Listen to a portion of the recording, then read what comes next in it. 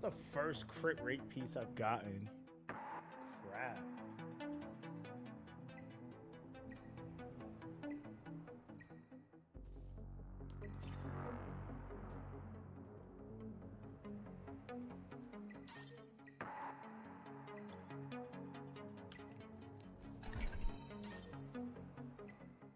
Nice. Yeah, that's insane. All right, here we go. Welcome into the stream. If you're just getting in, we're just getting back into the grind, man. I was like busy making videos this morning. I was cooking. I was doing a whole bunch of stuff, but we're just getting back in. So we getting back into the grind. I'm trying to actually do what's this hard mode tower right now.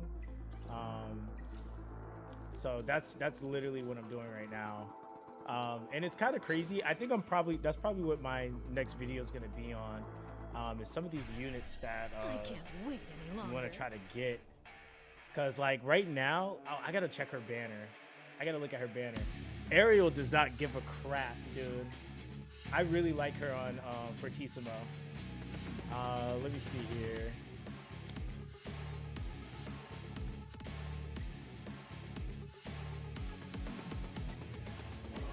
Yeah, that's fine.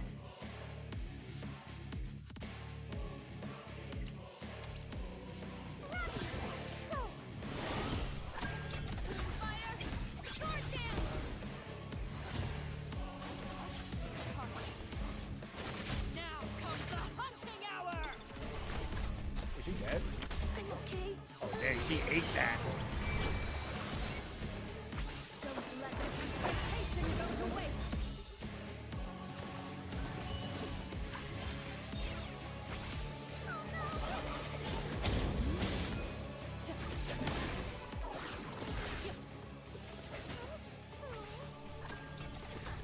I'll make this quick for you.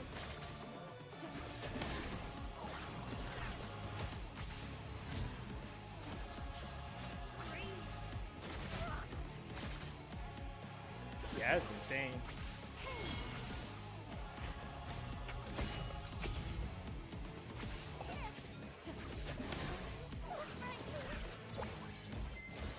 Oh, I'm gonna eat that too. I do like no damage.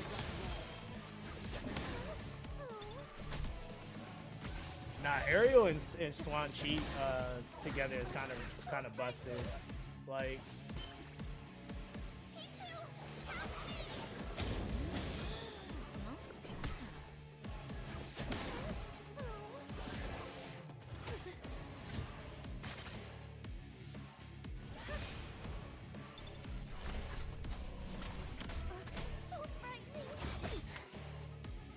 Oh, do they have freeze? Oh, that might have been a negative effect I didn't read.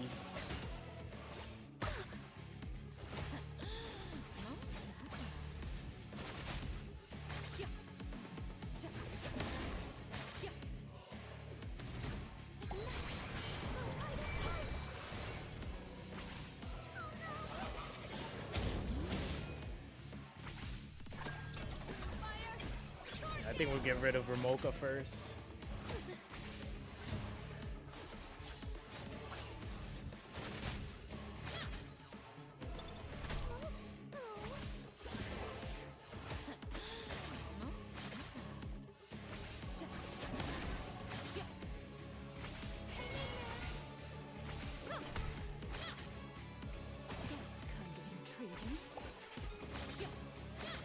Yeah, this is like uber broken. That's uber broken. Yo, what's good, Rasta? How you doing, bro?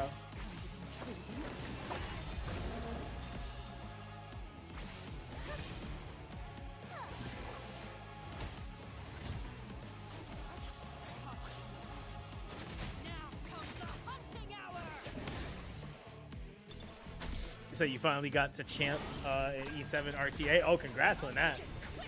How was that? Was it hard, or were you chilling? The show was a success. You said it was hard. It's just crazy, like how like it's just like E7's just had continuous people stay constant at being sweaty. You know, like that game's been out for was like 7 years now almost, or 7 years, yeah. So for them to pull that off, that means, I mean, for PvP especially, that's really good.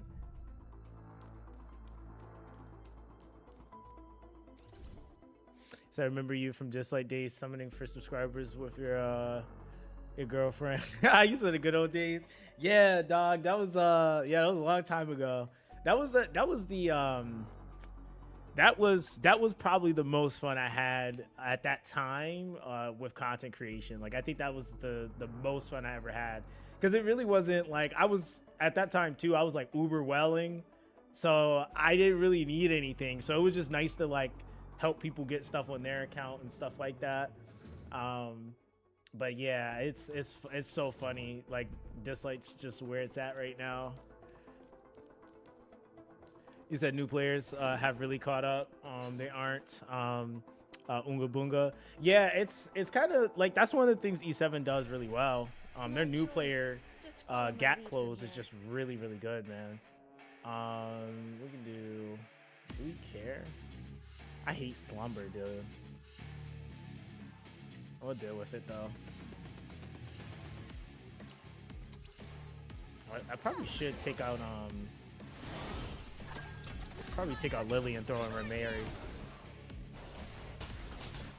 So frightening.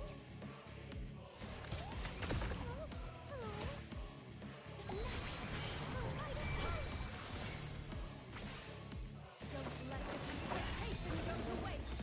Yeah, she doesn't even care, dog. Like that's like, I just don't see how you want it. Like it's like you kind of like this chick is nuts.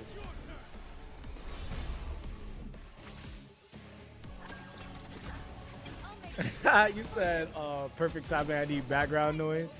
Yo, what's up, dreamers? How you doing, fam? Yeah, I'm about to throw in Ray Mary. He's cooked either way though, because there's a Rosa here, but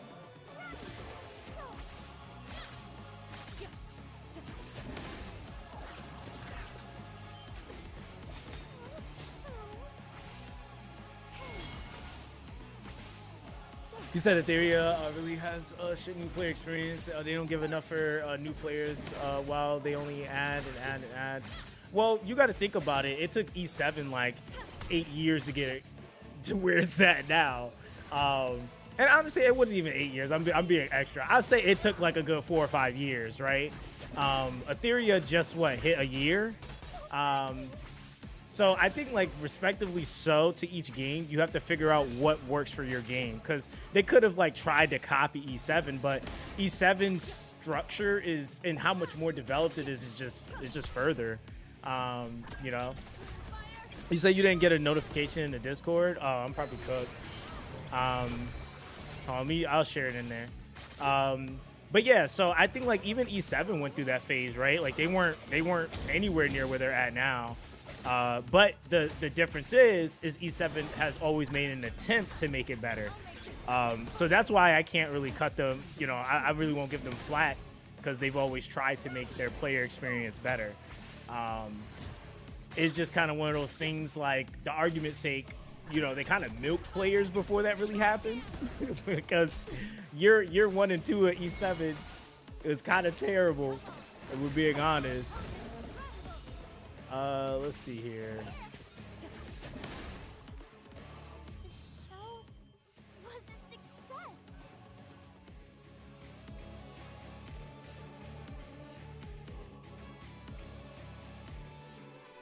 Let me. Hold on, I'm gonna drop the Twitch and the. Oop. And let me grab this real quick. Yeah, I'll grab the Twitch and share it for them too.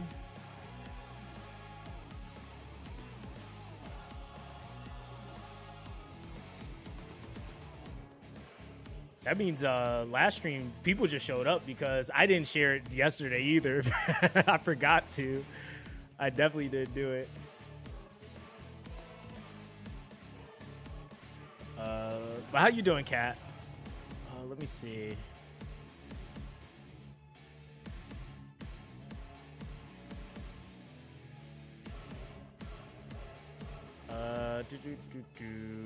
Let me find my.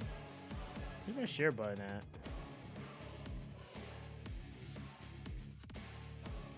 Let me do it this way.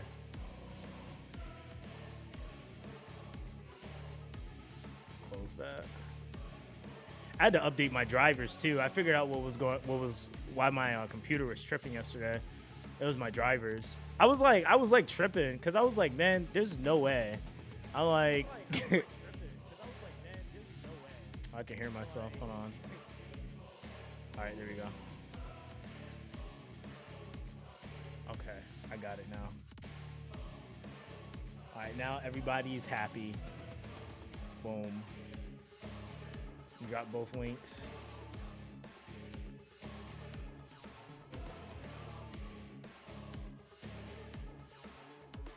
All right, we're good. You said how many units Etheria has is at least give to selectors, so at least you have something to work with. Well, you know what's kind of like so technically I and that's the thing that's kind of like weird. I technically missed a weird window or an important window that I would have gotten like an LD selector, for example. I feel like that's one of the issues they have currently. You got to think about when E7 actually started to give selectors, like for LDs specifically, right? Like when we really think about it, they had hella LDs in the game before they even started giving anything LD out. And then when they did, it was like the same thing that Etheria did. They gave out an LD selector during the anniversary, right? It was a little bit before we got like the Stene set up with the you kind of got to choose between Stene or ML Ken and who else is on there, RB and stuff like that. Like that was like, that took them a while to do. And it's just like, yeah, they should do better if they were paying attention. But like, let's be real. How many of these games actually pay attention to their competition? For some reason, I just feel like they ask the question of like, who should we look at? But then they don't really look at them. Like that's kind of the issue. So like right now, right?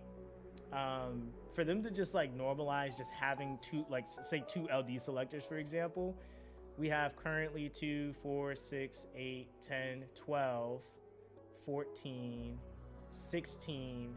So 16 LDs currently in the game, right? I can see at the current climate of the game, maybe one. I think the problem this game has though with doing that and trying to copy E7 is their gacha is actually a lot more accessible than E7 is. E7's is the way it is because of its age. But if we were to put E7 year one and Etheria year one side by side, Etheria does have the better gacha, especially when it comes to getting LDs, because it's just there. Like, for example, even for returner banner or returning accounts, the which I was surprised they even did that. It was like the Covenant banner, which was like 300 pulls or something like that. It had boosted rates on it. I was kind of surprised they did that, but boosted rates, it had everything in the game. Everything goes into the standard banner. They don't have limiteds, because you got to remember too, like E7, we were hit with seasonals all the time. It was you had to basically wait once a year to get freaking Seaside Bologna, and she was literally busted as hell. It was a lot of other factors. So I think the gacha itself was kind of rough in E7, even though it didn't have so many anomalies like other gachas, like with 50/50s and stuff like that. You just couldn't jump in the game and get stuff. It was like, well, I don't have this important unit, I'm just kind of cooked. So I think they'll eventually get there. It's just a matter of when and if people will care. That's really what it's about, I feel like. And the sooner the better. But Yeah, it's just one of those things that's kind of rough because now I'm kind of learning that now that I'm making my own game and I'm seeing all the actual core issues with the monetization structure, a lot of decisions that are made, like logically as a consumer, it would make sense. Like, why don't you just add this? But they literally have a whole thing that they just are refusing to do because it doesn't make sense monetarily for them.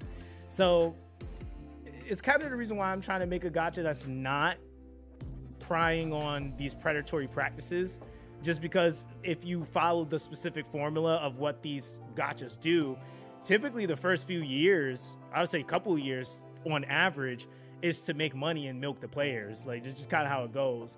Some of these companies have gotten away with it where they've been able to make, you know, that milking process 5 and 6 years, and then now year 7 they're able to be very free to play friendly comparatively to the years before. So it's just like gacha itself, and the method and the format that they follow just kind of sucks, to be honest. He said, yo, what's up, Jay? How you doing, fam? He said, who do you think are going to add for the Guilty Gear collab? I mean, I feel like they're gonna definitely do Soul. I feel like I really want Ram Lethal to be in the game. I'm hoping Valentine might come into the game. I just don't know. Like, I'm assuming at most they might do 3 units, but I'm really interested if they're just going to go the RGB route or if they're going to go LD. I'm hoping that the collab, they somehow worked it out to make them perma units, because that would be nuts.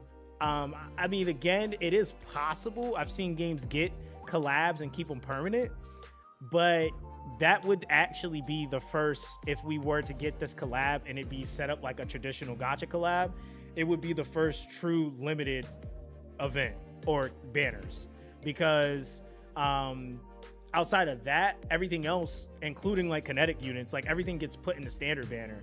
So that's kind of one of the luxuries the games has, is that nothing is technically limited. It's all in the game.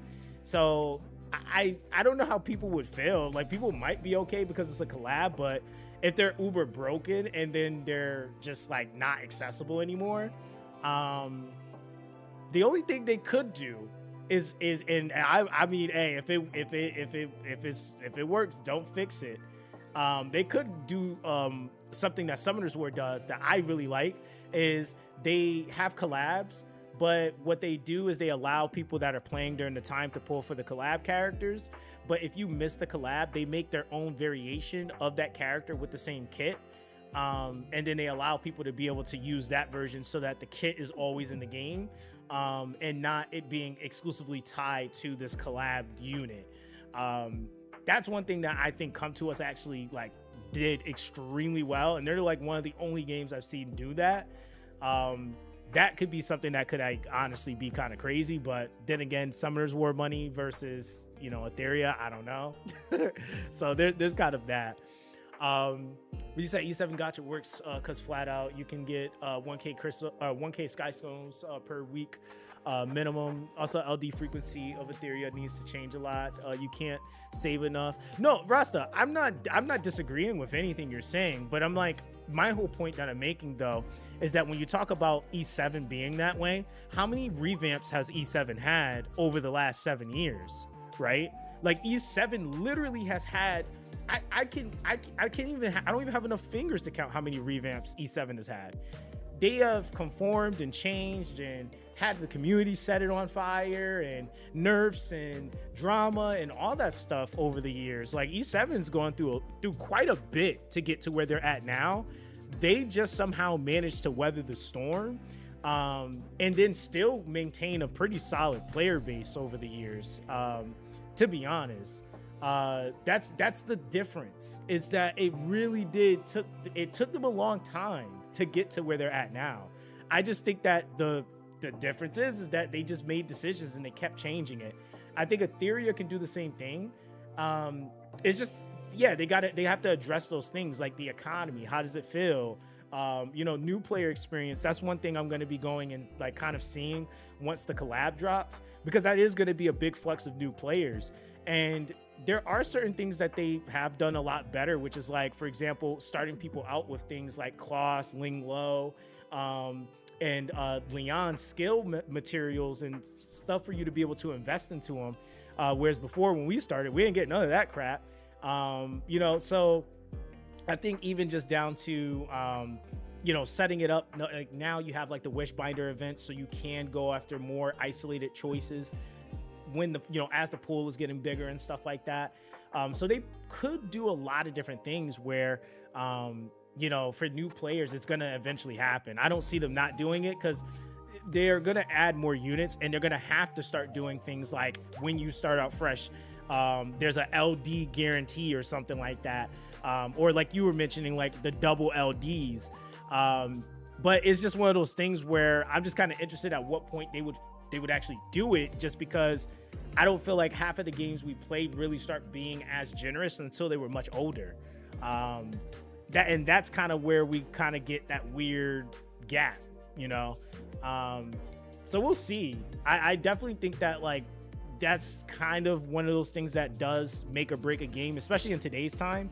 They're gonna have to figure it out a lot quicker, because those games are older. They had the room to kind of deal with players kind of coping, if that makes sense. I think players quit things much quicker now than they did on like E7 or Summoner's War. And even then, I know people that quit E7 all the time, but they always advertise it, and it is overall a good game. So people always come back to it. Even myself, like I love E7, even though I might not want to play it all the time. So I just think it's just one of those things. It's like, it's definitely, for me, it's a love-hate relationship with E7. I really just like, I don't know what it is, but yeah, I got to give it to them. They've over the years, they've listened in certain areas, they failed in others. But I think the big point that kind of stood out to me, I don't know if you remember when people were when they were trying to implement the what was that called? It was basically the dupes were gonna like start giving like crazy stats and stuff like that, and like everybody said hex no, and they actually just didn't do it. That was like a big sign of growth for me, because the year 1, year 2 E7 would have dropped that. Like they would have said, "Oh, y'all don't like that? That's fine," and they would have dropped it anyway. So yeah, I mean there's a lot that I feel like they had to learn from their mistakes. So I think it's kind of the same thing with XD. This is definitely one of their first, I think, like mainstream, you know, PvP style games. They made a lot of mistakes. It's you know, it comes with the territory, but I think that you know, they just have to keep, there's not really much they can do. They can't fix the past. They just have to keep trying to refine the game more. And from what I've seen overall, it is better. Do I think it's perfect? No. Not even close to perfect, but it's definitely a lot better than what it was. But it always goes to the same sentiment with even E7. If in-game is PvP and you don't like PvP, you're just never going to really like in-game, right? And I think that that's kind of the same position Etheria's in. That's the position that E7 is in. If you don't like RTA, then you just aren't going to like RTA, you know? He said his ex, I think the content for Etheria is right for a returning player video. Content creators have been long-standing and do not have returning player perspective. Yeah, so that's what I'm actually trying to do now with my account. Like yesterday, for example, what we were building, it was actually very helpful to just kind of sit and talk to everybody, because we were trying to, you know, it's one of the problems that you run into, and it's not a problem, it's just what comes with the territory. You have to get reacclimated back into the game. And one of the things that we were sitting and doing was just kind of looking at what I had on my account and what kind of mattered, right? And again, it goes back into, even though I was doing PvP when I was last playing, I'm so behind now, my focuses have to change. So now it's about PvE again, getting myself back up to par in PvE so I can do PvP again. And so that's really, like, no matter who you are, whether you're a spender or, I mean, a spender will have an easier time doing it. But if you're coming back and you're just free to play, and like, say like the last time you played was like Lawan's banner or Ray Mary, there's a lot of things that you could get that could really help you with your process. So I know we were working on let me see, who was it yesterday? We were, you know, building Ariel because she's currently up on banner. Ended up building Rosa. I already had Lily built. Xuan Li, I got lucky enough to get her. And then Ray Mary, we had built, and I already had her. Plume I already had. And then we didn't really do much with Lilium or Lawan. We actually took them out. But it is to like Rasta's point. Like, it would be nice if coming back in, you had like certain things, like a selector for like, because like even in a video, like I'm gonna definitely mention it, but there is no guarantee that a person can come back as a returner and get Xuan Li. Like, Xuan Li is kind of crazy. Or if you can get Nathan, I think there's a few options. Like, if you get them, then you can honestly clap a lot of the content to catch up. But if you don't, it's gonna be one of those things where it's gonna be a little bit slower. You're gonna have to really be intentional on how you're building stuff, who you're building. It might require more skill up investment, because some of these units are like kind of ridiculous. Like, I'm using Xuan Li with 0 lattices. I'm using Ariel with 0 lattices. You know, like, and so that's kind of one of the dilemmas, I guess, that you have is like, what are you gonna get? You know, so there's kind of that. You said I need Biking and Ram Lethal Valentine immediately, and I feel like they will. Oh, I feel like they will bring players. Yeah, I mean Biking, yeah, Ram Lethal, and I feel like the free character they might give away. It's usually Soul. I would love to see like Kai Kisk and in a game for once, but hey, I might be asking for too much. But yeah, I feel like, you know, or even Dizzy. You know, like there's definitely the waifus from the franchise they could throw in. It's gonna draw people in. I think the Guilty Gear collab for sure will probably pull back people from like the other PvP games, so from like E7, Seven Deadly Sins, Summoners War, stuff like that. Yeah, people are absolutely going to come and play to get those characters. So I think it's just more so about, you know, what are they going to also have to maintain those numbers or to retain them. If they revamp or do something for the new player experience, that would be amazing. But that also could be a portion of what the collab stuff is coming, because they didn't tell us what was coming with the collab. They just said this is happening, and then they didn't even give us a time frame. So they said they were going to have more news. So that's why for me, I was like, let me get re-acclimated in the game, and then when the time comes for the collab, I'm actually going to start a whole new account for that. You said, yeah, when PvE videos you made in the early days are helpful to me. I think a lot of players drop before or around Ray Mary will have similar challenges to where you're at. Yeah, that's what I was kind of presuming, was most people were probably around like the Ray Mary Lawan drop off. And at that point coming back in, depending on what you have, like if somebody's starting out new, from what I'm hearing, you can get Ray Mary for free, which is kind of crazy. Because even a lot of like the earlier returning stuff I was doing, I wasn't even using the stuff I got built up now. Excuse me, I was using Ray Mary and just blasting stuff. Like, she is just straight ridiculous. And then the nice thing is too is that you do have like Kloss for free now, which it's not Plume, but it's still a unit that you get skill ups for free for, and she still is good for progression. Like, she's definitely not bad, and then she is used in some later stuff still too. So I just think it's like one of those things where, yeah, I do agree with Rasta as far as like the LDs. At some point they're gonna have to figure that out for sure. It's just, when are they gonna do it? Because there's so many pivotal LDs you can have, right? Like, I think Plume is a game changer, but I also feel like Ariel is a game changer. Like, I like Xuan Chi is a game changer. Xuan Li is a game, like, those LDs are like they're kind of nuts. But then you got the kinetic units. I don't got any of them, and all of those are pretty decent or pretty crazy from what I've been hearing. And I've even seen what's his name, Nathan. Siam was showing me his Nathan. I was like, yo, he's cracked. So I was like, man, like, yeah, there's definitely there's a lot of different things you could get that could like kind of just help you get through the game, but it's just if you get it or not.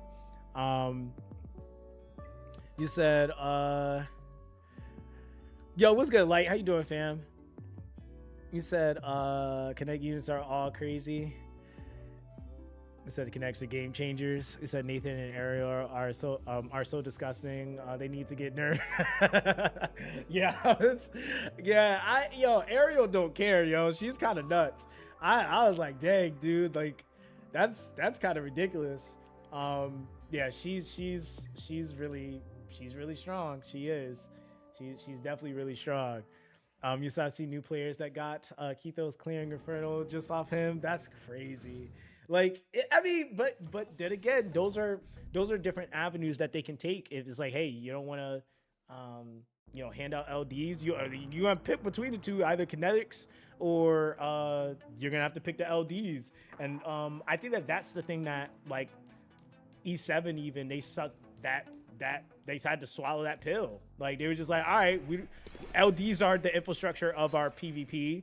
We got to give them out more. Like it was just like, if we want people to play our game more, we got to give them more of the things that they need. You know what I mean? So it just comes with the territory. I don't know. We're gonna see if this is autos though. So it's crazy these changes they made for the early game. Yeah, it's I can't wait to start my new player account. I really can't, honestly. Yo, what's up, Delonis? He said, apply for your guild and Star Sailor, new but active player. Could I grab a spot? Oh yeah, I got you. Yeah, because I was still like purging some people from the early access, so I'll definitely add you. What's your name in game? What's your name in game? He said I was lurking, but 100%. I returned 1 week ago. Got both Nathan, Sua, and Ariel in the temple, but I'm still missing a lot on PG, Borrow War, like Kethos, Sean, Lee, Thea, or Sharon. Yeah, I didn't get that lucky. You got crazy lucky for coming back. I ain't gonna lie. I mean, again, I got lucky enough where I was able to get Xuan Lee, and Ariel's banner being up, I think helped too, because yeah, that was definitely like two pieces of the puzzle that I was like, man, that did coincidentally ended up working out, and I don't know how it would have kind of. I mean, I could have probably figured it out because I'll sit here for hours and sweat something if I have to, but it would have been a lot more work than what it was. He said, okay, oh, so it is the lowest in game. Hold on, I'll just add you right now because I have my other game up farming. You said it's crazy. Yo, what's up, Swiss Miss? Yeah, you said it's crazy I still play this. No, I just started playing again, actually. Oh, damn. Oh, you know what? I was supposed to swap your state. That was my fault. Let me see if we can finish it, though. Now it's my sister's turn to face you. Yeah, let's see. Maybe you can cookie real quick.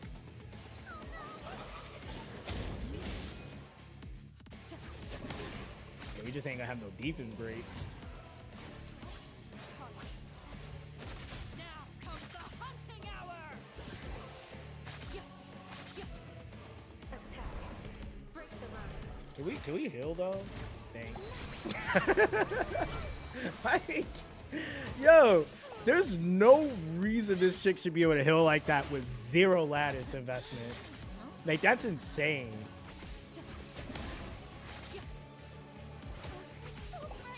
Yeah, I think we'll be able to finish this. I think with Xuan, yeah, with Xuan's, yeah, and we got Revelation, so we're good.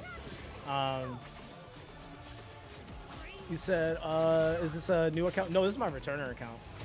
But the returner account is still a lot of work to do, if I'm being honest. Jesus.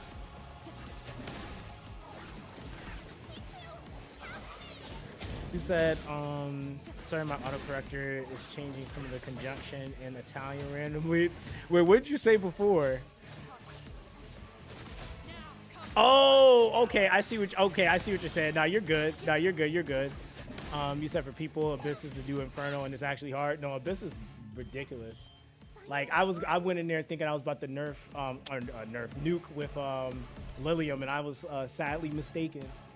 I got turned around and told try again. That was fun. You said Abyss, did the drop rate been fixed because of that? Abyss is when I ran something in Abyss, and I got like a ton of crap. I'm not gonna lie. I think it was when we were doing yesterday. What was the dungeon? It was one of the newer ones, I think. Or no, was it the newer one?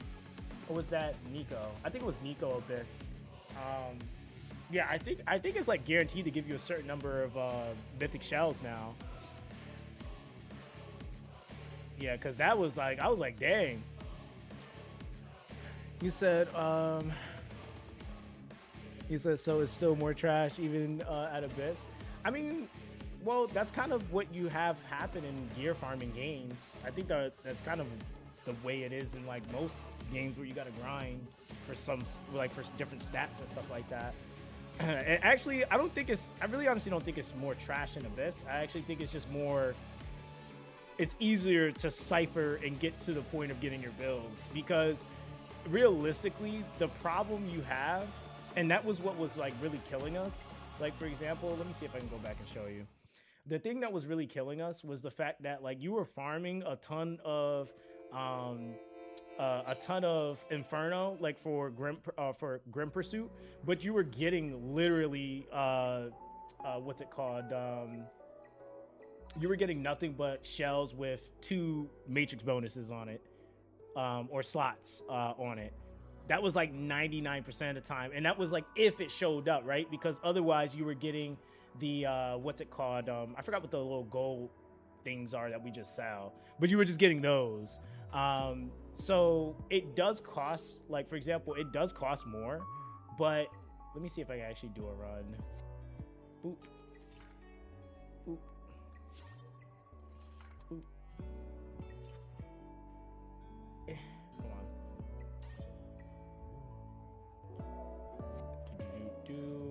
All right, there we go. You said like before I was looking for one particular shell, and it takes like 5 months. Or you're saying five months?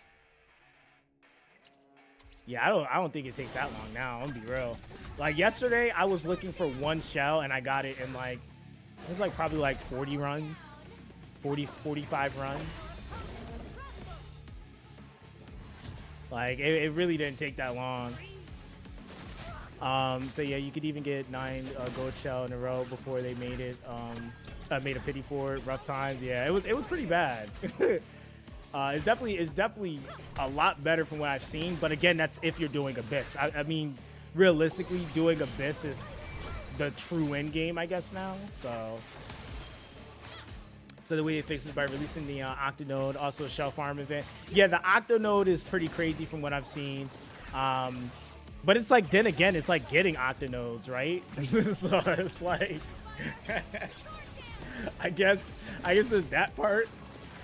So yeah, so like for example, like this is Nico Nana, right? Inferno, you could have just nuked this in like 2 seconds. Yeah, that ain't how they letting it happen. And so some of these like newer characters like Ariel, Xuan-Chi, like they have so much like, what is the word I'm looking for? Like the combinations, like how they're activating each other. It's just kind of insane. And then Rosa is like good now too, so that's a whole thing. He said, did they fix the auto battle? Like if you clear 3-star, will it just replay that run? Or you can still lose? I don't know 100%, just because I really think that's a little bit more specific to what you may be running.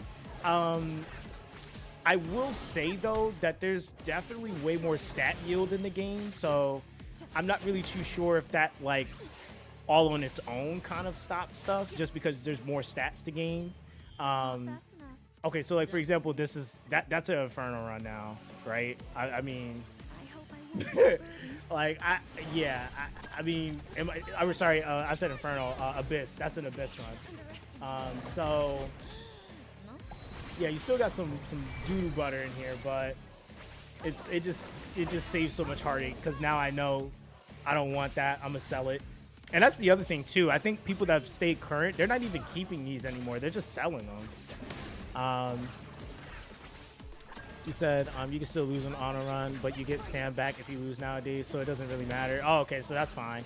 Yeah, because I mean, like, that issue was like kind of a thing too, because it was like one of the big issues that the game had was, just simply put, that a lot of people were trying to scale the game too quick, and they didn't have their build. Like, I could only tell you from the amount of account reviews I did that there were so many people that just did not have they didn't have the stats for the stuff they were trying to do. Like, they didn't have the stats. Then you factor in the lattice investment, because a lot of the ways you could get around lattice investment was if you had the right stats for stuff. And a lot of the builds people had, they were like all over the place. They're super janky. Even just the jump, like from, what was it? That was like Hell into, or Nightmare into Inferno. That's like night and day on a new account at that point in time. Oh damn, you just nuked my whatchamacallit. You said like that Abyss run, so you only now get red shells. Yeah, I mean, it's definitely harder. Like, I gotta still tune mine, but it's doable. Because before, when I was running, like, I can't nuke this. I think my old team was like Red Kachi, Lilium, Lily, and Plume. That team just doesn't work here anymore. So now I'm trying to like kind of outlive and burst down. Even my Yelly, I gotta rebuild my Yelly. Oh, you know what's cooking me? That's why. This is why. I'm not even targeting Nico. That's why. Okay. I was like, how did I die? And that's why I hate swapping from my phone to my computer, because every time I set my auto battle thing, it's like, if it's something I didn't do on my phone, then it's not on my computer, or if I do it on my computer, it's not on my phone. But yeah, it said it's much easier to stabilize the run with new characters. Back in the day, a lot of Inferno runs were based off minimal lattice investment. Yeah. It said, oh, so the Cheese Red Kachi team not gonna work on this now? Hell no. It's just because like you gotta remember too, with the Kachi run, Kachi was allowing you enough time to nuke, like to just straight burst 1-2 hit the boss, and then that was that. Yeah, this boss is like, especially for most returner accounts, you're not just one-shotting this boss. It's just not happening. I'm not gonna say it's not possible, because I have seen some crazy times, but those people have also been playing. And some of the in-game teams people are using, like, they got like the Nathans, they got the brother sister duo with the Schwan Lee, Schwan Cheese. So yeah, they're up to date on having what they need. I don't know if I'll be able to finish this, considering we weren't targeting properly in the beginning. Oh, never mind.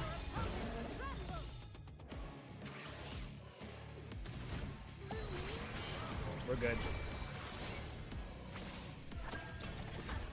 I'll make this quick for you.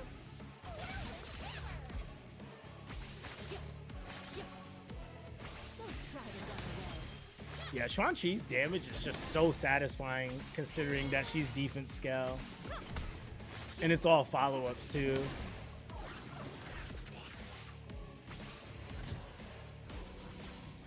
Let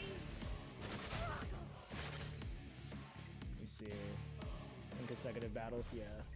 Oh, I thought I hit that too early. That was my fault. Well, I got my stamina back at least. I was trying to stop it, but hey, it is what it is. You said Holy Hills, that new character. Does she also have cleanse? No. I think that is her passive. Are you talking about like with the like, hold on, you're talking about no, so my bad. I'm thinking about the heal. The heal right now is primarily coming from her Fortissimo. I have Cure on her right now, so that probably is also affecting her heals quite a bit. Because healing and shielding is increased, so that's another 25% there.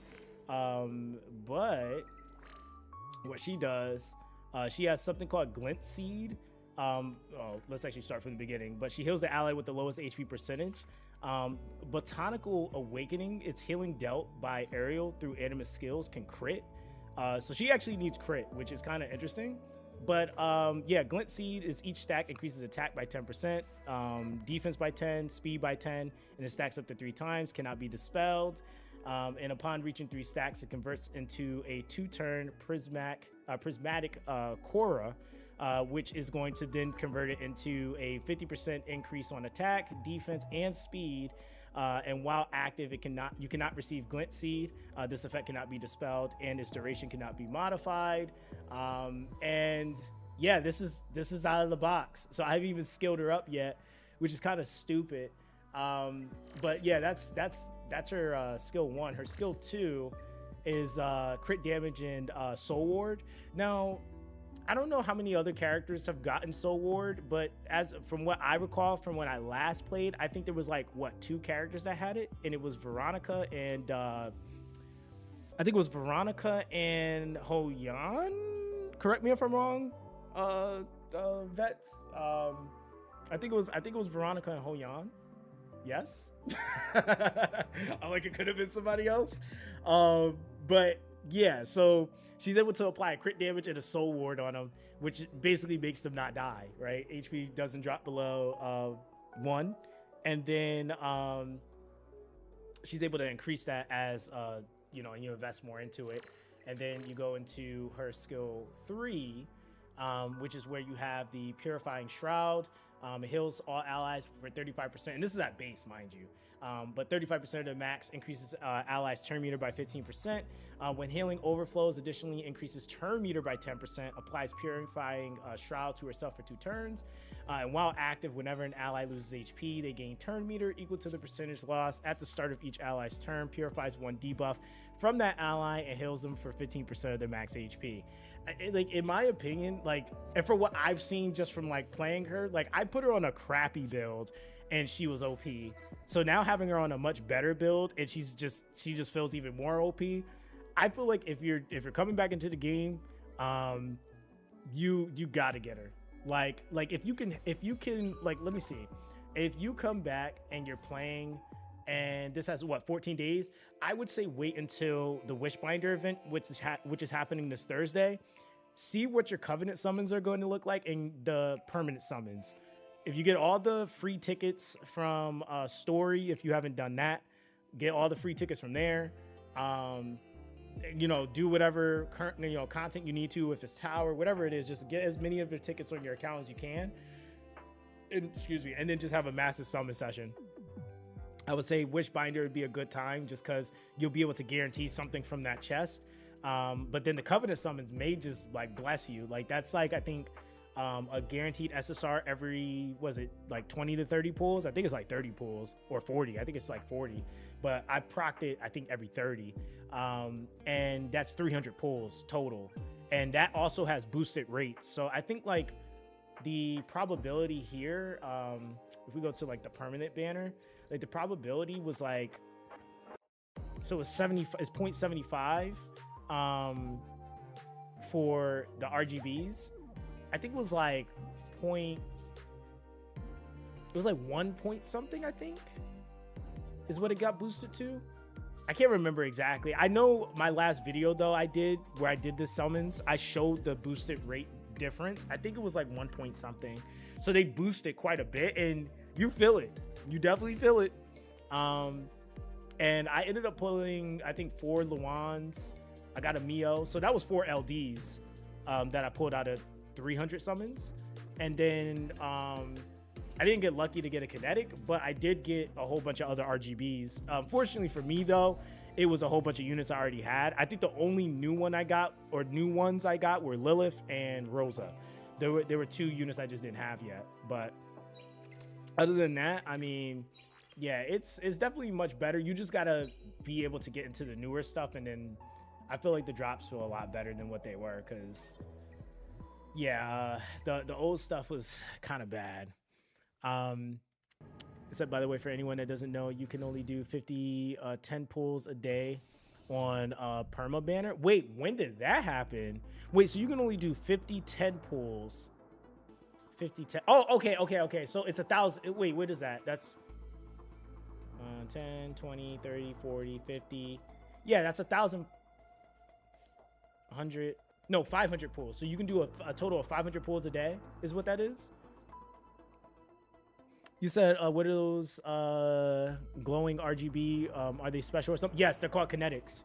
And they're uber strong. They're not like regular RGBs. They're literally like freaking LDs. It's just like I would actually even argue some of them seem to be a little bit stronger. They're really, really strong. Every attempt brings new possibilities. And I don't got one of them, so I can't show you nothing, unfortunately. You said they are LD RGBs. Yeah, essentially, because even the rates, they get put in the same rate pool with LDs. Like they're that good. So I think that was actually kind of smart for them to do, though, because then like in like certain events and stuff like that, like, you know, really big occasions, they could give away a kinetic at some point, which I think that would be pretty cool for people. Let's do one turn immunity. I'm not landing. Oh yeah, we could strip that. So yeah, get cooked. You can randomly, you can get them randomly in a standard banner too. Yeah, you can. That's why I said, like, this game is like, it's kind of hard for me to be mad when it comes to the gacha aspect, at least, because everything is always standard. I'm just interested again what they're doing for the collab, because if they can somehow manage, if they do units and they can somehow manage to have that set to where they can keep the characters perma in the game, that would be pretty insane, honestly.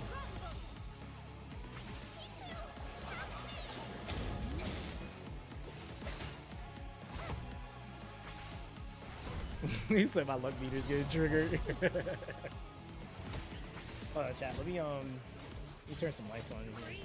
I like always forget, like, by the time I start streaming, it's like midday and it's just like, oh, you know what? Is it radio? Don't try to run away. Can't underestimate them. Fire! Sword dance! You're quite bold. Yeah, they're ripping apart tower now. That's crazy.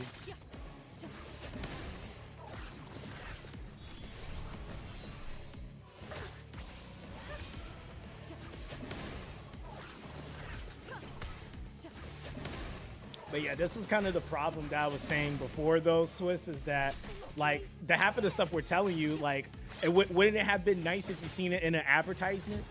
Like, you know, that would have been nice. Did any of you guys playing, did they do any advertisements for the anniversary? Because I seen zero. I'm gonna be 100% real with y'all. I ain't seen not one anniversary advertisement. Like, and that to me is just kind of cooked. That's so cooked. Like, how you not gonna advertise anniversary, yo? Like, that's crazy. That's so crazy to me. It's like, do you want new players or not? Like, you gotta advertise this stuff.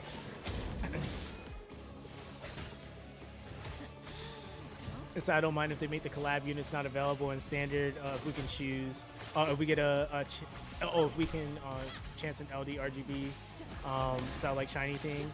Well, that's the thing. I don't know, and that's what I mean. Like, this is the first collab rotation that they're doing, so I don't know if they're like, we want to just do RGB, we want to do LDs with the collab units. Like, I have no idea. But depending on the timeline, that kind of would determine it, depending on like what they run before and I would even say after, because they do roadmaps from what I've seen for the banner rotations.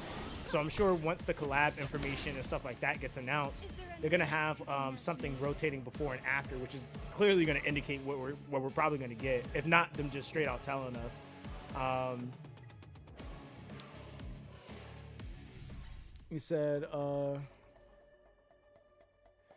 You said ER did promise to advertise when their pro players ask if they're going to go after the CN or EU market. But I thought they were already in CN, though. That's the thing. Like, I thought they were already active in CN. Because didn't they have like a whole CN launch? like that's like the thing. It's like I feel like that's the thing, is that they definitely have a market. Like, for example, the US market is very much so based around visibility. I would even say most of the global market is that. It's typically the games that get played the most are the games that are just more visible, because even if a person doesn't like something but they see it all the time, eventually they're gonna go back and try it just to see what's going on, or a collab might catch their attention. This is why, like, as much as people hate them, this is why Raid Shadow Legends is pretty big here in the United States. In Europe, it's pretty big, and it has nothing to do with the game actually being the best game ever. That game gets advertised so much, it almost makes you want to throw up because you see it so much. It's expected almost for you to see an ad from Raid. And even if people don't want to admit it, there's some people playing it right now. I mean, I play Raid, and I tell people all the time, like, I play it on and off. If there's something cool, I'll go check it out. But that's just kind of what it is. But yeah, there's some people that, like, probably won't say it, but they're playing Raid just because they seen an ad, and they keep seeing ads, and so they may quit, but then they see another ad, and it's like, wait, get this free champion for free. I'm gonna go back and get that, right? It's just like, it's just marketing. Like, you have to market your game. And because I'm, like, actually going through the process of making my own game, that's, like, one of the things that I've seen. A lot of people don't realize that, but some of the biggest aspects of what costs a company the most, or where a lot of money goes, it's actually marketing. A lot of the budget isn't even in the game development itself, comparatively to the amount of marketing that you're paying for. And that's why a lot of games, if they can help it, they really would like to try to build a massive player base off of, like, word of mouth, or, they have some really cool gimmick that's drawing in a lot of people. But yeah, most games that are extremely successful, a huge percentage of their budget goes into marketing. It's like one of those unescapable things. If you want visibility, you have to be willing to market.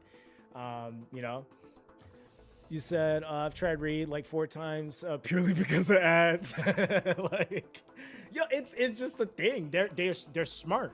They understand the psyche, and they understand how to market. And that's why that game is where it's at. Not really because it's the best gacha, because I don't think Raid's the best gacha. I will give them the fact that they have content, but I don't think they're the best gacha. Not by no means, especially if we're specifically talking about the gacha itself. Gacha, I would say gacha wise, they have, like, one of the worser gachas. But what can you do against the guy that is putting themselves out there all the time? You said every time I don't like it, but the ads definitely draw me in. Dude, I'm not gonna lie, I got ripped apart when they dropped the Ninja Turtle collab, and then they did the Assassin's Creed collab.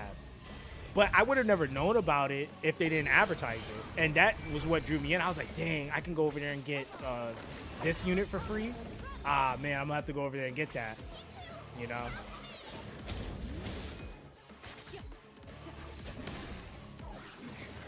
He said, by the way, for anyone returning, it's much easier to get lattice. Yes, I can agree and attest to that. It is definitely overall, like, outside of just, like, the returner stuff, I was looking at, like, where you could get things from, like shard accumulation and all that stuff. And a lot of this content you can skip so much of it now. Like the first base tower, the in-betweens of hard, and then the Ethernet rally. You can literally, you just got to do the boss fights, and then you can skip all the rest of the nodes. That saves you so much time. He said, as a returnee, third time, bro, it feels nice to be Inferno for the first time for the corner. To beat Inferno for the corner of the stream. Hey, listen, I'm happy that you're able to get to Inferno. Next milestone is Abyss. I will say though, the luxury is that Abyss, it's one of those things you'll eventually get there as you're developing your account, pulling, at the right times. You'll be able to get your account ready to do all the Abysses. I think especially now too with like the what is it called? I forgot what it's called, but it like gives you more stats and stuff like that. There's so many other areas for you to like develop your characters and make them stronger and stuff like that. So yeah, I feel like if you just commit the time to calibrating your account, you'll be able to get back into the game fine. Because I've been back for a month and didn't know you could skip Ethernet. Yeah, there's a button on the right side that when you beat the major nodes, it'll allow you to just straight skip it. But I feel like that might be based off if you beat it before. I have, so I would think you probably have to do it at least once. But it would be cool if they let you do it even before then. They took my damage dealer. We love that. I gotta get rid of Sonya though, because she's gonna keep resurrecting if I don't. I don't know if Schwann can do enough damage to her though. That's the only problem. Oh, and it was double green? Oh, hold on.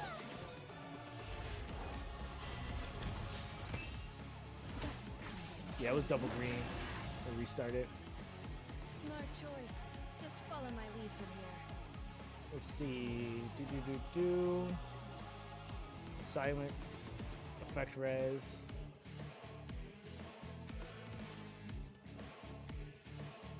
Oh yeah, let's do that one. Yeah, silence for a turn. We'll see. We'll see how that works.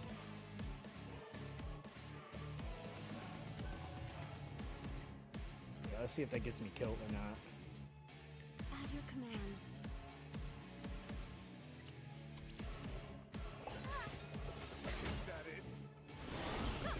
Yeah, I want to see if I can survive a turn with silence.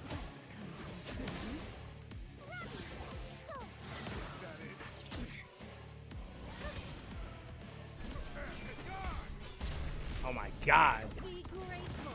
Your sins are cleansed. Oh, she's dead. It's not. Yeah, we can't survive with the silence. All right, we'll take the silence off. That got me cooked. We'll do that and then that. All right, and then I just gotta probably pay attention to who's being targeted. I'll make this quick for you. Dang, that's annoying. Rest now.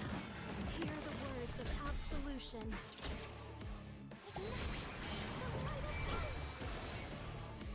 Don't let this temptation go to He said also dot builds are backs mainly because of Sharon exists. Oh yeah, I've heard quite a bit about Sharon, especially for PvE stuff. I've seen some stuff about like her getting countered pretty hard in PvP, but absolution. yeah, Ray Mary is just Ray Mary. I want to shake the hand of whatever dev thought Ray Mary was a good idea.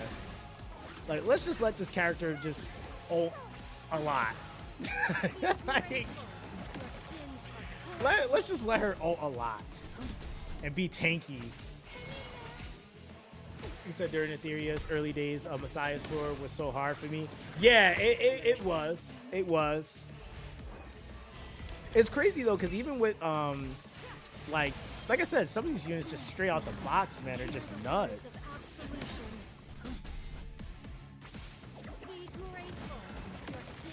Yeah, and look at this nonsense. It's just so stupid. Like, I just like, yo, what the heck is this character? Look at this. What do you mean? Like, it's like literally everything after Plume is just a stepping stool or a stepping stone to just being more ridiculous. Cause it's crazy to think that Ray Mary is not even the craziest character in the game. Like that's the crazy part to me. It's like you got her doing all of that and she's still not the craziest character in the game. Like, yo. You said it's crazy how jaded I've become from playing this game the whole time. Wait, why you say that?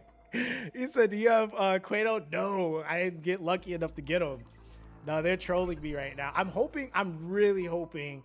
Did they announce who's coming for the Wishbinder box? Or did they change anything about the Wishbinder box? Is it still 3 characters that they rotate into in and out of it? Because yeah, dude, I'm hoping there's like some good stuff in that Wishbinder, and then the pulls I do, I'm hoping I get really lucky. Because yeah, the only character, I think Asal is her name. That was like the only newer character I got. He said, yeah, still 3. Okay, yeah, Asal was like Oh, we're almost done. Okay, cool. Yeah, Saul was like the only newer character I got. He said, put Yelly, remove Plume. Say you will play the funniest follow-up team ever. Okay, we'll try that.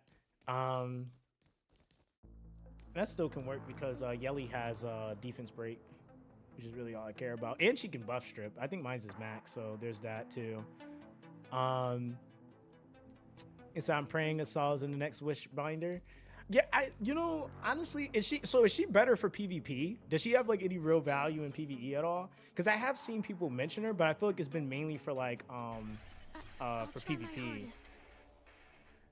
You said Assault was on the last Wishbinder. Oh dang.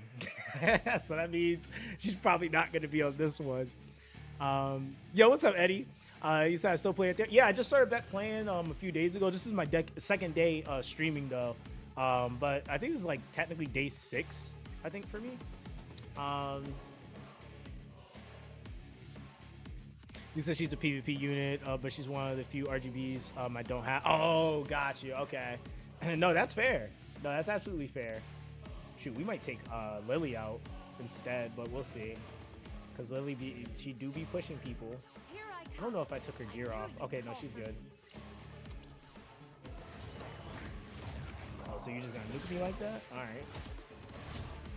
Look, I'll present to you the most magnificent finale. Be grateful. Oh. Sins are cleansed.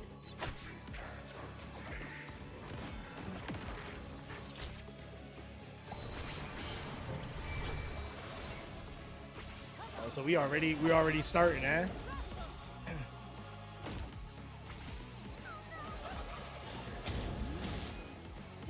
I was lucky enough to P5 Assault last patch pre-nerf. Oh, so she was really strong. So they nerfed her.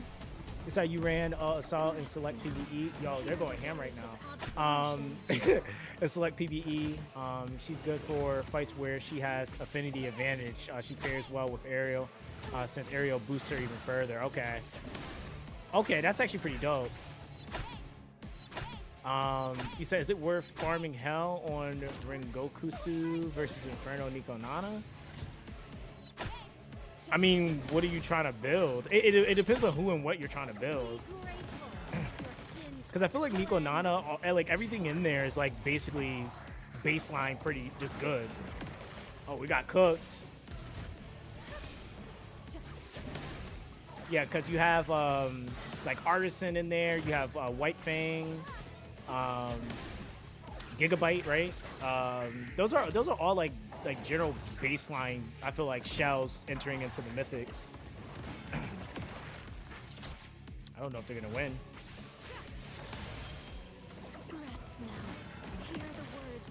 Yeah, Ariel is yeah, she's pretty nuts. And then Ray Mary is just, I don't know, man. Ooh, I got silence. Ah, I got cooked there.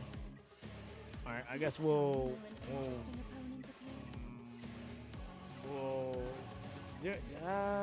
yeah.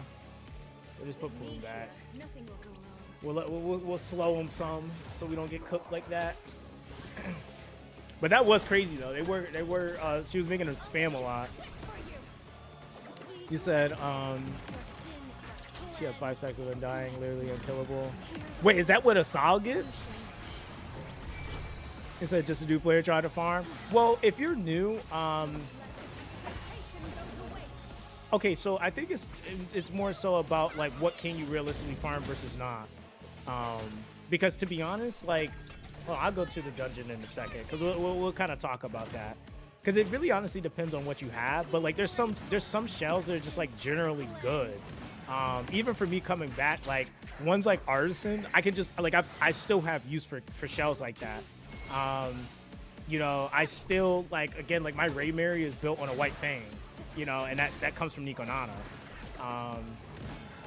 So I will say though, you will need like the Jackal guards. Like Jackal guard, I think is a pretty important one. I'm trying to think who else is in there with Rengoku.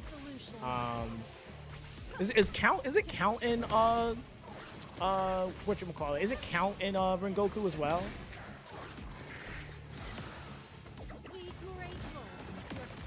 Oh my god. Yeah, this like, what is a Plume Gaming, bro? She just has the best debuffs for this. And she just gets to spam it on Codex. Goodbye. Figured out how to praise me yet? Dang. Oh yeah, Codex too. Yeah, Codex. Yeah, Codex. Yo, what's good, Gemini? How you doing, bro? Yeah, Codex is like, I'm not gonna lie. I will say, until you get certain characters skilled up properly, like, Codex is just life. It really is. Because Codex, like, it's even now, like, I'm using Codex and my freaking Plume is max. Like, I could really honestly go for something else if I really wanted to, but nah, Codex is just way too good. But yeah, like, when you're looking at, like, you know, Nico versus Ringo, they're really good. Like, I mean, you got like White Fang, like I said, Artisan, Gigabyte.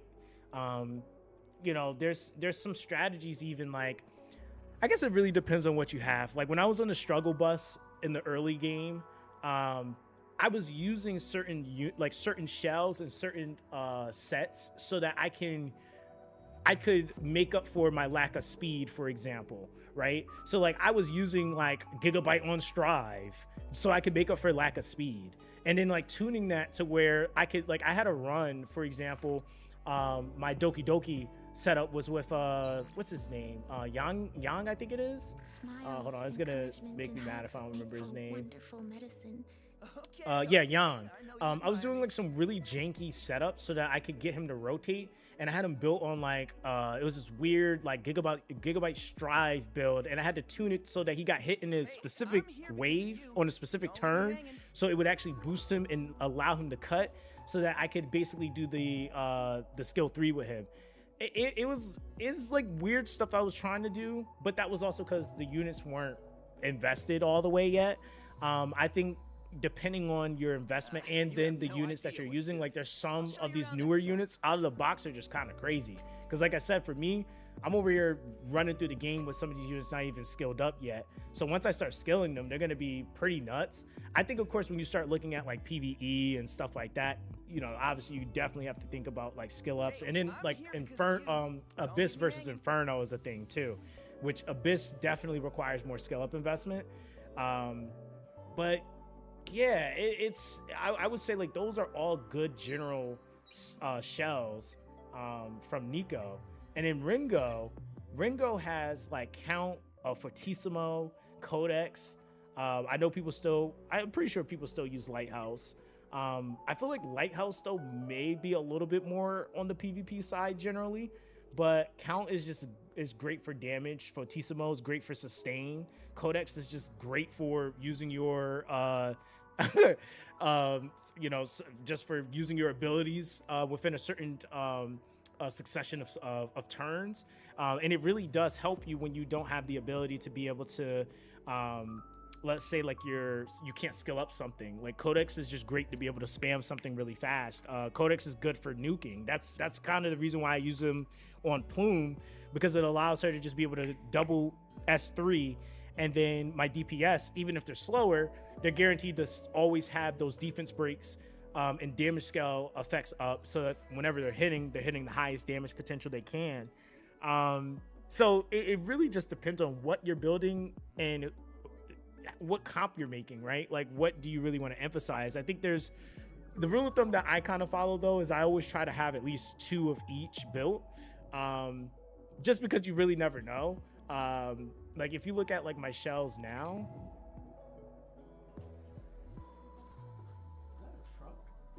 it's monsooning outside. Like, it's dead thundering outside. What is going on?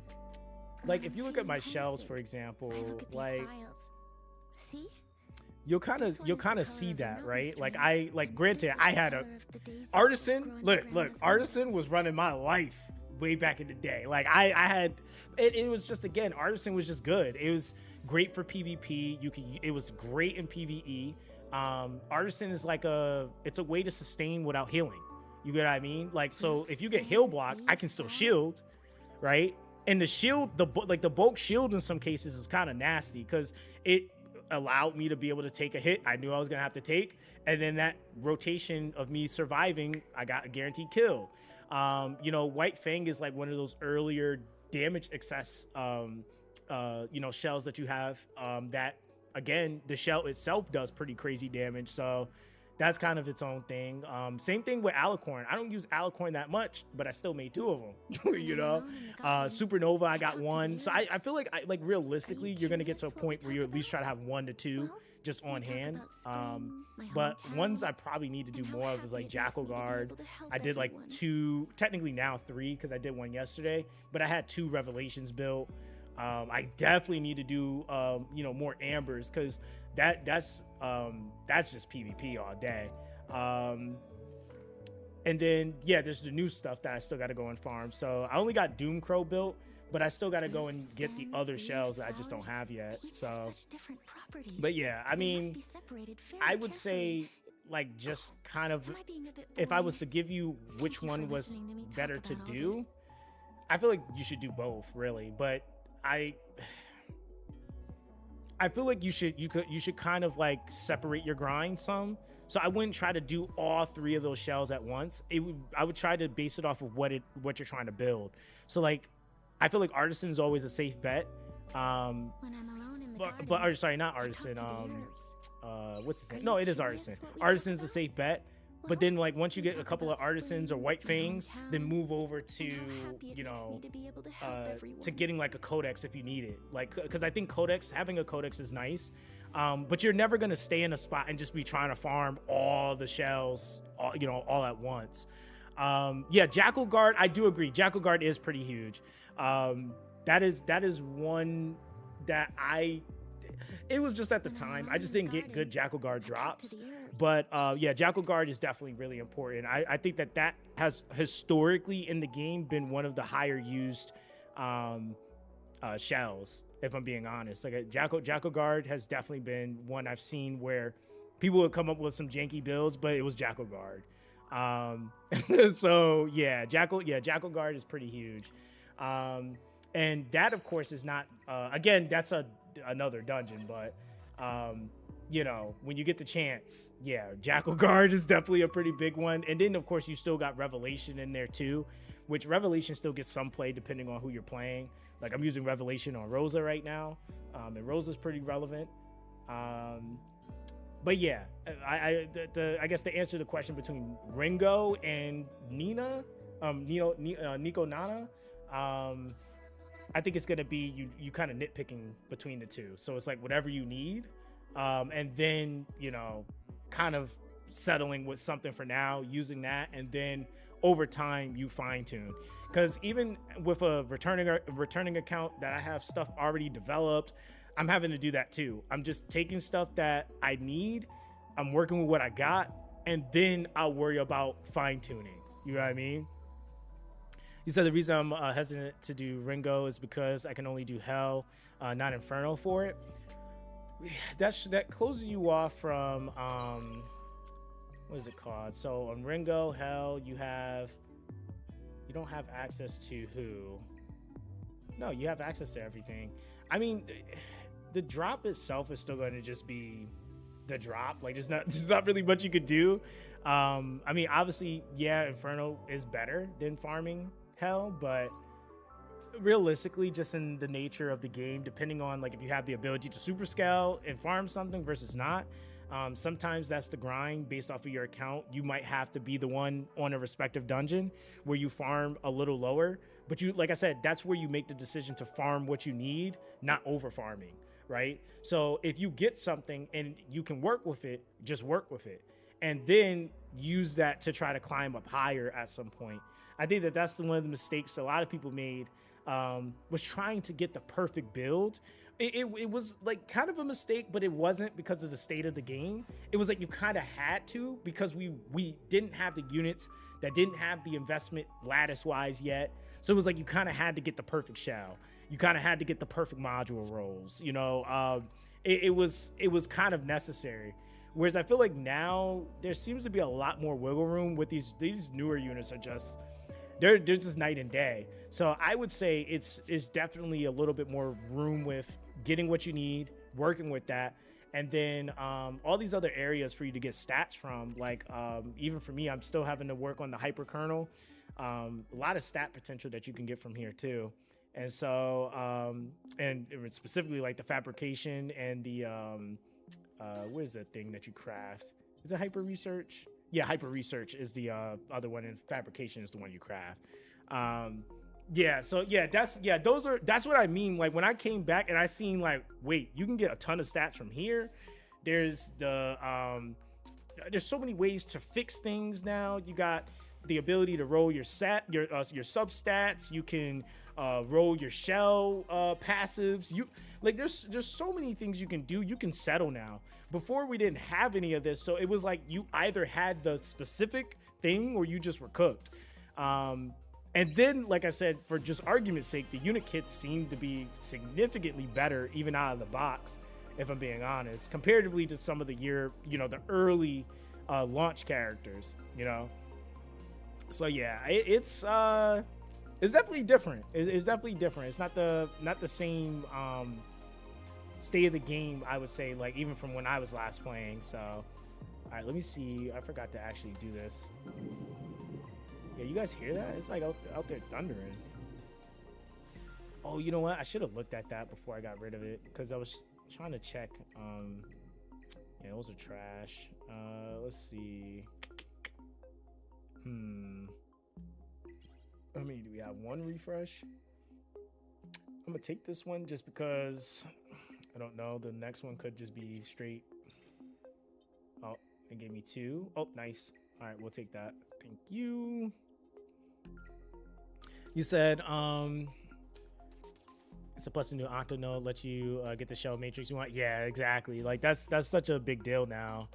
So you're no longer locked because no Lily or the lack of Shadow Sonya. Yeah, it was and that was the thing. Like I did clear a lot of the game without Lily, but it wasn't like consistent, if that's fair. I think the only other way you could have cleared the game without her and it was somewhat consistent was if you were doing like more of those tank kind of builds with your units, like the people that were running through the game with like Rahus and Tiamats, and they were beating PvE content that way.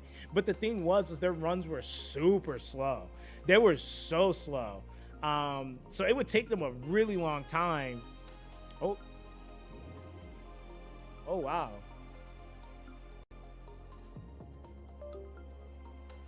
Oh, hold on, chat. My lights.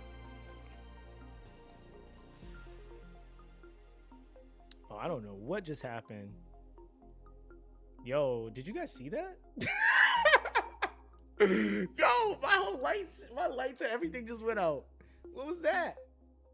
Yo, it's like, I wish you guys could see outside right now. Yo, what's up, Tyrese? How you doing, fam?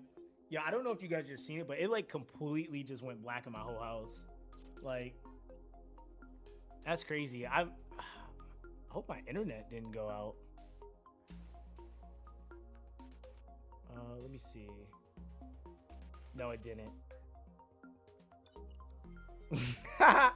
You so behind on my bills. Shut up, Lonzo. Dude. Nah, man, it's over there. It's an electric storm, damn near. It feels like going on outside. That's funny. He said, I was surprised about how good SRs are when properly geared in this game, which quite unique for most games. Yeah, that's true. Yo, what's up? Really, how you doing, fam? So I thought you retired from playing Etheria. I did retire, but I actually, you know what's kind of funny? I talked to Scion quite a bit, and Scion always keeps me up to date on things. And he's like, dude, like no thanks to Etheria, but he was like, hey, bro, like there's a lot of changes in the game. He was just showing me his account, and I was like, yo, I'll give it a try. And then they announced the Guilty Gear collab, so that officially took me out of retirement. So I was like, yeah, nothing I can do about that, man. It's Guilty Gears. That's literally one of my favorite games. So yeah, I'm kind of cooked either way because of that. Let me see, complete weekly dispatches. Okay, cool. So I'll do the next mission after that, or the next boost after that. But yeah, so yeah, they kind of got me. They kind of got me. I was like, man, yeah, I missed the anniversary. That probably, optimally, if I would have known, like, if you just could see the future, I think the anniversary probably would have been the best time to come. But I'm not even gonna lie, and this isn't even trying to be funny, I had zero idea the anniversary was even happening. Like, like I could not make up the fact that there was zero advertising. Like, there was nothing. And I'm always on YouTube looking to see, like, okay, what's going on? Nothing. I seen nothing about it. Like, absolutely nothing. And it was just like, I was like, wow, like the anniversary just happened. Like, you would have thought it didn't, because you just didn't hear anything. So yeah, that was cooked. Because I definitely would have came back to get that selector for sure. Let me see here. Let's go to challenges. And we're going to try to finish this tower because we're almost done. Yeah, we're at 36 out of 42. So you said creators like you and Barcode were instrumental for my growth in this game. Nah, man, I appreciate that. Yeah, I miss Barcode. Like, and you know what's funny? Like, there's some people that like being able to have the opportunity to like work and become friends with them and stuff like that. Like, I used to, like, Barcode's way older than me, and I used to watch creators like him back in the day, and the things that Barcode does, he's been doing that like forever. Like, every game we were playing, I remember we were playing a game together called Air of Light. This is years ago. That was a Come To Us game. And he was doing the same stuff. Like, they had a 3-star named Gretel. And he was the dude that was like, I'm gonna use Gretel to just clap content. And she was mad strong. And then there was like a Hellhound character that I would use. It was called Dunkelhound. I was using that and everything. And so I met him years ago, on that. And then when we started playing Etheria, I said this yesterday, the thing that was always funny to me was the fact that me and him always, we always kind of, I feel like we kind of inspired each other. Like, I really enjoyed seeing him make content, and it was like, yo, I was just about to do that. Or like, yo, that was a really cool idea, and vice versa. So yeah, he really made some great content. I felt like we were really trying to, keep the game alive in a way where it wasn't really highlighting the things that we already knew to be OP in the game. That was something that I think really, it made content creation a little bit more harder on this game, but it was definitely more rewarding, I feel like, for me personally. So like doing like all the stuff where it's like I'm building, Kachi or RC 77. He's over there building freaking Sybil. I'm over here doing stuff with Kachi. He's doing stuff with Kachi. He was putting people on to Kachi the guard. I was over here using Obero and PvP and doing some crazy one-shots with her. I even remember when we did the creator tournament, I almost one-shotted somebody's Chloros with Sutomo. And I remember the announcer, and granted, I didn't win, but I remember the announcer sitting there like, I don't even know what that character does. Like, that was like the coolest experience for me. It was like, people were just kind of like playing the meta, and I was just like, nah, I ain't finna play the meta. I drafted that character on purpose, knowing there was a real big possibility I probably wasn't gonna win. But I was like, let's see what happens.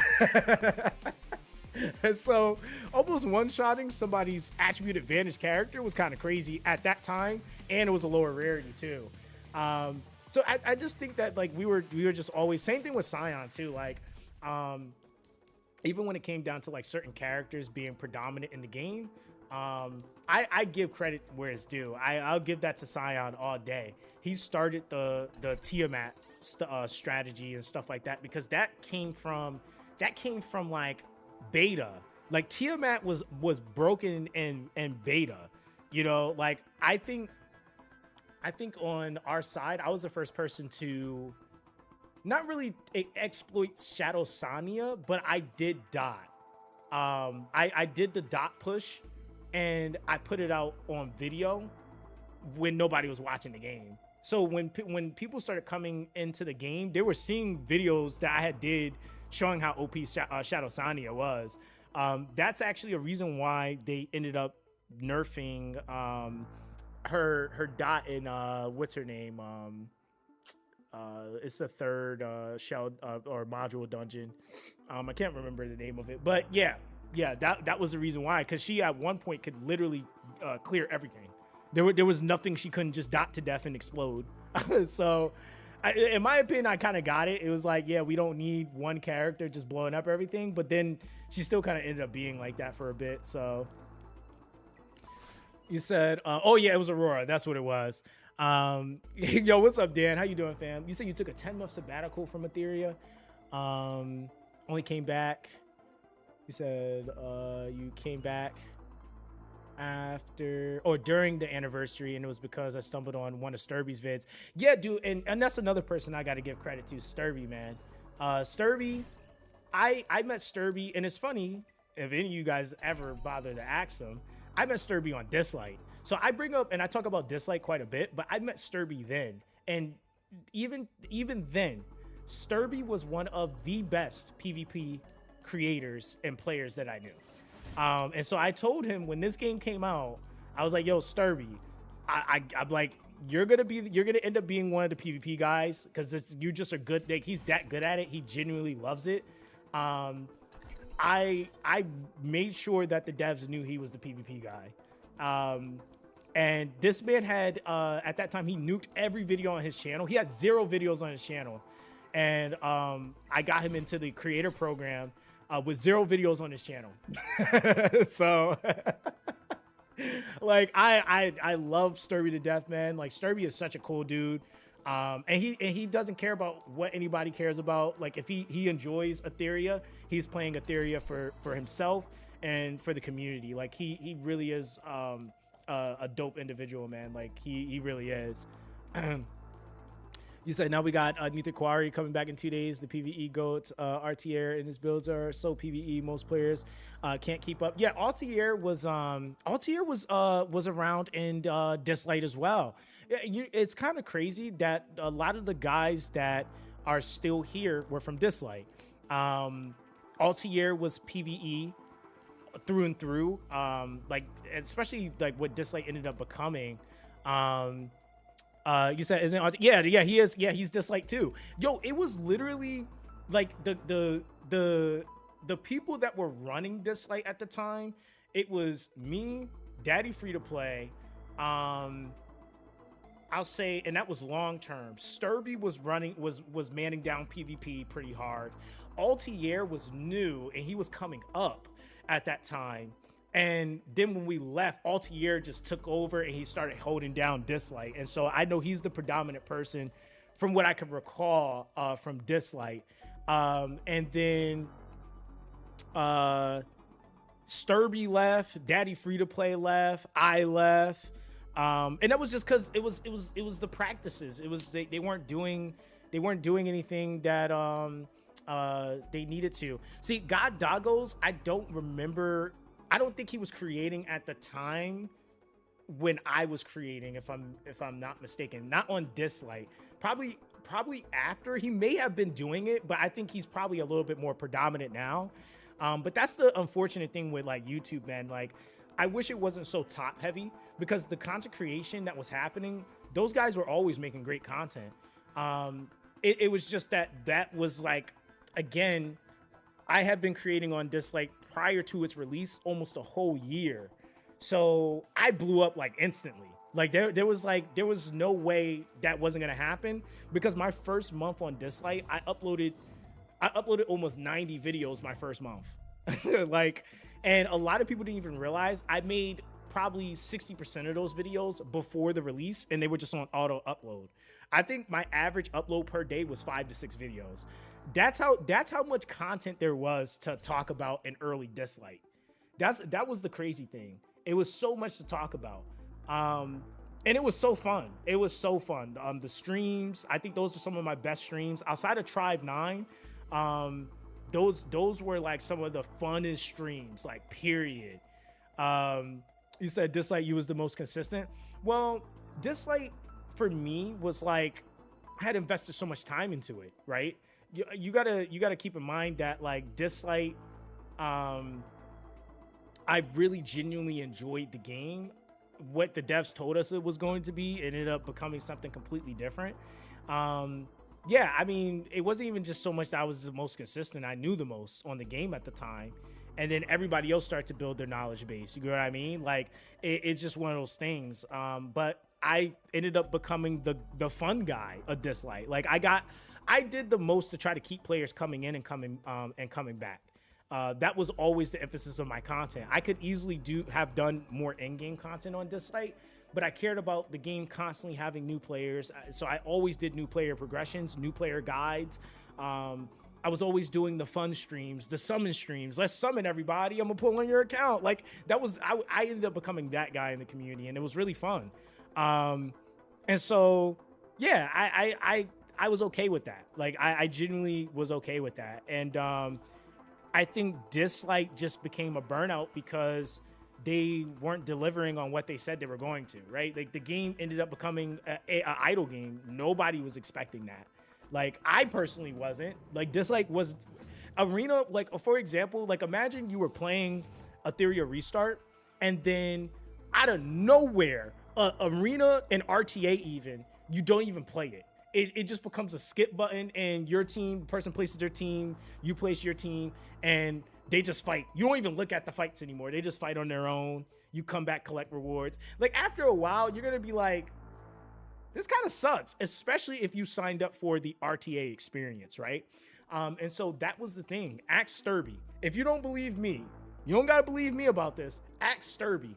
They told us that that Dislike was going to be like what Etheria was aiming for, which was an RTA esports experience. Look at what Dislike is now. Not even close. So that is actually why Sturby left. Sturby was one of the few people, he took the time because the devs asked him. They asked him to give feedback on PvP. He wrote 20 pages of revamps and fixes that they could do. They took it and did 0 with it. That's basically what happened. And that's why Sturby left, right? And I had a conversation with him when he left because of that. And we promised each other, I said, the next game that we're both on, I'm like, we're going to collab and we're going to do some content. That next game just so happened to be Etheria Restart. So it's kind of crazy because it was years in between from when he had quit, Dislike, but it ended up paying off, and he loves Etheria, man. Like, and I'm happy for him because he literally wasn't going to play any gachas unless it had PvP in it. And he found a game that he genuinely enjoys. And that's the whole point, man. Like, you got to find games that you just enjoy. It can't be about what everybody else is doing and how they're feeling, you know? He said, very interesting Sturby story. His feedback videos to the devs, I believe, have directly improved the game drastically. Yeah, but that's the thing. I tell people all the time, I genuinely believe in investing in good people, whether it be using my platform to help them, if it's time off camera, helping them build up their stuff. Sturby is a good person. He cares about the community, and he just genuinely wants the game to do well. But I only know that because he's always been like that from when I first met him. So that's the thing. It's just that I've watched things happen where companies have taken his feedback and they wasted his time, you know? So I had my time wasted even. So, it's kind of that. I think that those are the types of individuals you have to support because they're, again, I definitely could agree that I feel like he's definitely had a hand in the state of the game. Having that type of knowledge and then being able to share it, but then being able to be at a certain level in knowledge, but being able to bring it down to make it more relatable for people to understand.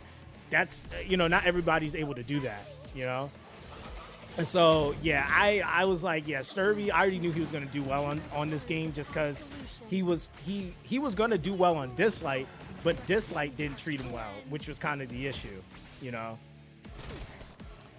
said they never listened. Every new character was overpowered. Yeah, I mean, the big problem with Dislike was the fact that every character needed, there was no out the box and you just used the character. It was, you either needed the unit to have 2 dupes into them or 6. So, I mean, and that wasn't even just on a PvP note. That was PvE. Do you remember, I still think that combination was one of the most broken things.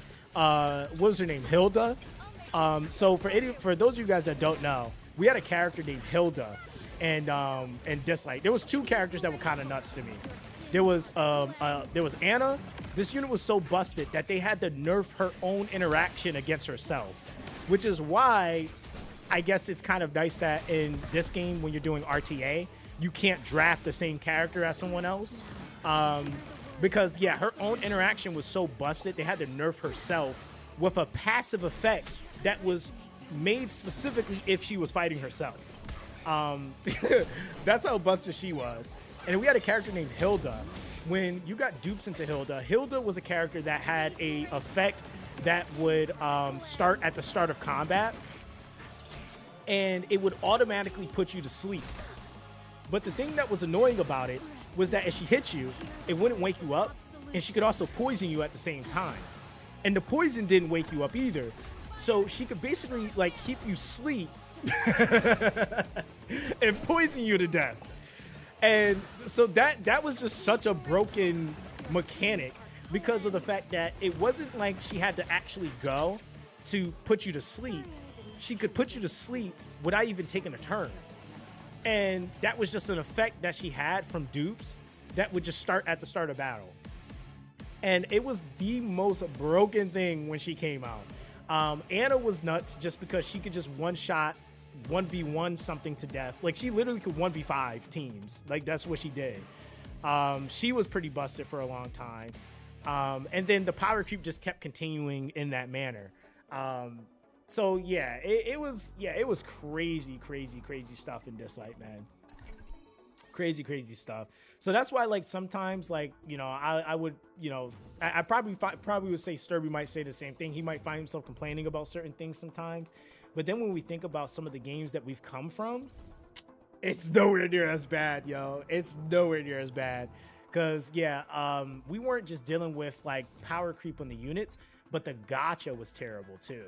Like, we had events where you could, we had something called SSM in the game, where it basically was, like, how can I explain it? Okay, so let's say, think of it as like how they do some of the summon currency in here, right? Like, you need a certain amount of shards to make a summon, right? But that was the normal summons in that game when they implemented SSM. But the problem was that if you did an event with SSM, say to make one summon, right? For you to summon one time, it would be 50 shards, right? And this is a regular summon. It's not an LD. It's not a kinetic. It's not a SSR or SR through SSR or SR guarantee. Like, nope, just regular summon. You can get anything. It'd be 50 shards, but an event would come, and the event would only give you 5 shards. So think about this, right? You would have to play X amount of events just to make up one summon, right? So that was like the type of stuff we were dealing with, was like the currency we were getting versus the amount of copies you needed. I think Dislike might still have one of the most expensive. They might have one of the more expensive LD style banners I've seen. The Shimmer banner was minimum if you wanted to guarantee a character. It was about, I think it was like $1,500 to $2,000 if you wanted to get one copy of what they would factor to be a LD. Yeah, it was about $1,500 to $1,500 to $2K, because every multi, if you were to be buying packs, was one multi was $100, and the thing that sucked about it was so you had 2 rotations, but the first rotation was a 50-50. So if you wanted to guarantee a character, you at most had to go 2 rotations, and it was $100 a pack. Yep. It's actually still priced at that, if I'm not mistaken. You said one multi $100. Yep, one LD, what their equivalent of LD summons was $100 for one multi. Yep. And you would think like, yo, Zox gotta be capping. Nope. That was literally what it was. So no one ever bought Shimmer tickets. Like they just didn't because they were ridiculous. I was like, dog, I'm like, even if I was spending money, I was not doing that. I was like, bro, that is insane to me. I was like, I am not giving you guys $100 for a multi. And then it was a joke in the community that when you did the multi, you would get all blue summons, which was literally which is basically all 3 stars. You know, so you basically got garbage essentially. So you would spend $100 for trash essentially. Yeah, if Etheria was doing stuff like that, this game wouldn't have survived. I'll be real.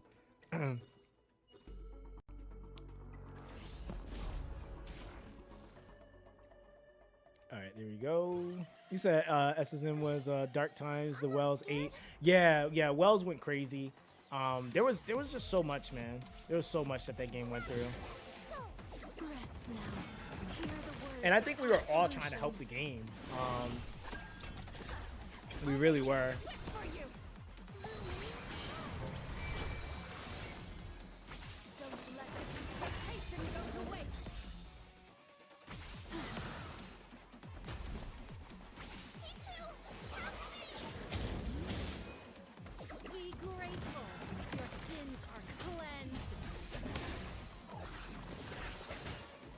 Yeah, it's crazy how much easier this is now.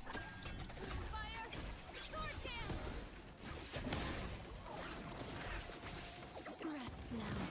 Hear the words of absolution.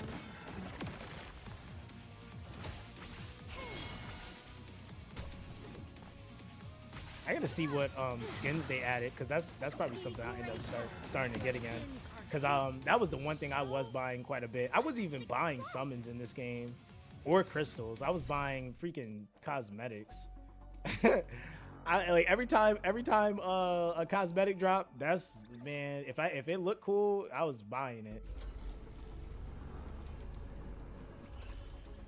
You said then came AFK Journey. Yeah, that was oh man. Like, yeah, it was so much, man. Like, and that's why, like, I gave that game a great chance, man. Like, I gave Dislike a good 4 years. 4 years. Yeah. It's just about like 4 years. If I'm not mistaken. It was just three or 4 years. 3 or 4 years. So I gave it a good shot, man. I did. And I mean, the dark ages, like when nobody cared to upload, I was still uploading. And the few of us that were still uploading, we're still uploading, but these skins have improved, but they still have a lot of ground to cover. Yeah, I mean, like, to be honest, like, man, I wish they were popping off with skins, because skins, like, there's only a couple that I've really seen. Like when Holden came out, his skin was like a must buy. I was like, oh, I gotta get that. But yeah, I really honestly think they would be crushing it if they would put like a lot more effort in skins, because in these types of games, man, like, you could, like, dog, if you just like start pumping out skins, people are gonna buy them. They're absolutely gonna buy them. Yo, what's up, Brownie? How you doing, fam? They said the new healer unit is so good. I think she might get nerfed. I'm gonna be real. I wouldn't be surprised. I'm not, and I couldn't even be mad because she is busted. Like, again, if I'm using a character out of the box and you're not really having to try hard, there's like really like and then like the general consensus, everybody's saying like, oh, you could just build her whatever. I'm like, really? Like that just seems OP to me. It just does. Especially in a game where there's PvP being involved, right? Like, if it was just PvE, who cares? But I do get it when you're talking about PvP. But it is, I will say, nice that you can have a character that you can just kind of build anyway too. So it's kind of loaded. But her kit, I mean, being able to heal crazy, but then you're also boosting damage.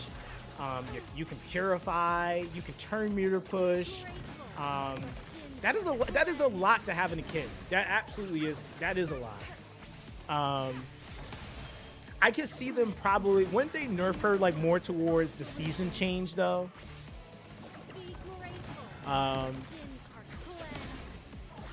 Said new healer skin is cool. New Aya skin, new mask skin, and Ling skin are the best they have made so far, in my opinion. Oh, I gotta check those out. I haven't even looked at them. Is that even if Ariel does get nerfed, it won't be at least for like a month and some change. And it won't be like nerfed into the ground. Yeah. That's the thing. I think they'll probably balance her out some, so she's not too oppressive.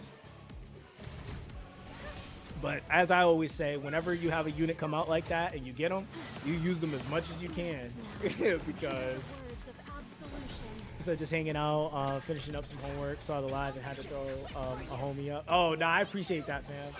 Nah, I hope everything's going well with the schooling. You over there doing homework. Shoot. So I thought the new healer girl was for my playstyle to fight others, but I think she. I think she definitely needs a nerf. I mean, and that's a fair take. Like, I feel like if everybody can be quite honest about that, then it's like, yeah, from what I've seen, she does a lot. She does. Dang, I don't have any real. Well, no, we can finish this. Yeah, we can finish this. It's gonna be a little slow, but definitely finish this. We get rid of Chalky. And get rid of Kraken. Not Kraken. No, yeah, Kraken.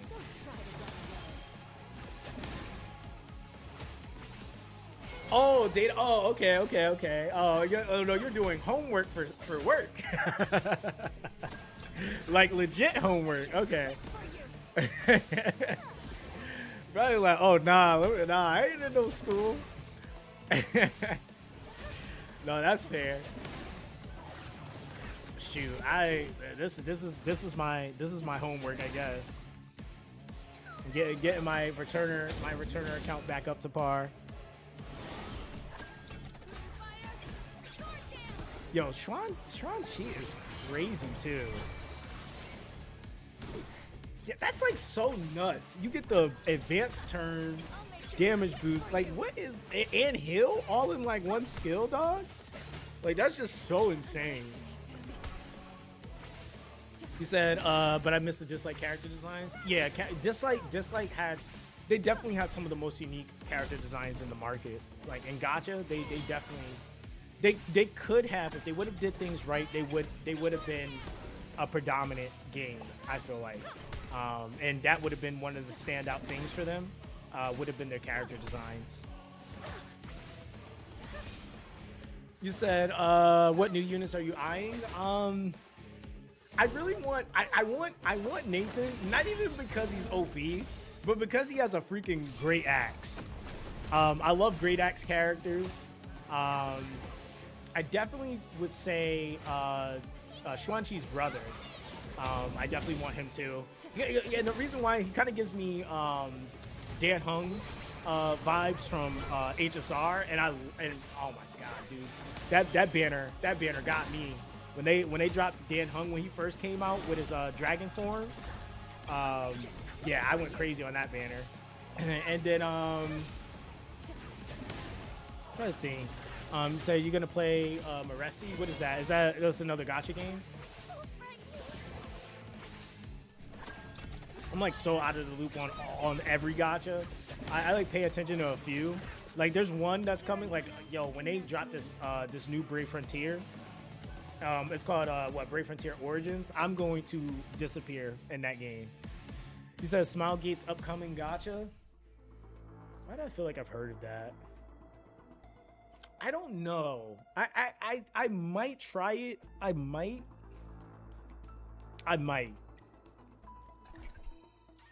If it's a different experience than what it's been for like I don't think CZN is a bad game. I feel like CZN, like I have fun with CZN, but it's like, man, I think it's just the time put into what you get out of it. I think it's really that. It's really honestly a cool game. Like I really love like CZN's gameplay. But I wish it was a little bit more streamlined than what it is. You said I feel like they're gonna hit us with BS. Said we got 3 kinetics: red, blue, green. I think we're gonna get kinetic, disorder, and constant. Where would they put them though? Like, what, you gonna make them rarer than the LD to get? Like, And then do they get a new currency? Like, what is that gonna be? I don't think that's gonna be a smart move, to be honest. Not right now. Give the game another 3 years, and you want to pull something like that, sure. But I think that's one of the things that some games do have to acknowledge. You cannot add stuff like that too fast. Like, you just can't. I think like it was another game we were playing called Astro Knights of Veta. That game killed itself just simply because it was adding stuff in unrealistic time frames. You really have to allow those types of things to breathe. How long have kinetics been in the game? You said kinetics have only been one a season, so that means that they've been in the game for 3 seasons at this point, right? So they came literally season 3 till now.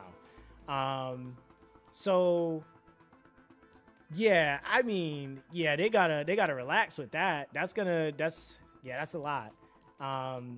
Unless they were going to make them somewhat accessible to some degree, or yeah, including this one, yeah, they're gonna have to chill, because yeah, they're gonna have to chill with that. I hope they don't do that. I think the best thing they can do, just keep it RGB for right now. You have, over time, just a more fleshed out roster. And then when you're ready, after you get more added into that pool, then consider, doing some LDs with that. But man, I mean, if it's boosting the RGBs, what is a boosted LD supposed to be? Like, what is a boosted LD supposed to be? Is they were introduced because they were trying to make the game more lucrative for themselves, since it's very free to play friendly. Yeah, I mean, I definitely get that, right? Because yeah, you do get to pull everything. So like, to the point that you're making about potentially LD kinetics being a thing, I mean, I wouldn't be surprised. I wouldn't say like, oh my god, I can't believe they did that. Like, nah, it wouldn't surprise me. But that was one of the things that I kept asking. When I would have conversations with Jack and just any of the devs for that matter, was like, what are you guys going to monetize?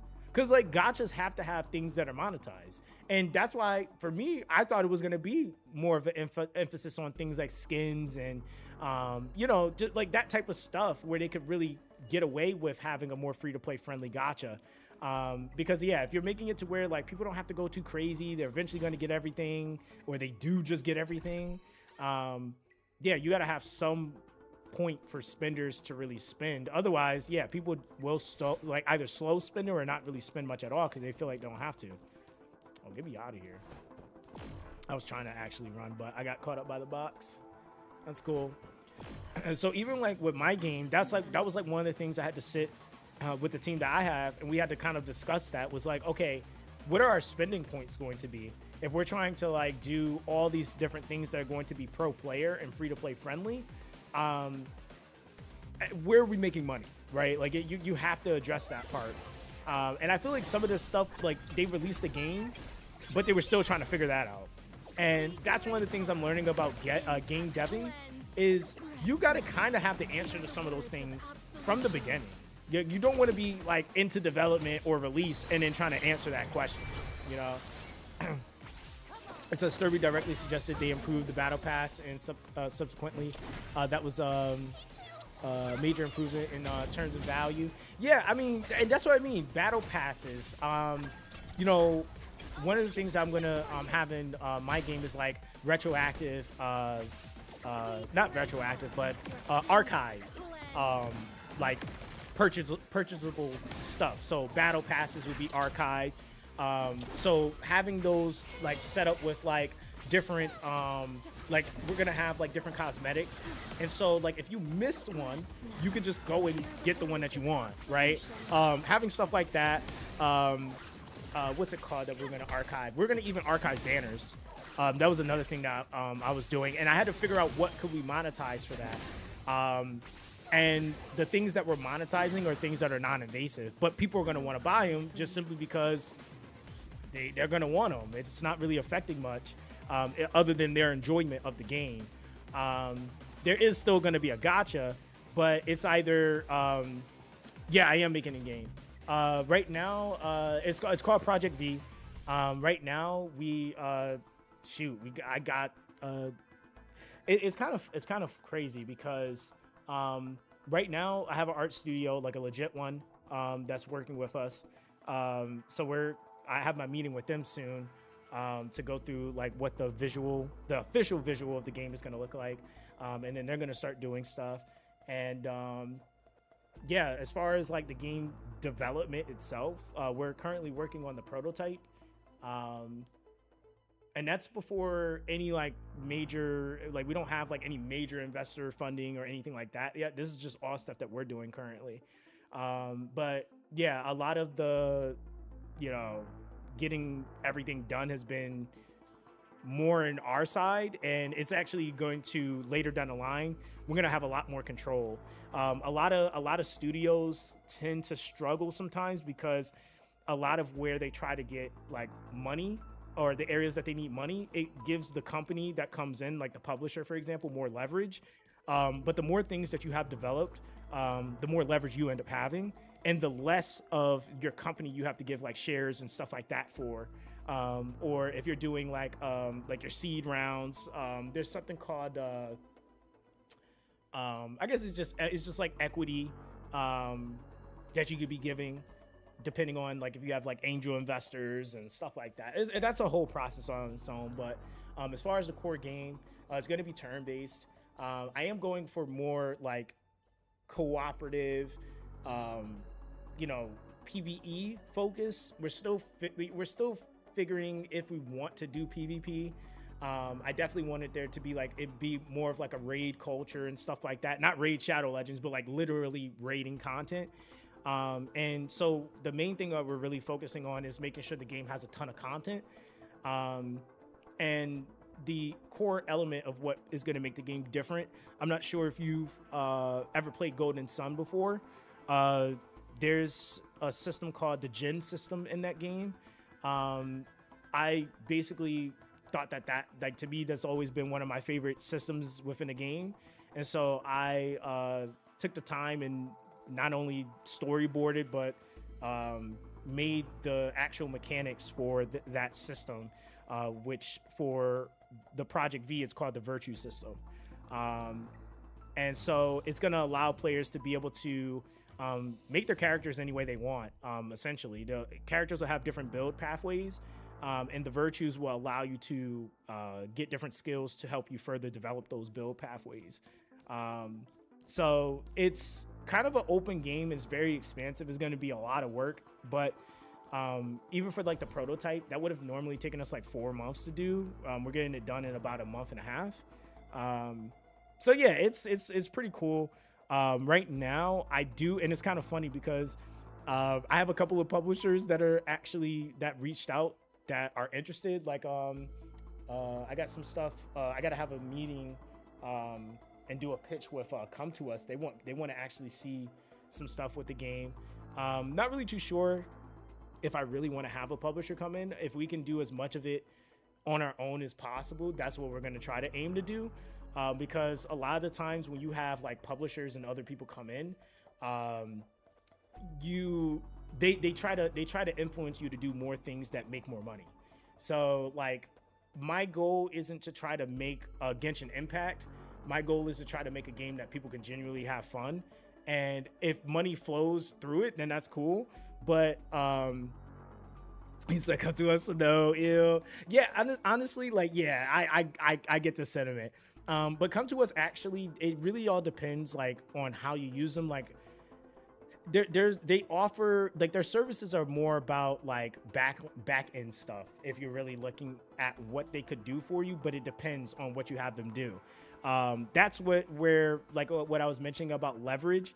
If you have a publisher come in and they're doing everything for you, they have so much control and so much leverage on your game because you got to pay them back. But the more that we can do on our own, the less of an issue that'll be, which then means that we have a lot more control. And like I said, it either be that we don't need that back end push, or, if we do need it, they won't get as much control. So we'll still be able to, have the vast majority of things be the way that we want them to be. But yeah, that's kind of a thing we'll worry about a little bit more after we get past this prototype and we're working on our vertical slice. And then once we go from vertical slicing to full development, we'll really have to have that solidified, to be honest. Yo, what's good, Carter? How you doing, fam? He said, yeah, I was about to ask about that, how the game's coming along, because I'm rooting for you, man. Would support it when it drops. Yeah, we're going to do, we're going to have some tests and stuff like that once things are kind of at that point. But yeah, I'm talking to a lot of great developers that have been helping me out. Some of the people from Invokers, you know, and granted, you know, we know come to us as history with games, but those devs are still really good people, giving me different insight. But I think for me, the big takeaway is like the things I don't want to do is what I'm taking away from it. Because I do have a good idea of how gacha works, what you want to have. You know, you can't just have a plan A, you got to have a plan B, C, D, even E. Yeah, it's a lot of work though. But I think the main thing for me, it is going to be more of an emphasis on story components as well. Like I'm going to allow story to be skippable, but I want the game to have cohesive story, good story, that people can care about. I'm definitely trying to make it a household IP. I'm not just trying to make it just some random ass like bubble popper that, you know, is fun for 2 seconds. I really wanted it to have a component that people cared about. People were excited for the next updates to see where the story expands and stuff like that. And yeah, that's something that like I've been taking the time myself to sit, storyboard, mood board, all of that stuff. And that's a big part of my background too. So I actually went to school for video and TV production. So writing scripts, storyboarding, understanding like, you know, just the flow, how you want things to kind of, you know, the sequence of events, transitioning, all that stuff. That's something I used to do that before I did YouTube. And I used to work on Yale University's video production team. This was a long time ago. This is like, this is years ago. But yeah, I used to do stuff like that. And yeah, I had a ton of fun doing it. I just never thought I would be doing it again for my own game, I guess. So he's like, yeah, good story equals character attachment, longevity equals good future business. Yeah, and my thing is like, you know, I always wanted like to have the relationship with the community, especially going into a game dev role where the community got to know me more. That was one of the things I really enjoyed about, still to this day, one of my favorite communities that I was a part of was actually the Arknights community, and I'm talking about base Arknights. And it was just because I felt like between the community and the way that the community had such a tight-knit relationship with the producer and the other developers, like it was just like through and through. You could see that the producer cared, the developers cared, and that in turn made the community care. And I remember even when I had blew up on Arknights, the core thing that I always thought was so cool was that people were excited to see you enjoy the next, you know, to see you enjoy a story component that you finally got to, you know? Like that to me was like the coolest thing. And I was like, man, like Honkai Impact the Third was like that as well. You said she's countered by Lillian and Heinrich? Wait, who are you talking about? Wait, who are you talking about, Donna? But yeah, yeah, that was like one of the coolest things for me to see was like that was how games were back then though. Like Honkai Impact the Third, like people wanted to see your reaction to the I call it, I'm gonna not spoil it, but I call it the Himiko arc. Like people wanted to genuinely see like, you know, how were you going to experience that? And then Arknights was the same thing, which I always really enjoyed that.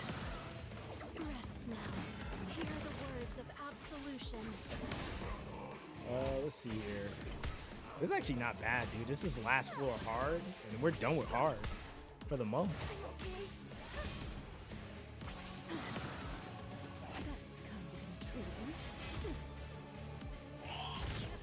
Yeah, that's crazy how much easier this was with this team.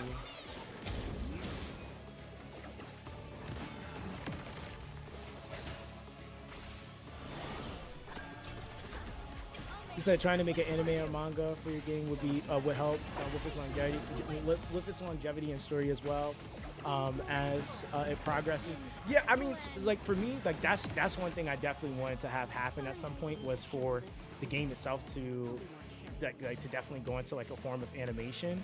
But I think I might go the route of doing like a manga first, just simply because like I feel like one of the biggest mistakes that a lot of these games make is they don't do it early enough. Like they wait till like it's like you're already making millions. Like why don't certain games have these, you know, mangas or shows already? Like it's like, yo, you guys make so much money. Now granted, I get it, it's easier said than done because there's a lot of nuance behind it, but I think that's one thing that kind of helped Arc Knights. Like when Arc Knights was like, yo, we about to make an anime, everybody was like going crazy over that. But they had the like the manga stuff going on for a while. So it kind of made sense that was the next thing they were going to be doing. I know like that's something that like, you know, I definitely would love to do. But yeah, it just all really is just kind of like, you know, taking each step at a time and enjoying the process for sure. And just trying to make a game that everybody can enjoy, you know. He said, bro, beat the entire content with a 5 LD comp. Bro, listen, this is like, since I've been back, I literally only pulled 1 LD. That was like, well, no, I lied. It's 2. I pulled Xuan Li and Ariel. Those 2 alone, if I remove these 2, I don't think I would have, I don't think they would survive.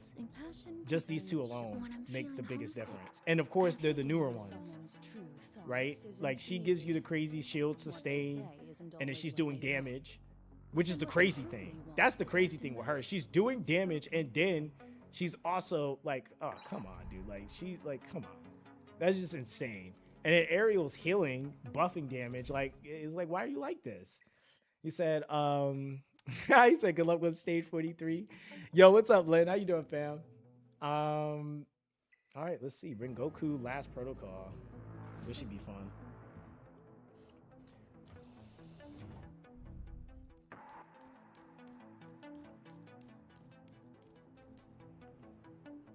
So when is Rengoku going to be playable? We did Sharon. We need Rengo.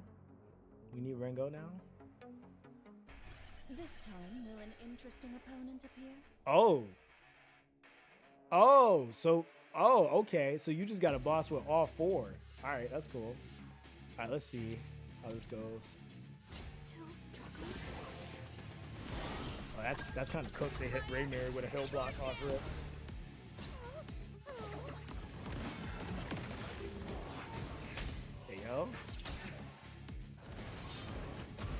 Oh nah, Ringo did not come to play.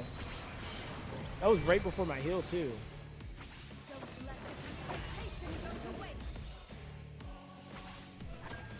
Damn, I don't have a damage. Do I have a wait? I don't have damage now. Oh, no, I gotta reset. I'll try my hardest. Let me see here.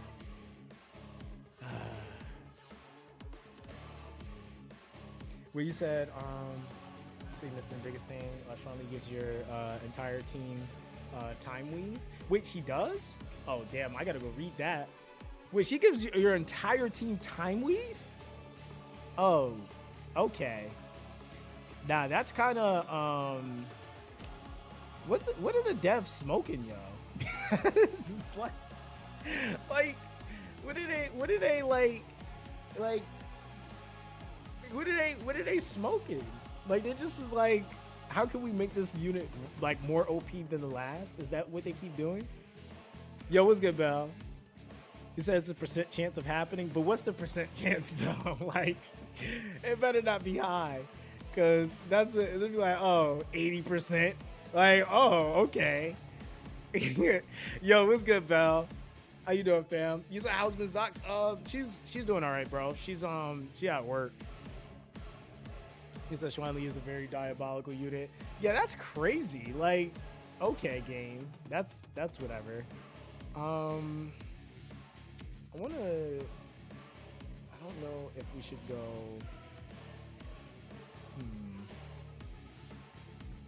Alright, maybe that was just that run and we could sustain it. Yeah, okay. It was that run.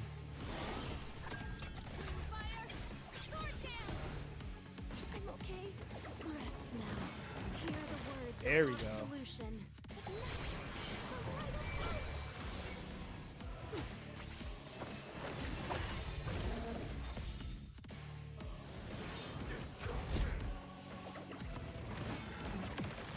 So you got the log in the pool. Bro, I would say we got Wishbinder coming up, so just pull on Thursday. You get the most out of your account at that point. Oh, 35%? 35%? Like, yo, you know what's funny? It's like those percentiles might sound low, but 35% will proc so much. I remember in Dislike, they had to nerf something that was proccing at 35% because it was like counter or something like that. They had to nerf it because like 35% procs quite a bit. Like that's kind of the thing about that. So 35%, it's like that ain't a bad number. That's that's probably still hella consistent. You said been chilling doing Etheria stuff. Word. How's your account looking? You at super uber in game right now? Bro, like Ray Mary is just nuts. She makes like no sense to me. Can we get a heal for 100? Thank you.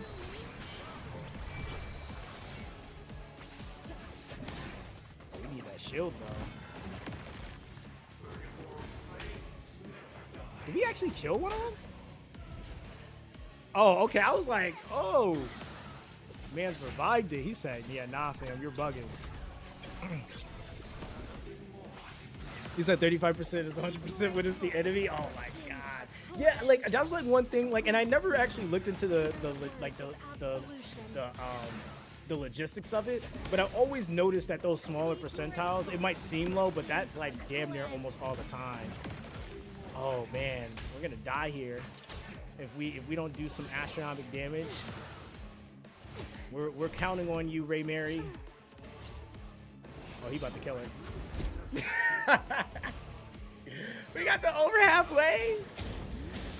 This honestly might just be a lattice thing at this point because we basically bursted this man.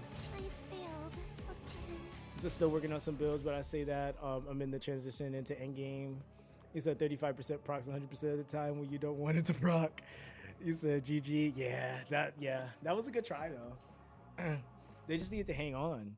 All right, so I mean, let's see here though. We could probably. Thank you. Thank you. Okay. Dang. Okay, so we got the 400 upgrade twice. We love that.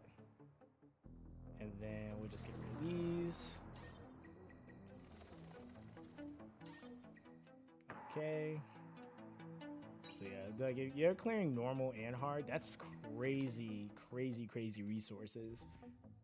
That's crazy. Okay, so we got right now. All right, so we're at 330 standard pulls, which is great. We got 10 kinetic summons. I wish there was a kinetic banner to use them. So maybe run Time Weave on Ariel. Oh yeah, we could. Oh yeah, you know what though? That just made me think about the fact that I stopped my dungeon runs that were happening in the background because I was trying to farm some tarot, and I probably need to go into the Doki Doki mines. I'm not gonna lie. Oh, we at 4,000. That's why it stopped. Okay. What are we getting rid of here? All right, we got to purge. How did I hit 4,000 though? Oh my God, I'm at 4,400. Like, how did that happen? All right, well, we're gonna get rid of, let's do auto module recycle. Let's see. Let's turn it on. Normal, fine, unique. At this point in the game, I really probably should be getting rid of Mythics with. No, I didn't set it up. Probably get rid of Mythics with that don't roll more than 3 times, I would think. So we get rid of normal, fine, unique below, outstanding below. Yeah, outstanding below can go.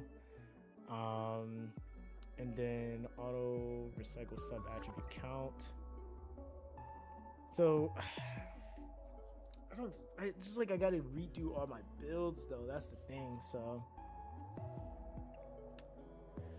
you said I could recommend you my gear filter.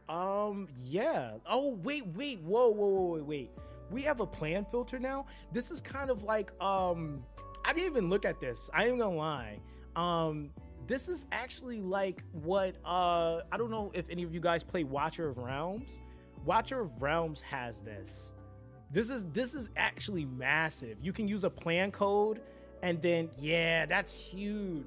Their main CC, the homie Fastidious, he makes a lot of these filters, and I would always say that. I'm like, yo, I wish more games had that, because that's such a big deal when you're when you are farming a specific thing. You can turn one off, but if you want to farm something else, you can turn the other one on if you're looking for specific things.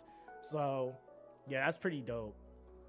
Yeah, if you have one that makes sense, I don't mind seeing what the code is. Cause shoot, like I think at this point, like module filter wise, I guess I'm assuming you have one for both PvE and PvP. Like depending on the types of builds that you're farming. Well, if you're probably not farming any more PvE, you're probably just doing all PvP focus. So the other account that I manage for Etheria is Oh, is it? Yo, that's funny. Yeah, Fastidious is a homie, man. He raids me a lot on Twitch too, which is funny. But yeah, Fasty is a cool dude, man.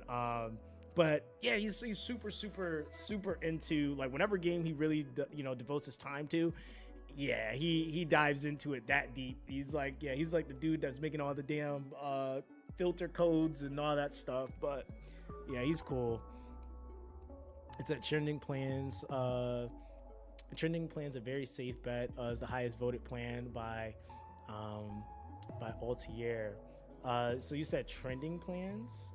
Okay, let's see. So is it this one right here? No speed filter? Because I see 3. It's I see the RTRs, which is the update risky.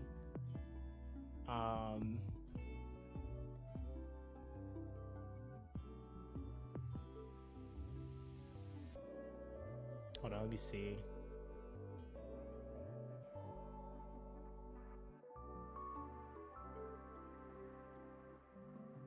Boop.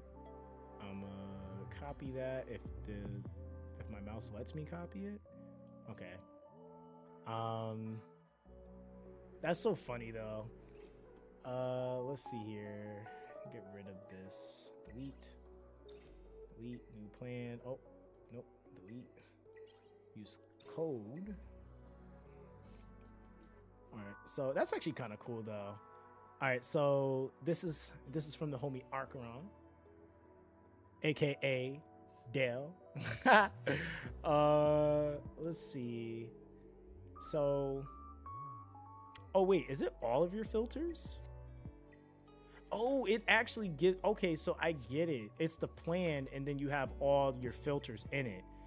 Got it. Okay. Okay, so that's interesting.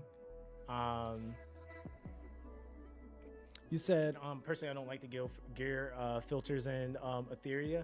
Yeah, I feel like the ones in Watchers, from what I see, they were pretty solid. But that, yeah, it's always something that they can always like work on or revamp, to be honest, because that does, like, long term they're gonna need to make sure this is like on par. HP, attack, flat, main attributes for special, so you're just getting rid of those. Okay. Oh, let me not click anything.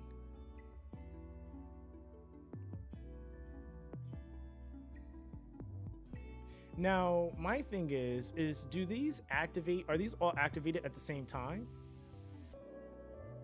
It said the way I created it is all you need to do is click it and it highlights everything you need to sell. No need to think. Okay.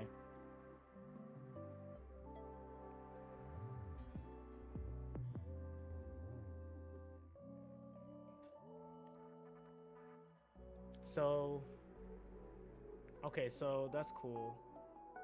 So you have the 2 matrix speed filter, and so you specifically do it for each of the sets. DPS. Okay, I see what you did. And the only reason why I'm like looking at it is because I'm trying to I'm trying to understand how to read them. Okay. And then this damage for special, and that's 2 subs on everything, and that's just general. It said nah. Okay.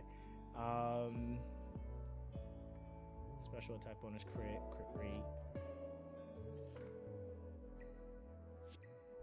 All right, trash BB, and you have raid on special, so swift raid. Okay.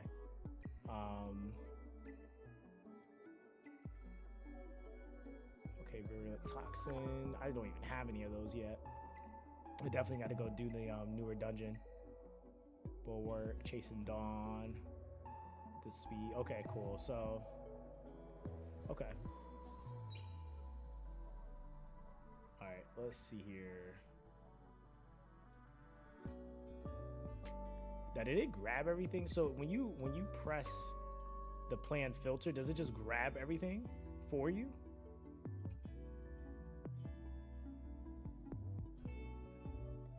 Except from a lot of feedback, it's pretty foolproof. So I've already added the new gear sets to it and updated every month. Okay. No, definitely. I'll definitely make sure I share it in a video too, and talk about it, because I think it just pulled everything. It's funny how this literally says medium risk. It's like in high risk for the full recovery.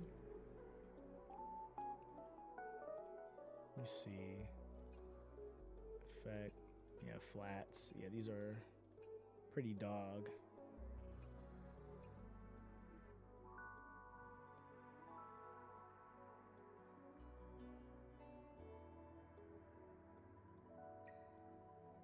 I see. Yeah, in the corner. Okay. All right. Yeah. So I'm just like looking, because I'm like, all right. It's just new. That's all it is. New to me. So the new healer is countered by Lilium and Heinrich.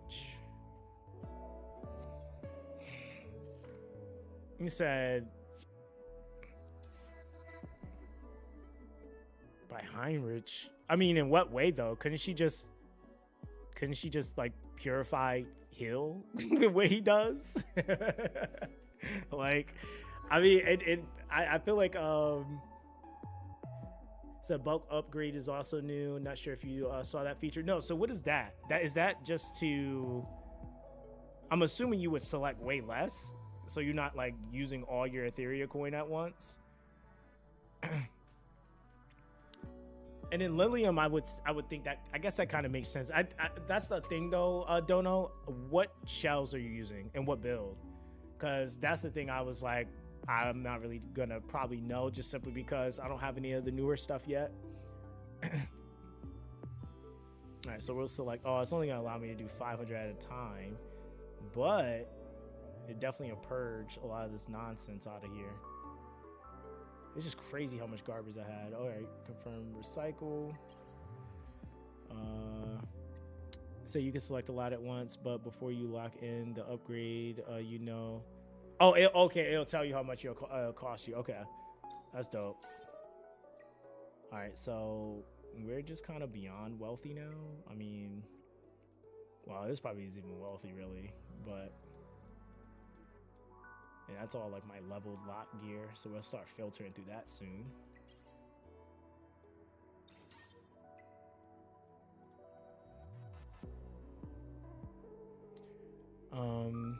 We said then 2 does nothing to Arya, especially a well-bit one. Yeah, that's what I was trying to think of, is like, I mean, there's the nuke, but I've seen her get hit by some pretty hard stuff, and I'm like, I don't know.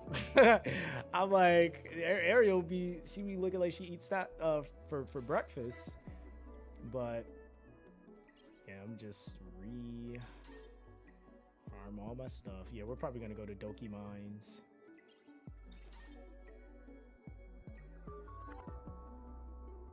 Alright. It looks like that's basically everything.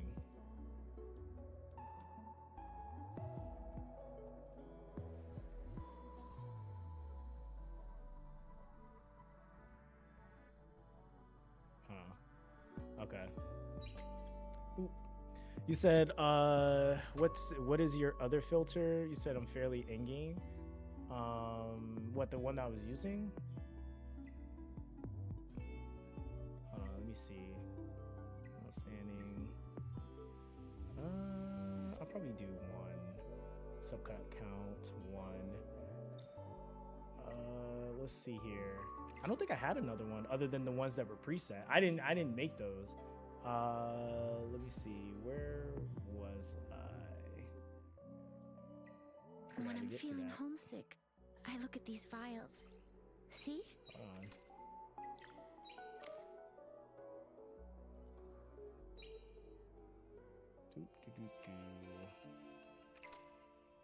I actually forgot how I got to that. Let me see here. Oh, here we go. Management. There we go. Here we go. Okay. He said, give me a minute to hop in game and get that code for you on. Oh, do you want me to drop the code that you just gave? Or are you talking, or was that, or is it a different code? Oh, okay. Oh, got you. Okay. I was like, wait a minute. I was like, hey, listen, I got no other code for you. I got no other code. Yeah, I'll probably just save that for later though. But yo, what's good, Loki? How you doing, fam? You said just Messiah cleaves. Oh, Messiah. Does Messiah work against her? All right, so we're gonna go to Doki. Man, that's one thing I do have to. I'm just gonna get out the way because I gotta reset all my teams. We did Inferno Tarot. I'll show you the team for that. We're just gonna LD it up at this point. I think when I do the new account, I'll worry about RGBs and all that crap. Let's execute this mission together. Yeah, so this is I think it's actually 100% too. Yeah, so this is 100% for tarot.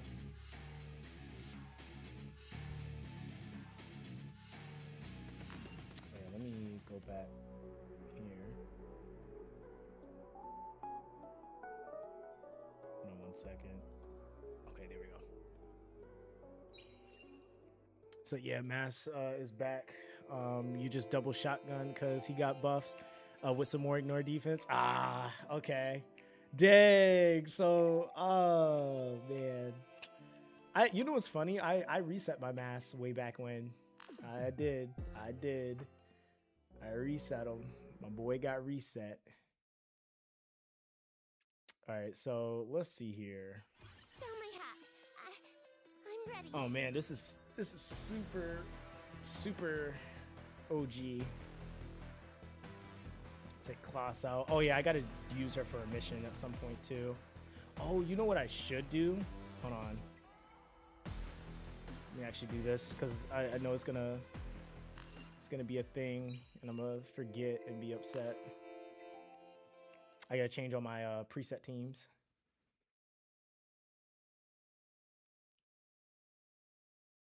I'll try my hardest.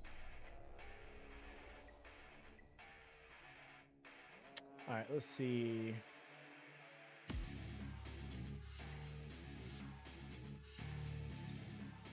There we go.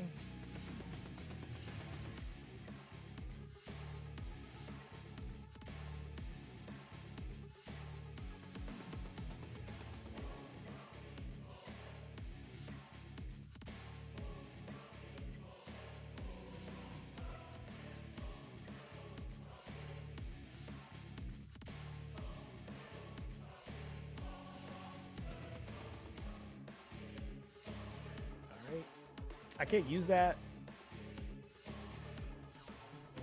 Probably because it's a space.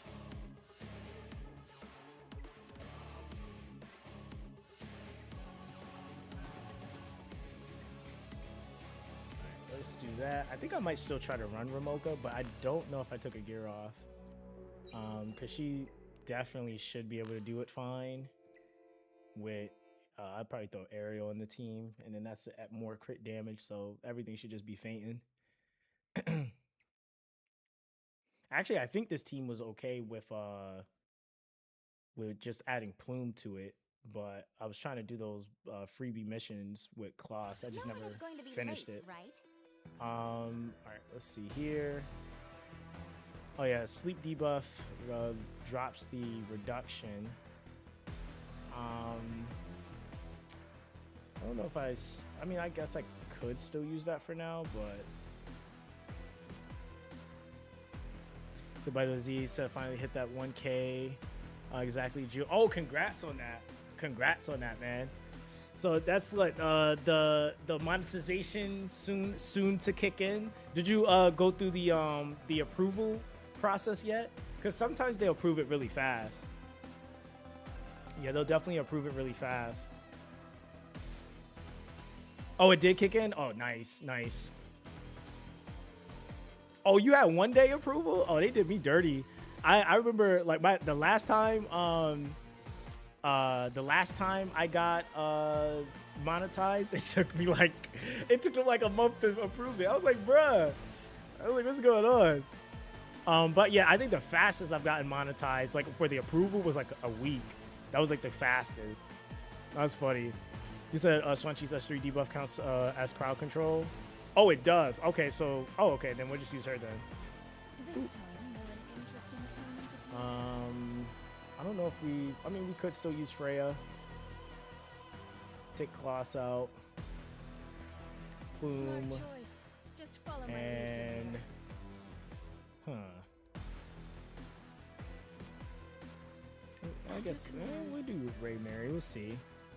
Says X, I'm sorry to ask directly. Any chance you got a connection for Silver Palace?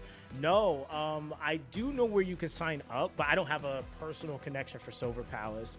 Oh, Schwan, my bad.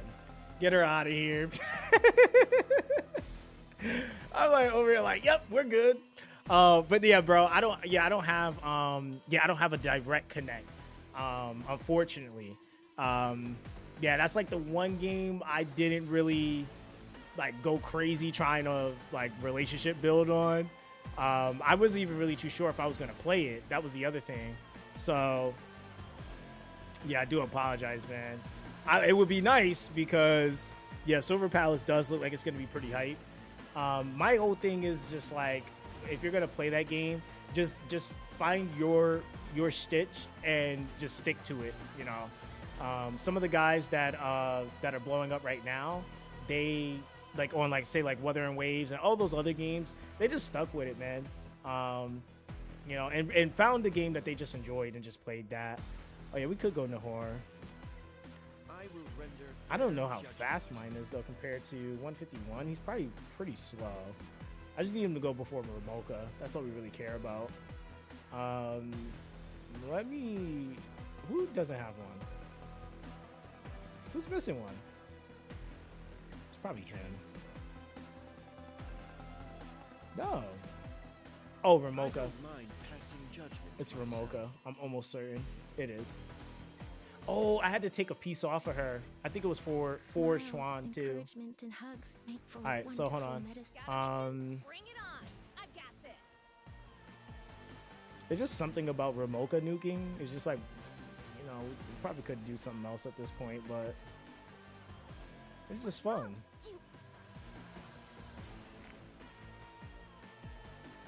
So yeah, I've been sticking with one Mongol. I enjoyed it in other global creators covering, but the game became super casual, and now they added auto dispatch left and right, good for casual. So time to pick up. Yeah, exactly. That's always the best time when the game becomes less work. That makes it way better for you. You know, if you are trying to cover games that are too extensive in the grind, that's the easiest way to get burned out, man. I definitely have learned my lesson with that over the years. All right, let's see what we got here.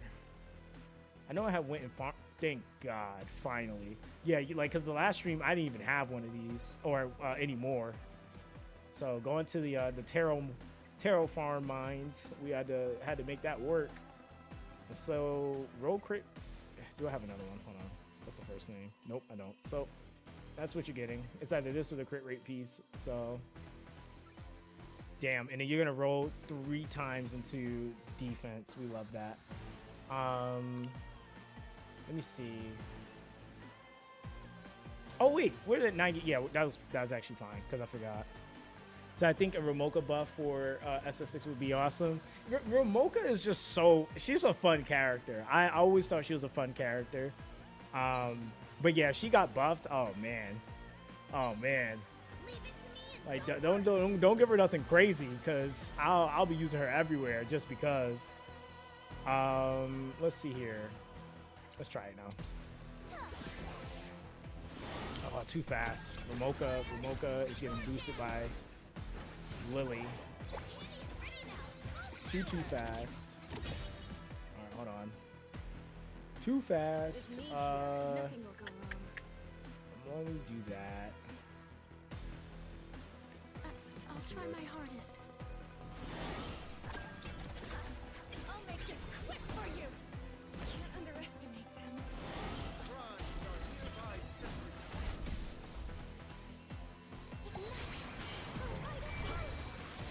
Oh, that works too. Rest now. Hear the words of absolution. Oh, you're dead.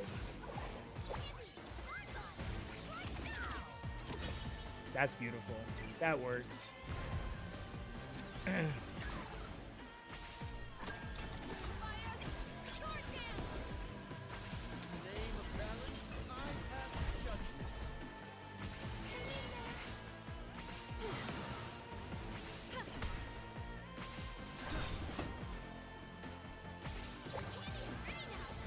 Oh, you know what? Never mind. This is so stupid. Yo, Ariel is so dumb. That's just like, that's like guaranteed. Yeah, Nahor, I forgot about my boy. I was playing CC quite a bit too when he dropped.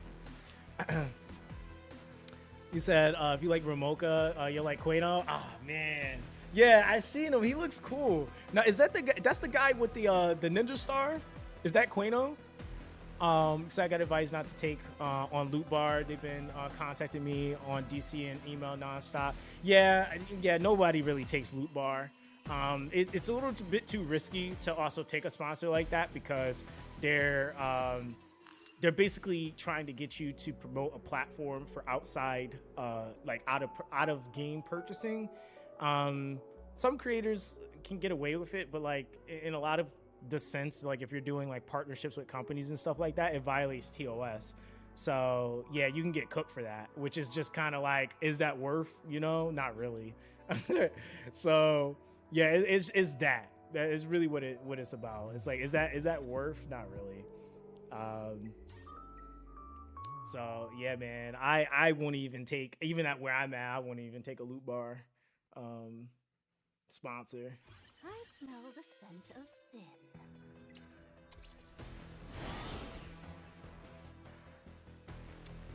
Let's see here. Attack order. 2. Go straight to the mid.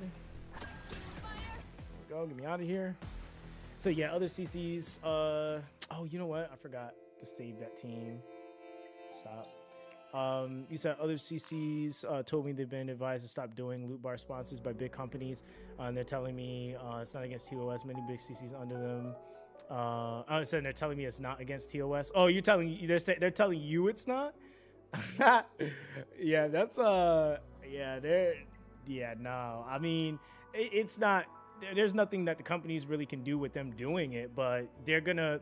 You got to remember this. This is always the thing I always tell people. If you're doing something, you have to remember that it's real people that are in those positions.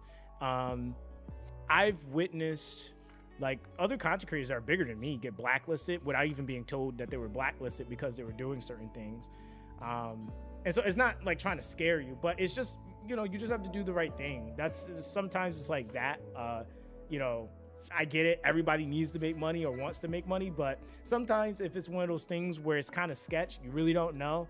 A lot of the times, the best thing to decide is to not do it, because I've had people that I've seen like get like nuked off of a game for something they didn't even know, right? Like that's kind of one of those things. So I feel like anytime you're just kind of like, I don't know, just don't even do it, because yeah, you'll end up regretting it, because you know, if you get blacklisted on like on one game, that company typically will blacklist you on a lot of their games, if not all of them. That's kind of, and the thing about like most of these Chinese games, a lot of people don't realize that the headquarters. Okay, so think about this, right? Would you believe it if I told you that Dislight, the headquarters for Dislight in the company that creates them, Lilith Games, and XD Company, Etheria Restart, are in the exact same building? Not only are they in the exact same building, but they're a floor apart from each other. So when you think about that, if you know, and now mind you, I'm a person, I've been sponsored by both. I mean, on payroll damn near on both.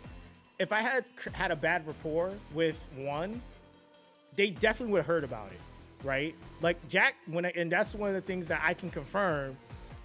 Jack talks to, he's like, oh yeah, that's our friend, those are our friends down there or up there, right? Like they talk to each other, so they give each other advice, they have lunch together, like they're in the same building. So when you kind of think about that, you know, you have to be very careful, because even like Scion, we were talking about this, like he got a great opportunity, but that opportunity was word of mouth. It was a whole bunch of devs from different companies. They were out at a bar, and one of them was like, hey, we have this creator that was, you know, that's been helping us do this. You might want to ask him if he could help you guys. Then they reached out to him, and he's over there helping them do stuff on a pretty big game right now. And that was all word of mouth, you know? So that's like one of those things, man. Yeah, you gotta just be mindful of that. Like, people know people. And so when you're doing something, you might think like, it's fine. Like, I'll just move on to the next thing. But they talk, right? Like I've seen it quite a bit. They definitely talk. So we're gonna head and replace this team with my current format. Yeah, we'll leave that as is. He said on the angle chamber. He said butterfly effects. Yeah, basically. Yo, what's good, Biggs? How you doing, bro? But yeah, man. Yeah, when Jack had told me that, I was like, it threw me off, because I was like, man, if I had been like, I could have ruined the opportunity, because I could have been talking bad about them. And you know, like, granted, I wasn't. All my stuff I say about Dislike is never about the people. It's more about the business decisions that were made. But I personally like the people there, like the marketing manager, the content creator, the CM, you know, managers and stuff like that. Like they were all great people, but there was business decisions that were made that I just didn't like. That didn't really have anything to do so much with the people. It was the business decisions, right? So I think that's like one of the things too. You gotta just, you know, take it for what it is. I always tell people that. I'm like, hey, I don't have any ill will towards the people. It was just always, I just didn't like, and it just wasn't enjoyable, which is just a regular consumer criticism at that point, you know, versus like you getting caught up and it's like, yeah, I hate those guys. Like, that's how you kind of get cooked, especially if you don't have, like, some people can get away with it. Like, if they have like a big following, they can get away with like talking poorly about certain companies and stuff like that. But one thing I will tell you that's happening right now, a lot of companies are making creators, and they used to do it, but now it is now a thing that they're not even allowing people to get into content creator programs if they speak poorly about a company. Like, it's just not even a thing anymore. Like, they're just like, nope, you don't even get to be in it. Especially if there's paid opportunity. I think, let me try Rosa, because we be over here Rosa gaming now. I might throw Ariel in here. Now I'm thinking about it. Smart choice. Just follow my lead from I think my plume has to be faster though. No, Lily is so fast. I gotta tweak her. Alright, let's see if we can nuke this out.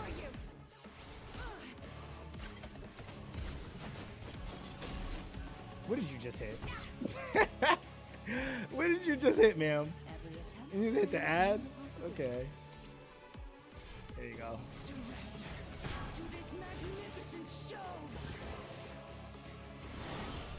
Oh, you know what? I need to heal. I'm tripping. I forgot about this mechanic. It's gonna nerf my damage. Yeah, we gotta get that off. So aerial is a must here. Let's do this. Boom. We'll go for a Tissimo. Might just rock Wing Low because I really don't think I need. Yeah, I'm not even gonna lie. I completely forgot about the debuff Aurora does. Completely forgot about it. I was like, I know there was something that made this fight hard.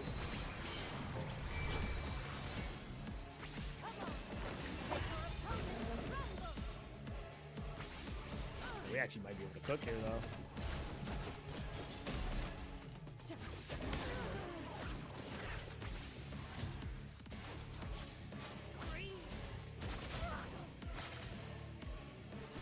Oh, this could be mad fast. This is definitely gonna be pretty quick. Jeez. Figured out how to praise me yet? Jeez. That's just like, oh man. It's like, that's just crazy.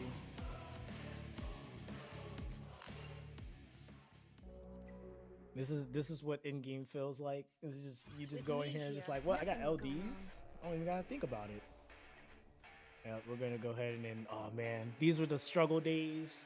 I hope my Mia actually does the pushback enough and heals properly. You know? Burn.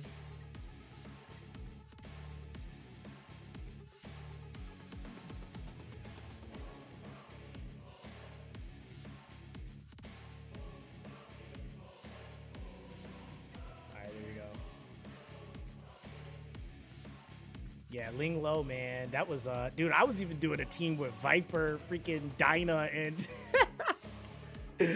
Yo, that's crazy. Yeah, the Ling Lo, man. She still works here, but... It's crazy, though. You said your RGB lolly goes in the vault. Use the LD lolly now. Isn't that kind of fitting for, you know, an exchange there? That's just funny though. you get power crept by another lolly. All right, so we're good there. And it's just this last dungeon, man. I just gotta. I actually haven't tried it, but okay. What is the mechanics here that we're dealing with? No, that's not what I was looking for. Okay. So let's see. Dispel defense. Blameful Plume reduces damage taken by 80%, loses 1 stack after being hit by an Animus attack, cannot be dispelled. Does 500% damage to the enemy with the highest attack and the enemy with the lowest HP among the remaining targets. Attacks have a 75% chance to defense break. Whenever her Blameful Plume stack exceeds 5, attacks are guaranteed to hit. Okay, so she gets that as well on her skill 2. Each hit has a 50% chance to dispel 1 buff. First 2 hits have 75% chance to steal 10% turn meter. Additional least steals 1% turn meter from the target. Last hit has a 100% chance to inflict 2 turn attack down and speed down. Okay. And after Vesper takes action, increases damage. Dream Eyes turn meter by 30%, gains 5 stacks of Baleful Plume. At the start of battle, gains 20 stacks of. Okay, and that's what you got to hit off. You got to hit off 20 stacks. Okay. And then Vesper and Dream Eye inflict health lock equal to 50% of damage dealt. After taking 5 hits from Animus skill, Vesper immediately starts the next turn and purifies 1 debuff from itself. Okay. So that kind of sounds like you don't want multi hitters. Well, is no, you do need them, but then she gets a turn, so it's kind of almost forced. Here I come. I knew Damn, you'd all call right. for me. So we just let her get turns. All right, that's cool. So let's see here. Every attempt brings new possibilities.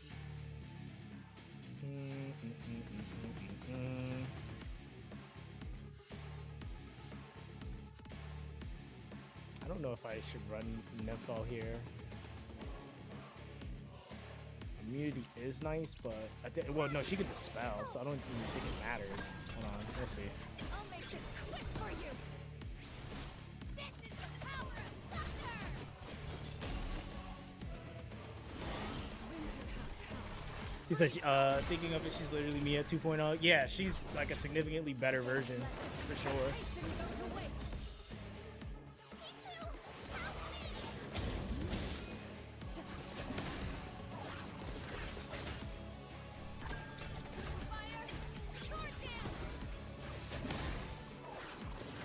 Okay, so this does work.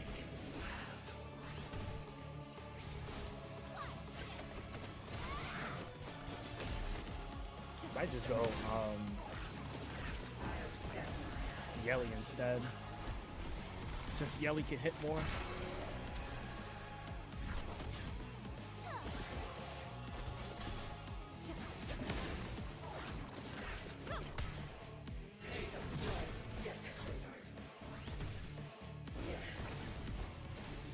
Yeah, we might have to do Yelly.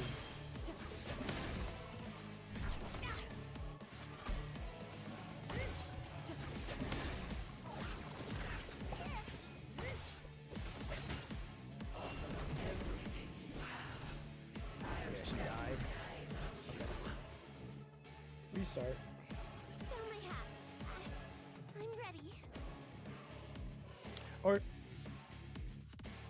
I can't wait any longer. don't know. I'll make this quick for you. Before you even said it, or I looked at her and I was like, wait a minute. I like, no, I'm tripping. I literally got a chick that can hit like 50,000 times.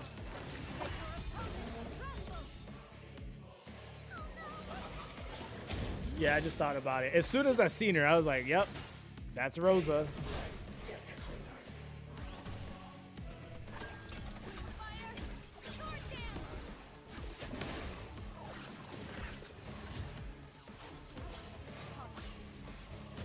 Now comes the hunting hour. That's crazy.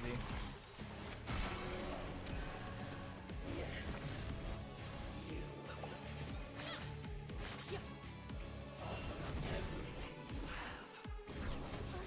she don't really get to do much of anything.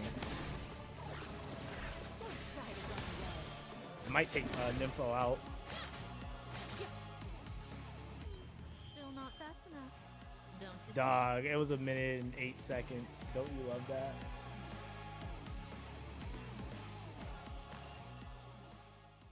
Alright, so let me see here. Yeah, because I can't do this. I don't have 2 of these characters. Yo, the fact that people are still using the Ting in here is funny. The Ting has to be like, that's crazy. The Ting, and he doesn't have an Awaken yet, right? So that's just straight the Ting. That was funny. That is dope though. Let's see. Yeah, that's crazy. The Ting's still out here doing stuff. Okay. He said Inferno Vesper is actually hard, not gonna lie. Oh, is it? Okay. This time. It makes sense that the newest out of the dungeons would definitely be the harder one. It does make sense. Just to kind of give people something to do.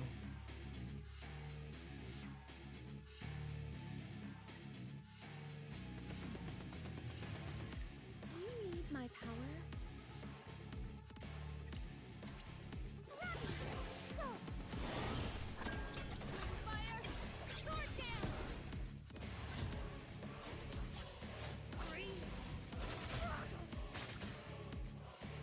This will allow me to be able to heal off a hit too.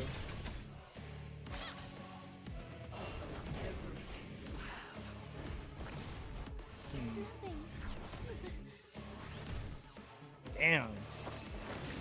Yeah, she wasn't fast enough on that second rotation. I'll make this quick for you. Me too. Help me. She wasn't With me here, nothing will go wrong. fast enough. Yeah, that's why I feel like I'm gonna definitely have to speed tune quite a bit. Speed tune.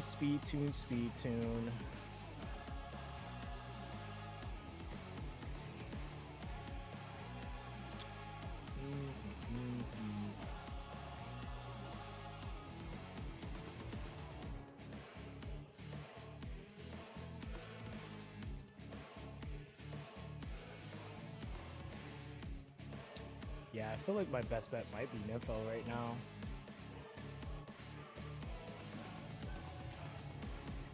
I hope we work well together.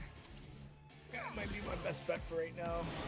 Because I think I'm gonna have to tweak Freya. So yeah, my Rose is P2. I think at this stage I just need to optimize your shell. That's fair. Now comes the hunting hour. Don't let this temptation go to waste. Yeah, Nympho works well. It's definitely not going to be the fastest run, but it should allow me to get the job done at least.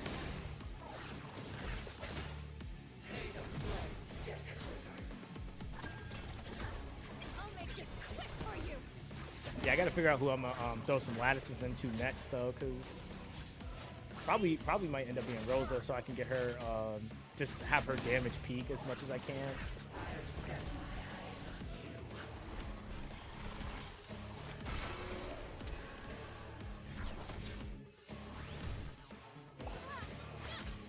Yeah, so yeah, Nympho works.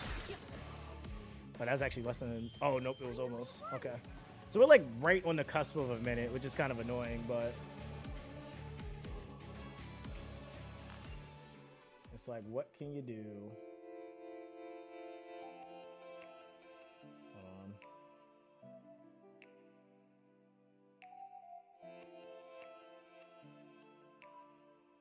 I don't know if this is not working anymore.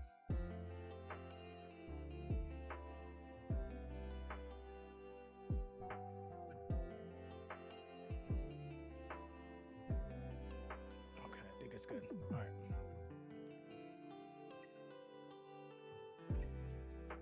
All right, nice. So it said Freya just needs Codex. Yeah, I have her on Artisan right now. So let me see if I can work that out real quick.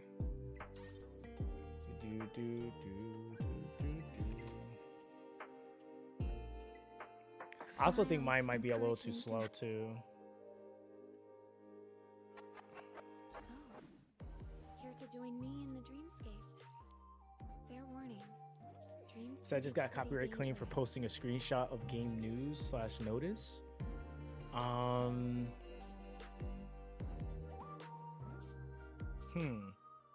don't know why you would. The only thing I could think of, bro, is the only thing I could think of is like reaching out to staff. What game was it for? Because yeah, if you got a claim, that could be a third-party video, but it says your video has been removed from YouTube for a TOS violation, but it's not even a video. Send me a screenshot of what it was and what it is, because I'll be able to give you an idea. Because that could be YouTube side, but that also could be their side, and if it's their side, then was it okay? Hold on. Is it for CZN? They're simply striving to realize Was it for everything they've CZN? seen in their dreams.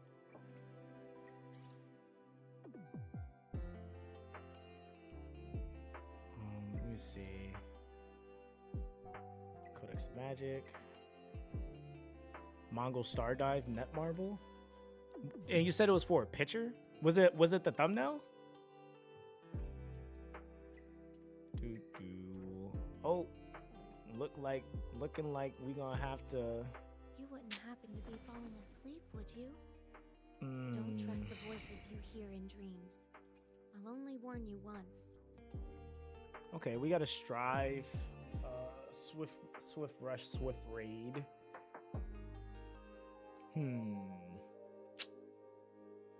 Yeah, I'm gonna have to make her faster. Honestly, I can't make her faster yet, because I think all my fastest gear is on my my plume and my freaking lily right now. So I definitely need better speed gear for her. Wait, I've had you on a strive this whole time, ma'am? Really? Oh. Okay, that's interesting.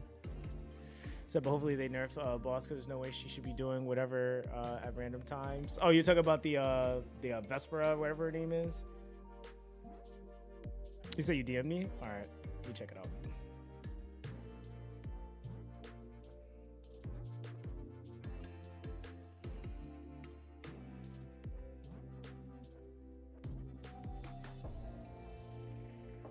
You wouldn't happen to be falling asleep, would you?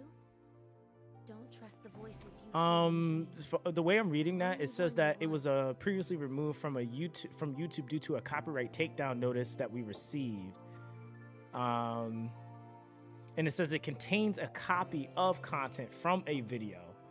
So if they took it down and it's saying that it's based off of another video, then it's not your video per se. It's the fact that it was something from something else. But you said it wasn't. You wouldn't happen to be falling asleep. Was it a post? But you said it wasn't a video, but it's saying it's a video. Hold on. I'll only warn you once. So wait, I don't. Your video. Huh? That might just be YouTube being dumb. Yeah, because that doesn't affect your channel. Yeah. So yeah, that's weird. It could be based around, and it could just be their system acting dumb. But I know sometimes, like, you have to kind of double check what you like post sometimes. Not because it's bad, but YouTube has this weird metric with spam. It's a weird thing. Like, even like, a lot of people don't know, but you're not supposed to put a certain number of hashtags in your description. Otherwise, YouTube will, like, the system will mark it as like spam.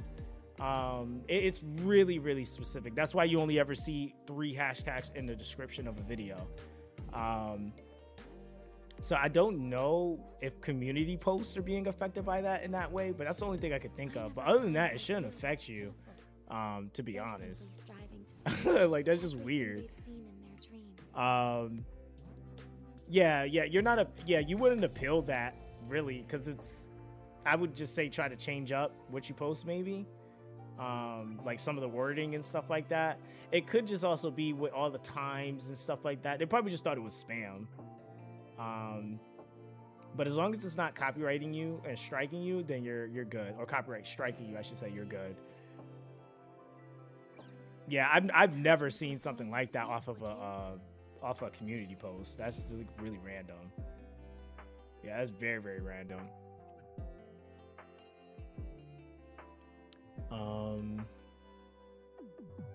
So the only thing it says is try codex on Rosa, make her fast. Oh, you're talking about running codex on Rosa for PvE. Rules? Only those so that she can you can double you can double up on that. I know no limit.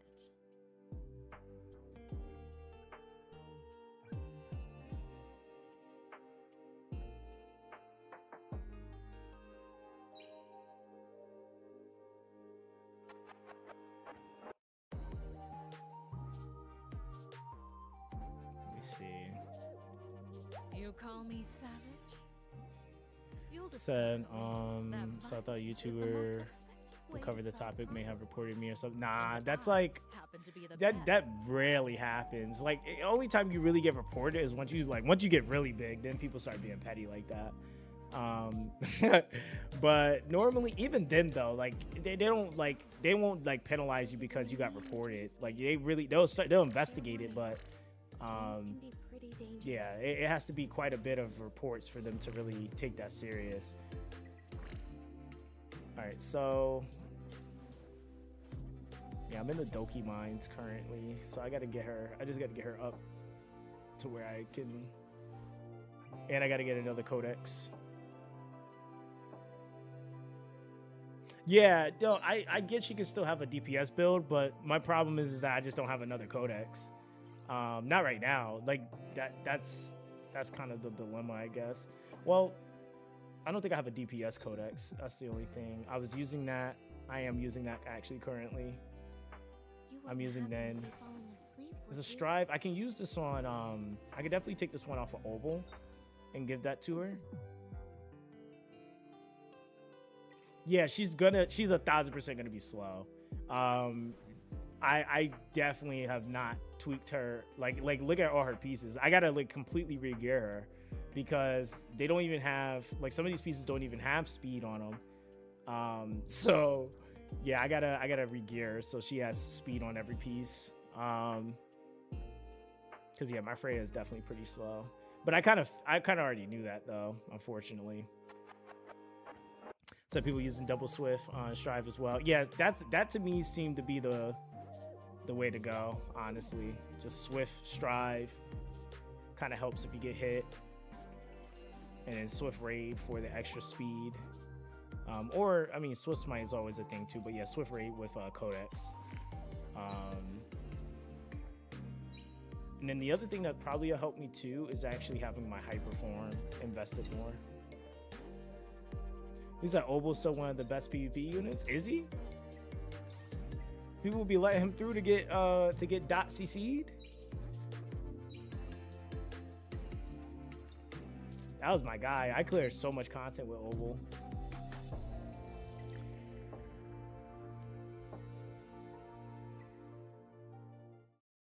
Yeah, so that's two things I'm gonna farm. Man, I just wish that there wasn't all these like I was like started the game back with a 2x event and then there's another 2x coming. So yeah, it's kind of cooked.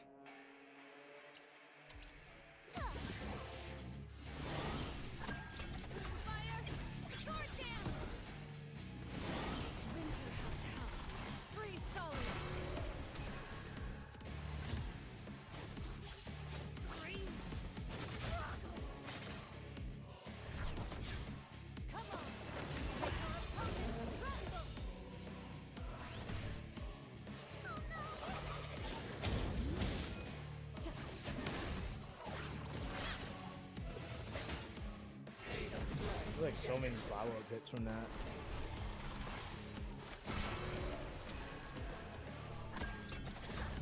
I'll make this quick for you. Now comes the hunting hour.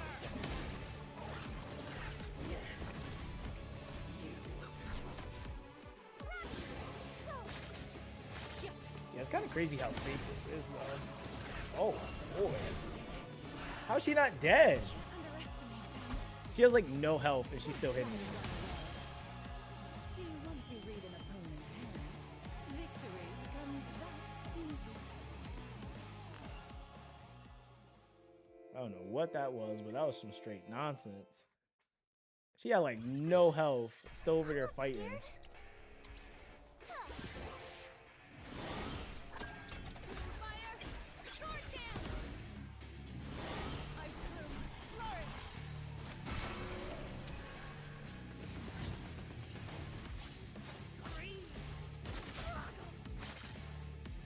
Yeah, I can't wait to actually like tune all my builds because I think that's where I really see the performance. I got to cut myself some slack. It's because it's like I'm always wanting to do it right the first time, but I'm like, man, I got to farm. I'm getting gear diffed a little bit. Said no choice but to let him through. Nathan and Kathos existing as a thing. Oh, okay, fair. That's just fun, man. That's fun.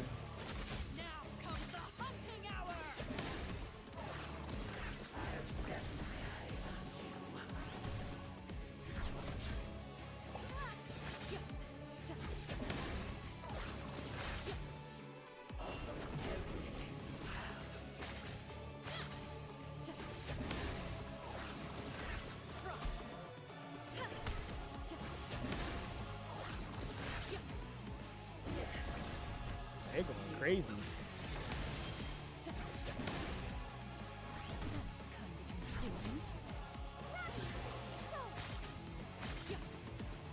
I'm not satisfied yet. Rose almost died right there.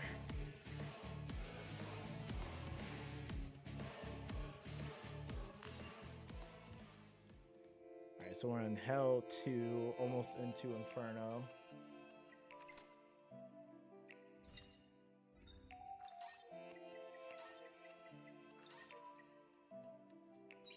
All right, and then we got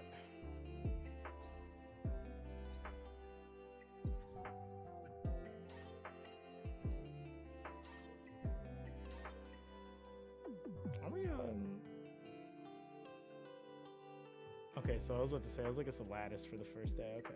Or the first week.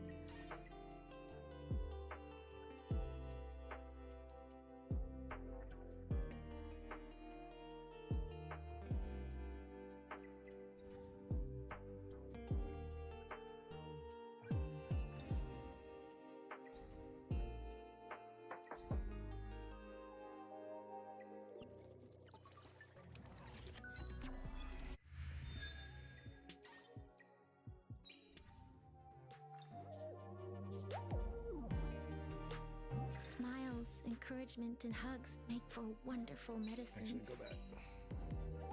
Upgrade shows.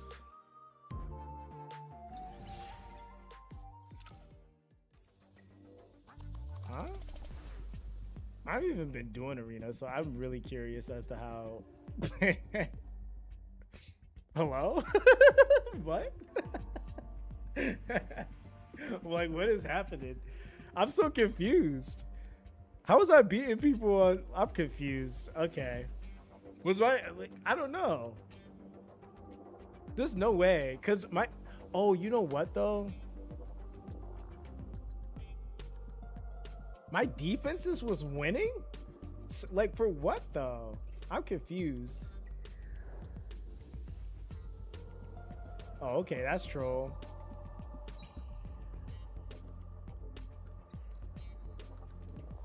Actually, I literally haven't been doing arena. I like legit haven't touched it.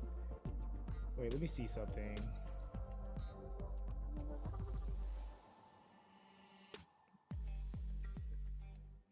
I just don't know how this guy, isn't this guy supposed to be like super busted? Xuan Chi. And I'm assuming you got a more up-to-date Messiah. Yeah. Oh, did I just like speed dip them?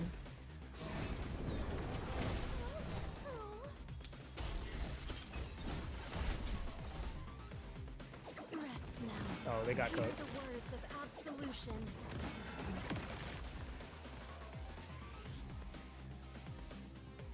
Wow. Okay. It's Ray Mary. She's just okay. Yo, take it easy, Ian. Appreciate you for coming through, fam. You have a good one, all right? Stay safe out there.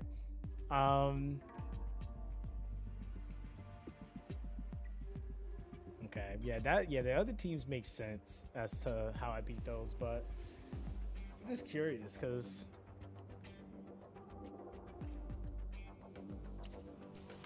okay, let's see here. Yeah, that Ray Mary blast is crazy. Let's see. They might be faster. I have no idea. We'll just try to get points here. With me here, nothing will go wrong. Oh, I lost. He said if you really want to enjoy Ray, get her on Amber Shell and sit back and enjoy the show. That's what I have her on for PvP. Like, dude, like when I was playing, I was actually like, I kind of cared about PvP. I cared a little bit. I cared some. I was like, you know, I put her on the Amber. I did. Now, is my Amber build good? That's another question to ask. I couldn't tell you because I haven't looked at it. Let's see. Okay, that's one.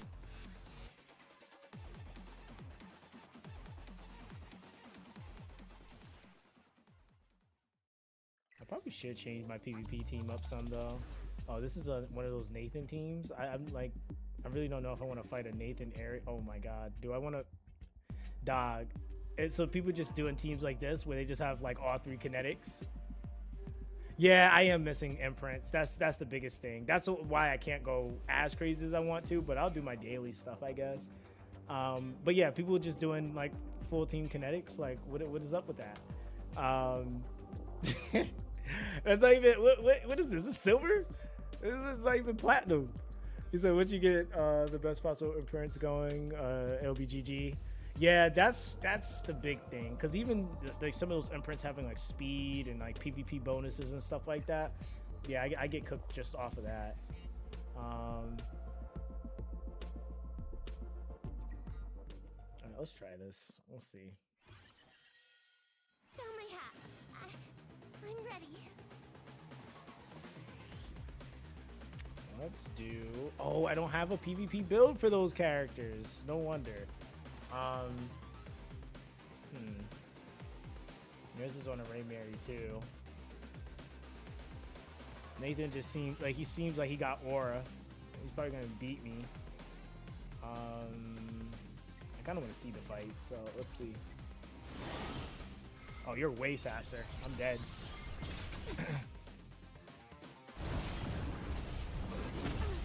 Oh my god. Hear the words of absolution. That was my first time seeing his ult.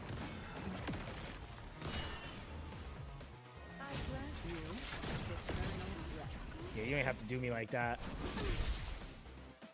Jesus. All right. I probably shouldn't have fought somebody with the skin, you know?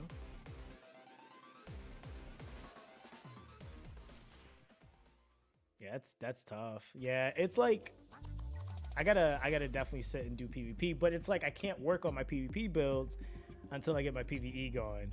Yeah, that's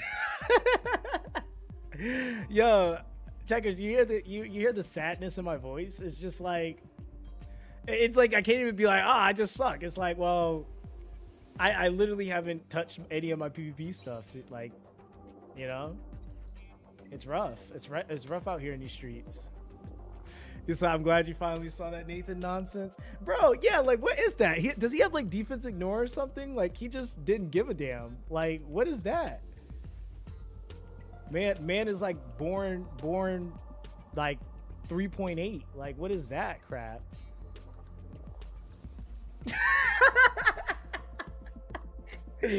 Zion said, "Don't fight Nathan if you're not ready to speed contest." Yeah, that is yeah.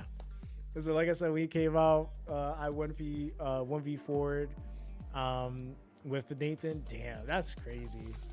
So you would so you have to use a wicked turn dot at close to 400 speed and mass to beat Nathan. That's crazy talk. Like, yeah, I'm a little ways from that because that's straight gear, and then that's the imprints and stuff like that too. Like it's just mad time.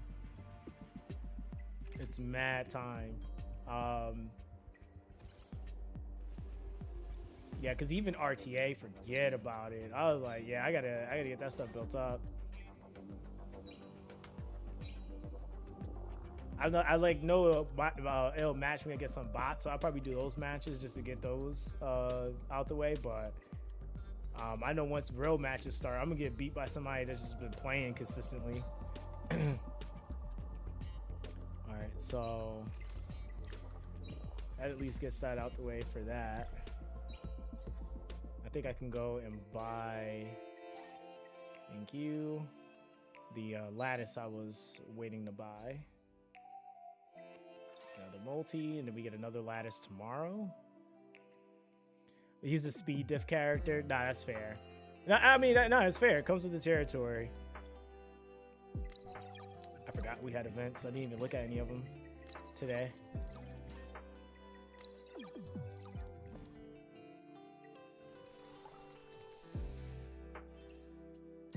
Thank you for that.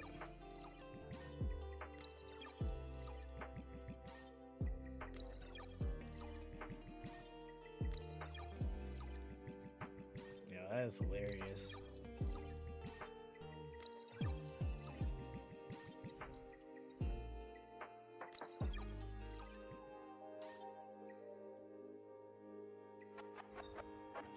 All right, let's see what we got left. Stability. I just save it because I get the lattice and then I'll buy the stability out before it goes away. I might get lucky and get 1200. Oh, actually, yeah, I should because we just got that boosted too. And we got a day left. I feel like there's some coupon codes I need to use and I didn't use them.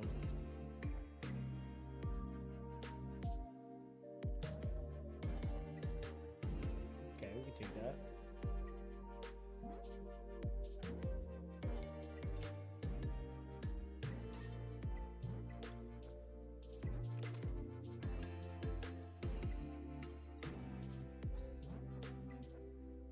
All right, let me see.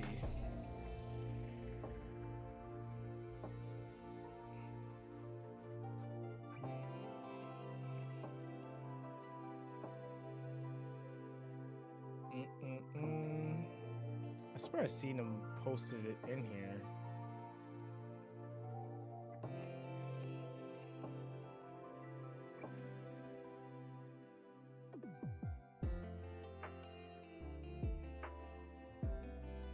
Oh, I gotta go through these forms.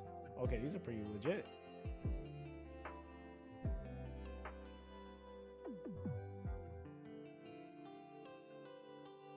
I swear we had a channel for it, but I guess not. Let me find this real quick.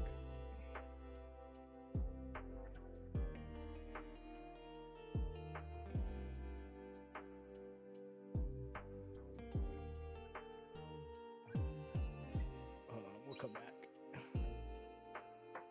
Hold on. People were asking. I forgot. Let me add them to...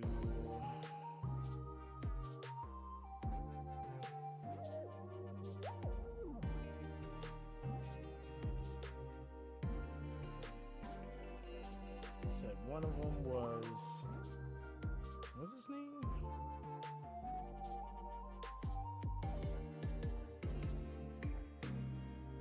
Oh, yep, there they are. Add these two to the guild. Okay, there we go. I think I used that one. Etheria Aerial? Yeah, Etheria Aerial. I think I used that one. Okay, so that's cool. Wait, now I'm actually kind of curious how that video did.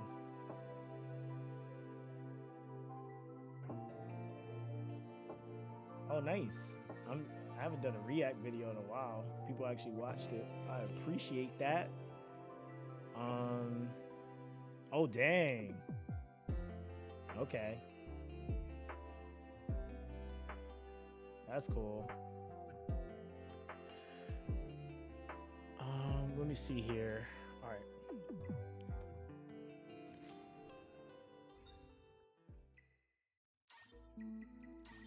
Get these out of the way for the daily stuff. Wait, I gotta get back into United Front. And that's another thing I can't really do as well. Because that's definitely way more sweaty than what it used to be. Is United Front.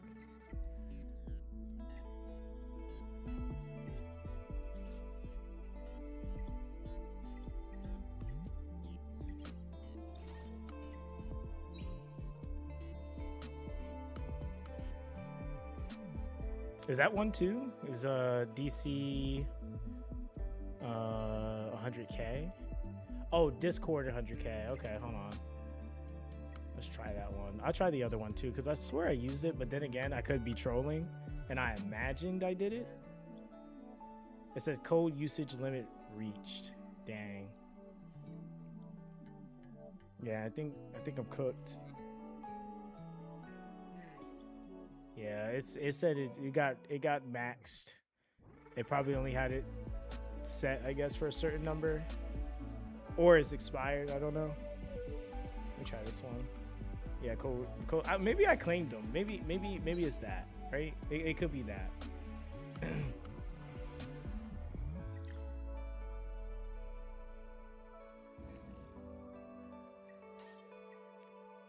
Let me finish this because they're probably waiting to go to the next one.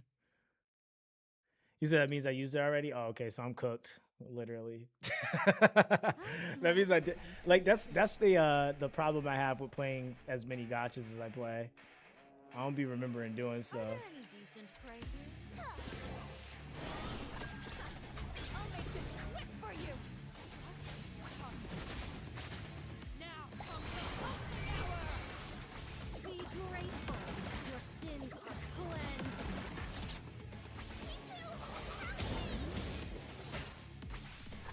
Fire! Sword dance!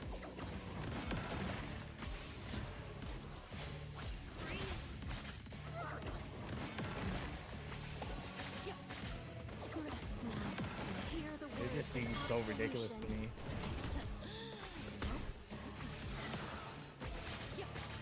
Be grateful. Your sins are cleansed. Rest now. Hear the words of absolution. Be grateful. Your sins are cleansed. Rest now. Hear the words of absolution. Be grateful. Your sins are cleansed. I'll make this quick for you.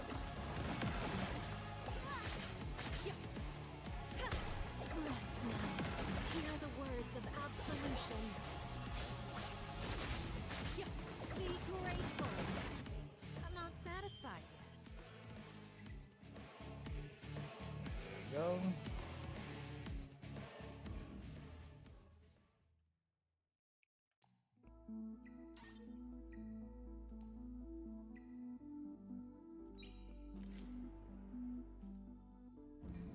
All right, so I can't do that one yet. That's cool. All right, let's see what we have here. So I'm assuming the prioritization here now, because this is now different. Octanodes, fragments.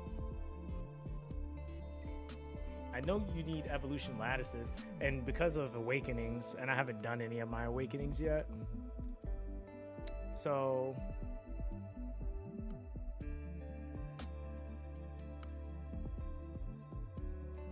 and then the vector alloy. Let me see. So yeah, octanoid. Yeah, I bought the lattice, golden lattice. That's 8, 12. That's 12 shard or 2, 4, 6. 12 shards. You need 50. It seems so pain.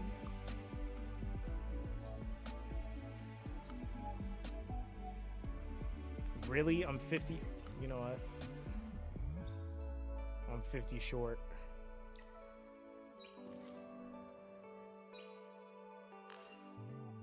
Go back. Arena.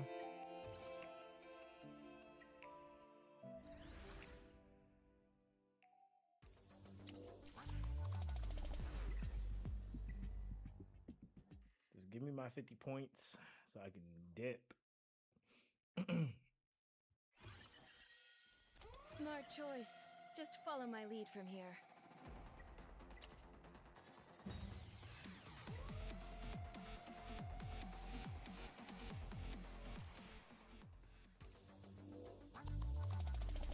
It's like I kind of want to hold on to, you know what's kind of interesting though? Like I'm now kind of wondering how I've been winning defenses if people have such ridiculous units. With me here, nothing will go But wrong. my offense is getting clapped.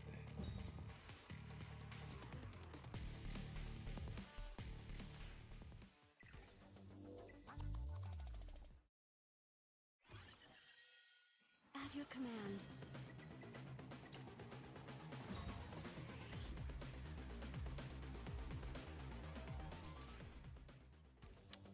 Kylo. Yeah, this probably makes the most sense just to burn it for currency. Found my hat.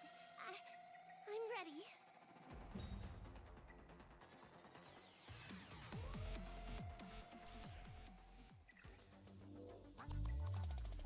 This might be me, but I'm not sure. I smell the scent of sin.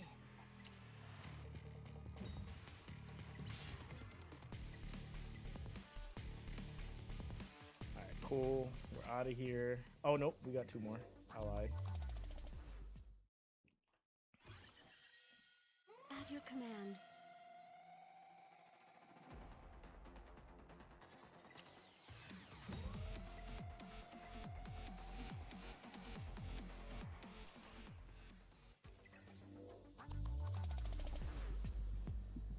Why not? YOLO.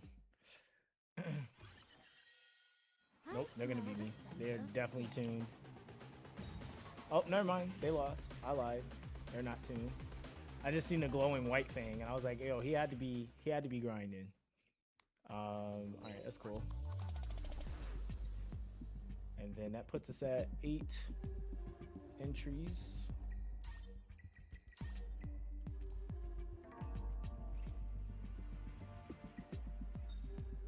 Thank you. Perfect Lattice.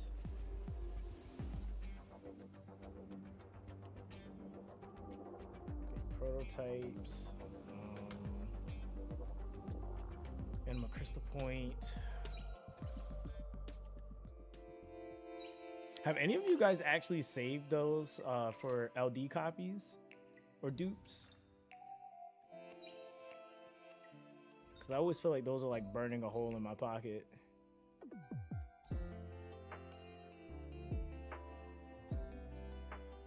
Yeah, because it's what, 15K? Yeah, 15K for an LD.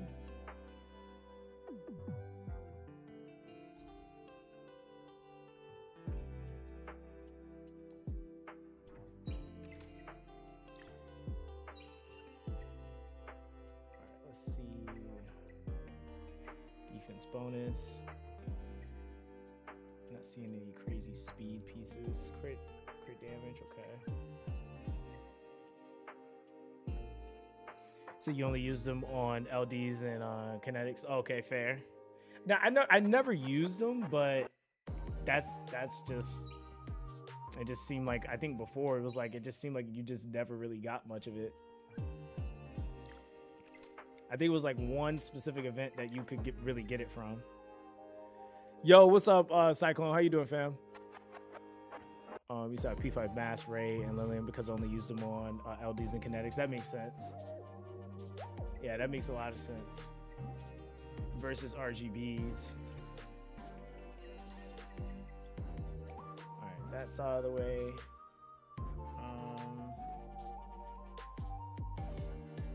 Probably throw like another 30 or so pots into Doki.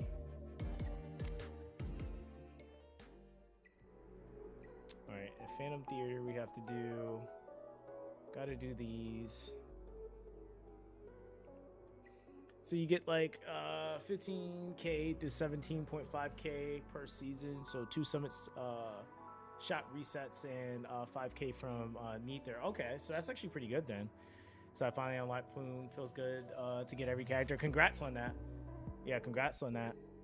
Yeah, I'll eventually get back to catching them all, you know. All right, let's see. What did they beat? They beat a lot without me. Of the same affinity. Okay. Yeah, that's like the point that sucks. It's like when you miss out, you gotta re-grind everything back. I'm ready. Leave it to me.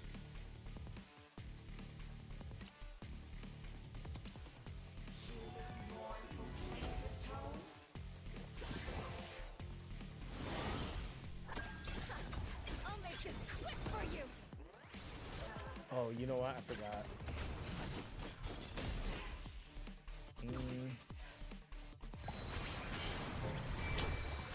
Well, it's not really much I can do because it's only one attribute. I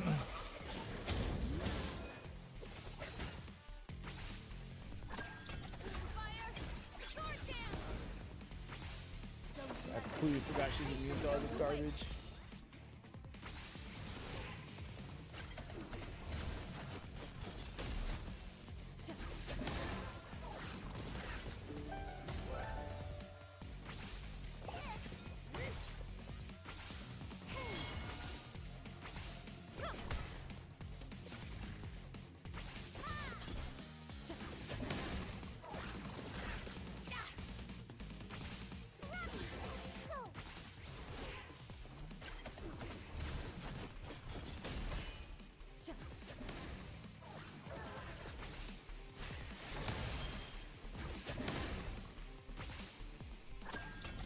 that dragon hits super hard. For you.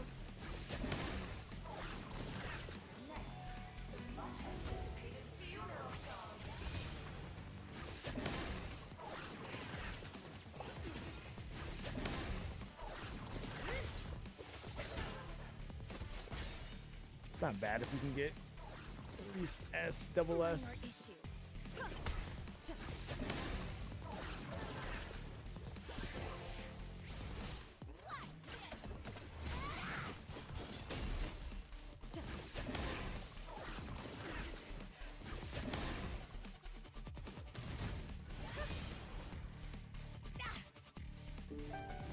Minor issue. Yeah, that dot stacks so fast. Strip that speed. That's the only good thing is that Plume has a strip on her.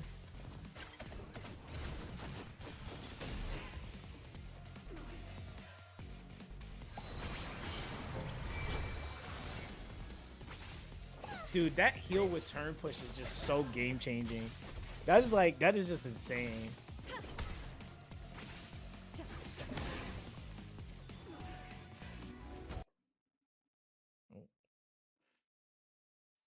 Oh, hold on. I don't know what that was. She's not gonna live. Yeah.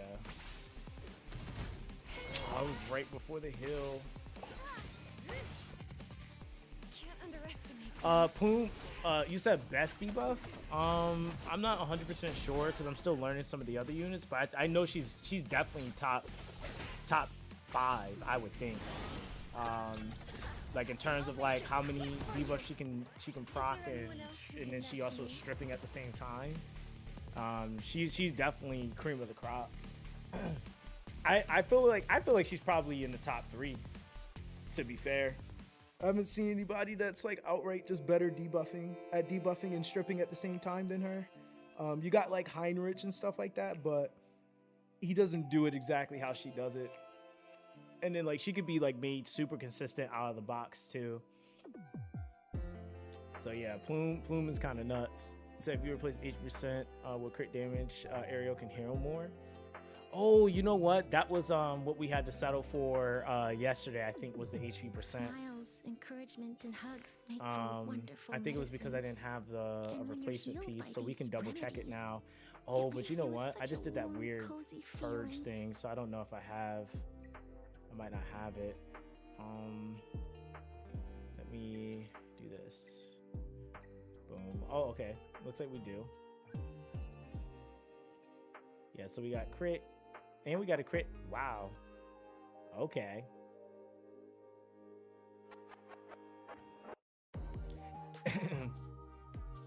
I wish this one had well actually hold on. And aren't we broken Wellspring anyway? Because what shell were we using? We were doing something on her that was like kind of broken anyway. Excuse me. Yeah, we were using a broken Fortissimo. So, oh, I can actually do that. It doesn't matter. For now. And we'll just ripperoni this. And it rode HP. Okay. We will take that for now. And then yeah, we still hit our Wellspring. So yeah, we're good. It's still the same janky broke build. There we go. And now that puts her at what is that? Wait, do we have her on more than 1 HP though? Crit rate, crit damage. So are we overstock though? Because we're at 99. I think so, actually. I think currently she is. Is that who tricked you back into the game? No one actually. Their collab announcement is what really got me back into the game. Yeah, that Guilty Gears got me, man. Rules. All right, When so I'm cool. feeling homesick, I look at these vials. So I'm See? peeling in my ears so you get a rough idea This how you one is want the her once color you of a mountain get proper stream, gear. All right, no and worries, this man. is the I'll definitely color go check of it the out. daisies that Yeah, because grow that's in my grandma's problem right window. now is just I gotta farm everything. It's like the grind. And it's like I literally like, and it's funny because I need to do everything. It's not like I just need to do one thing. I need to do literally everything. I need to do yeah, I gotta do Grim Pursuits like crazy. I gotta do all the thresholds again.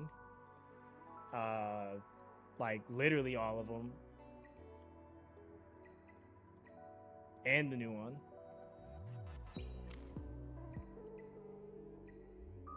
Okay. But yeah, it really all depends on how lucky I get though with like certain things. Let me actually try Anasync. I didn't really push this much after.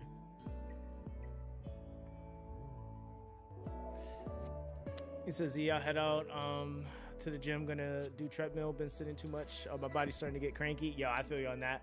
As soon as the missus gets here, I'm going to the gym myself. Okay, yeah, so we're gonna do this. You said we're sick back-to-back all-nighters. No one can fix myself but myself. No, that's fair. No, honestly though, get some rest, Loki. Like that if really that working out ain't gonna help you, it's that rest, man.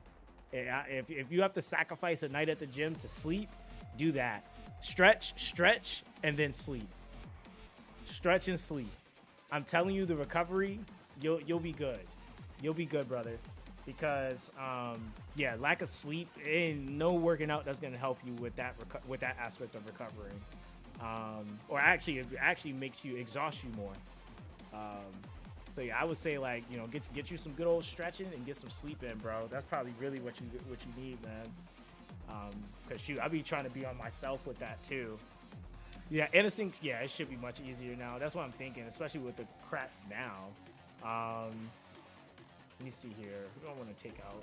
Let's do that. We'll go Rosa, because why not? Wait any longer. Take her out. I'll try my hardest. I just feel like Raymare is probably mad abusive in here too, which is the other thing.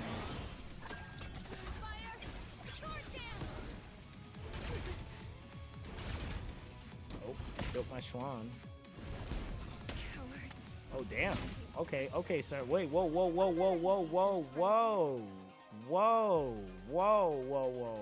We just got here. Now I gotta throw Raymare on you because you're wilding. We just got here. And you already acting up. I'll make this quick for you. I just gotta make my character slightly faster too. Your sins are cleansed. Man, he was over here acting up. Like, what are you doing here? Yo, the double. Yo, the double pushback like that though. Nope. Not even trolling. I think Raymare might be able to solo this. Not even trolling. If she keeps that defense break, she might be able to. Be grateful. Your sins are cleansed. There we go.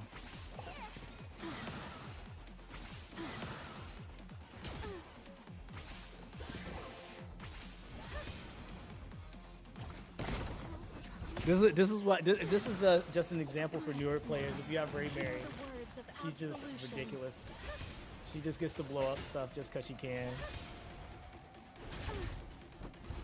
Oh really? Is that how we're gonna act? Do I need to like force target here? Brother, thank you. Be grateful. Your sins are cleansed. Yeah, that's GG to you, brother. You said max aerials S3 if you have the lattice. She'll start with her buff that pushes and heals. See, that's what I was like. I was caught at a crossroad because it's so much like to lattice for what I need to try to do. I probably will do that though because I think I finished Rosa's important skills I needed to. I think I did. But no, I was trying to get her damage where I needed it, but. Yeah, Ariel's very, very busted, so.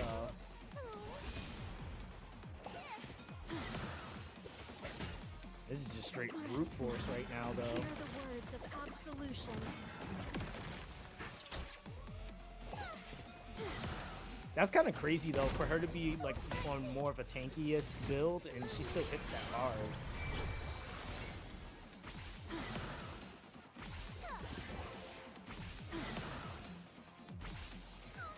You said, what's the max damage? Oh, so to also, like, to comment on what you said before, I'm not at true endgame, because I'm a returner player as of the moment. So true endgame, like, I'm missing a ton of stats. Like, I don't have my stuff fine-tuned. It's not up to the current standard for endgame. Current endgame is different. It's like crazy. It's not even just the gear. It's the imprint system too. So, you know, I gotta get that going. So I feel, yeah, Rosa important skills max are a good investment. Rosa is PvE queen, and there are more PvE stuff now. Yeah, it's a lot. So Jacquees the singer is a boss in Etheria. Never start. I'm done. He said, I just played some PvP and one with Ray. Oh, you've been Ray inspired, dude. Ray is just so fun. I like that. To me is what would make me play more PvP. Is characters like that. Like, it's just fun to see a character spam an ability like that. It is a little toxic, but you know, if there's a proper counter for it, it's just a lot of fun. Who's this? Oh, that's okay. I'll call her back in a second. I will call back in a little bit. All right. Let's see. Boom. Play again. And then let's see here. Okay. We're going to my skills. That's what I was going to check. I think I did the important skills I needed to for... No, I only did the skill passive. I only did her passive. So I think I'm going to do her... I might do her S3. Because I think this is where... Yeah, that's what I forgot to do. Oh, that's what happened. I was supposed to do this, but then I think I ran out of... It was the base material, so I forgot about it because I was wondering why she was off sync with her with Revelation, and I need this to be on sync with Revelation. So I was cooking myself. Okay, cool. That lets me know when I need to farm and do this slot battle. I know I don't.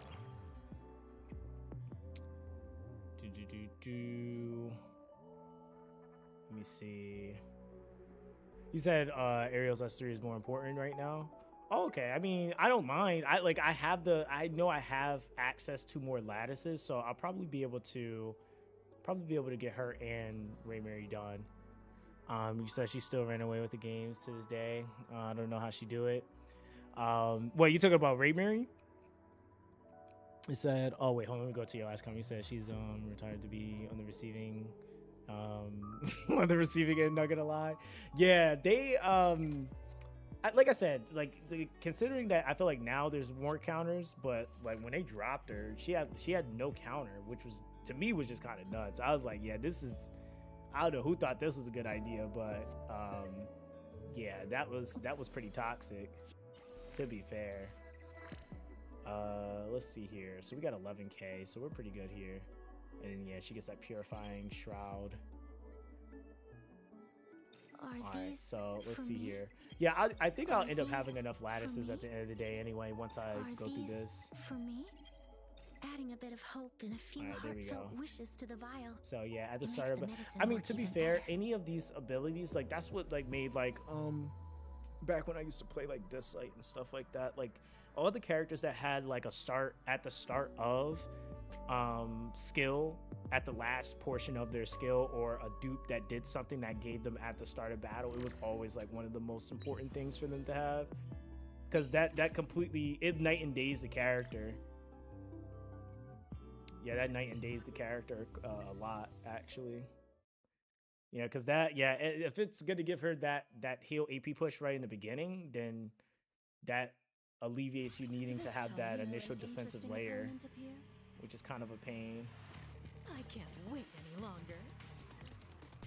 Then that allow, yeah, that's toxic. Yeah. And she's gonna purify that crap.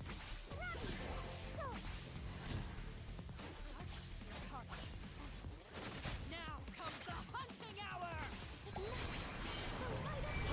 Oh man, that's you know what that reminds me of? That's like Valerian. That's literally Valerian. Like when it's like pre-skilling up Valerian for her to automatically have the bubble at the start versus like not having it. Like if it's like night and day the character. Those types of abilities are always just mad strong. Yeah, because getting to do that twice is crazy. Are you okay?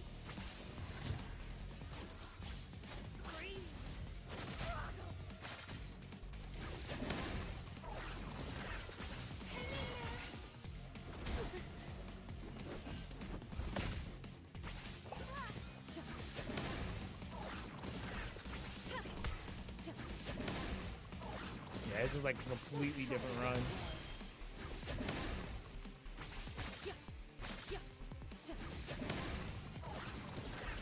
Damn.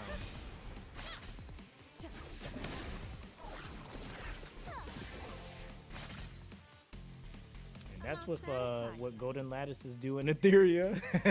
Like, yo. Yeah, yeah, I could definitely see her getting nerfed. I don't even know about that. That's like, and that's just one skill being maxed. That's not even like her being 555, which is nuts. Like one skill being maxed, and you just a whole nother character now.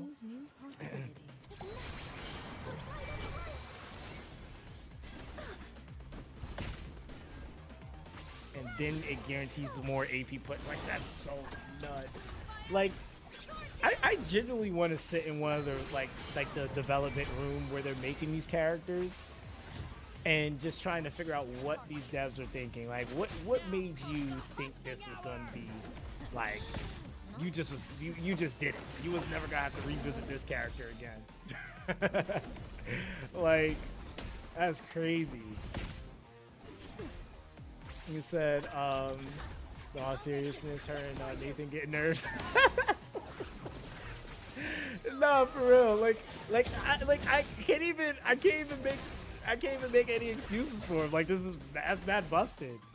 That's super busted. Man, that's really busted, man. You say you never install it again? Bro, do you even have any space to keep installing games, dog? I feel like you literally play everything on your phone. And I know my like just having HSR on my phone at one point, I didn't have any space to download anything. He said, good news. My phone moved from 2 lines in my screen to 3. That's not good news. That's not good news, bro. That sounds terrible. Yeah, that's crazy. Yeah, so this is autoed now. GG. It just gets autoed now. That's just crazy. Oh wait, you know what? I wasn't even thinking about that. I do have more free summons, and like, doesn't this go up to like 80 now? Yeah, 72. So yeah, that's a lot of lattices and a good amount of LD and summons just in general. There's a lot of lattice and LDs, and he said I would like to be invited to those discussions at the balancing team.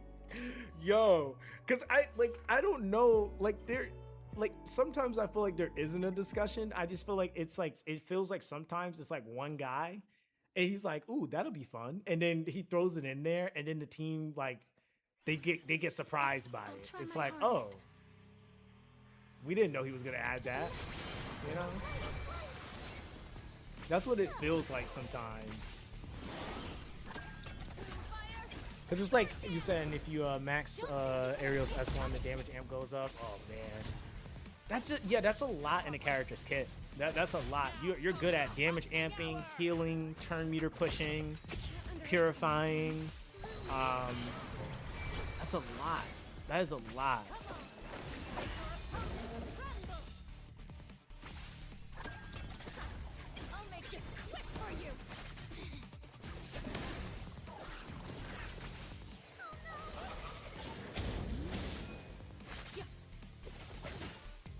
this is GG basically. I need Victor to get an awakening, just so you can bag somebody to death.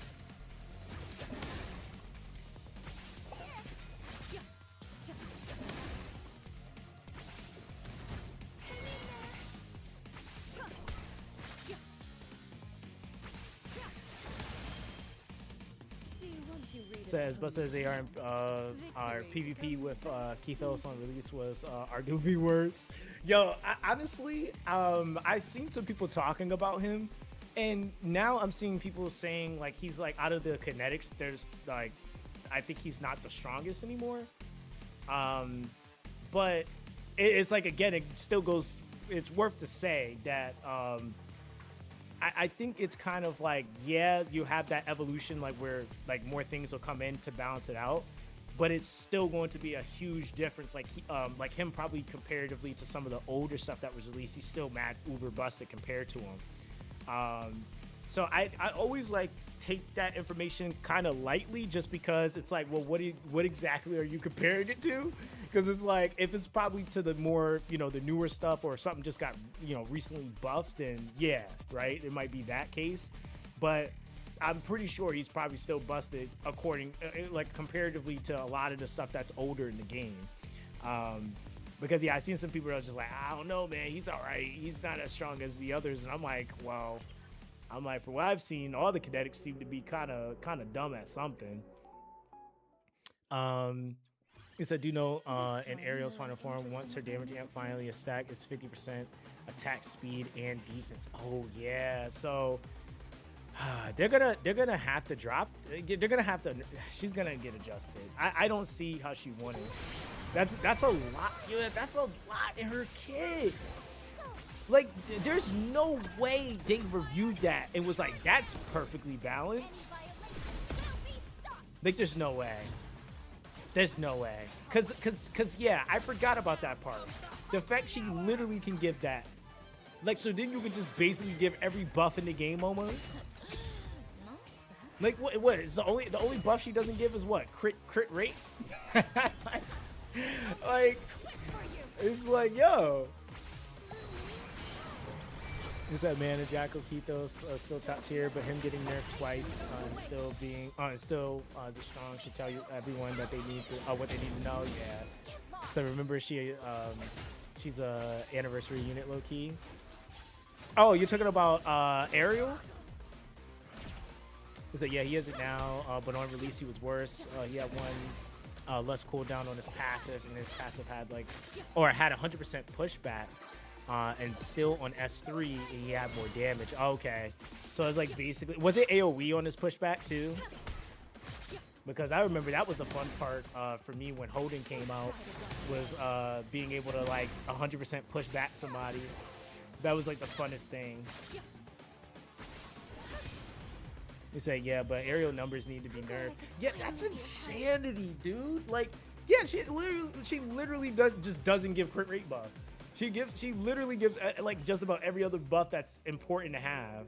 That's insane to have on one unit, dude. When I'm feeling homesick, you got, I look at these vials.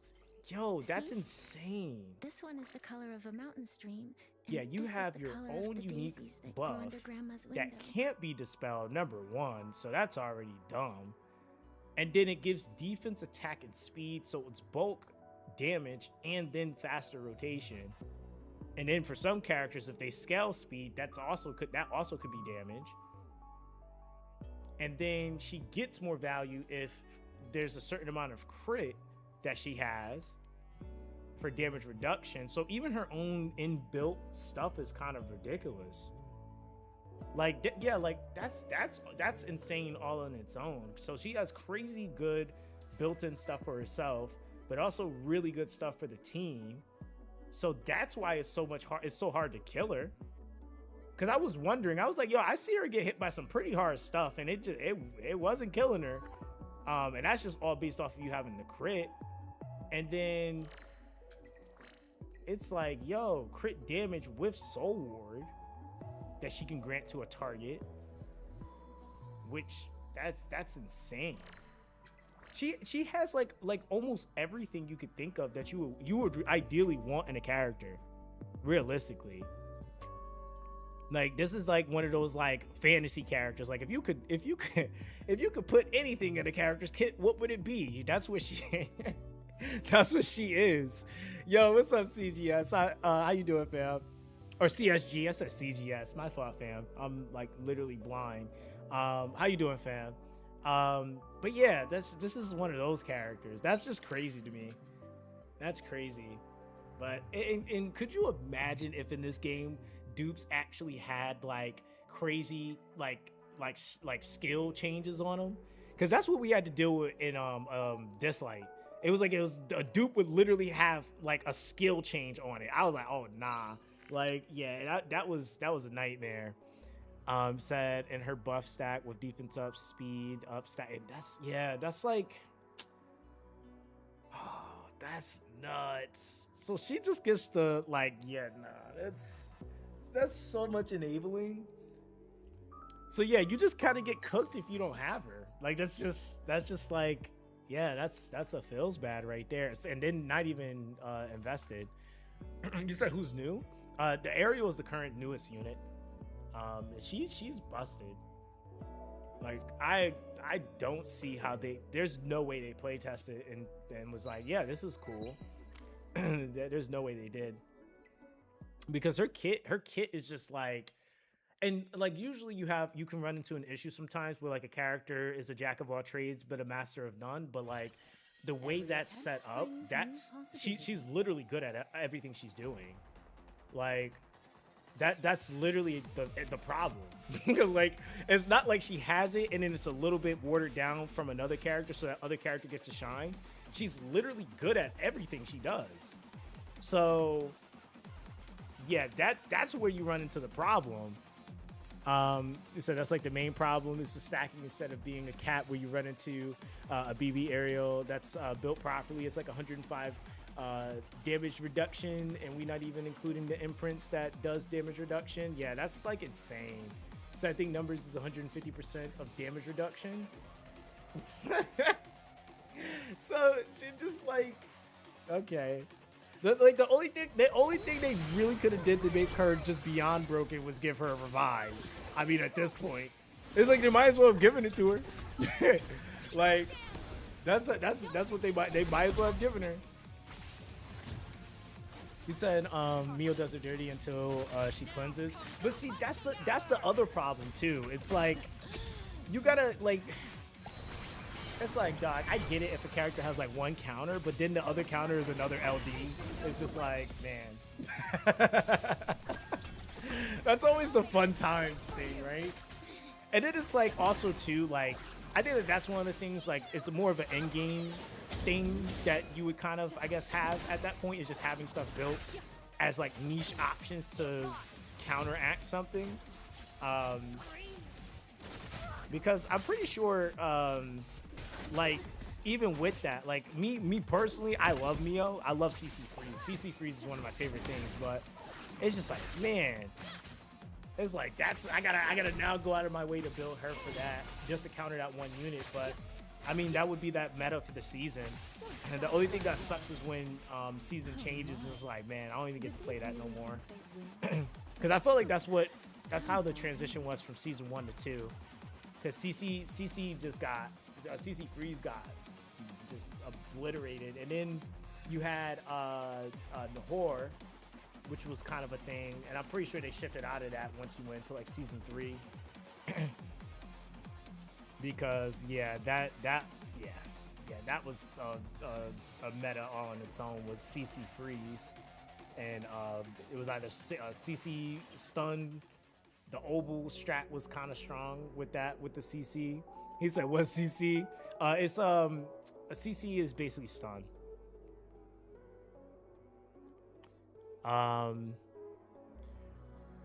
He said, I think he's saying Heinrich. Heinrich counters her and Navette. What are you running on Heinrich? You're actually the second person to say that Heinrich counters her.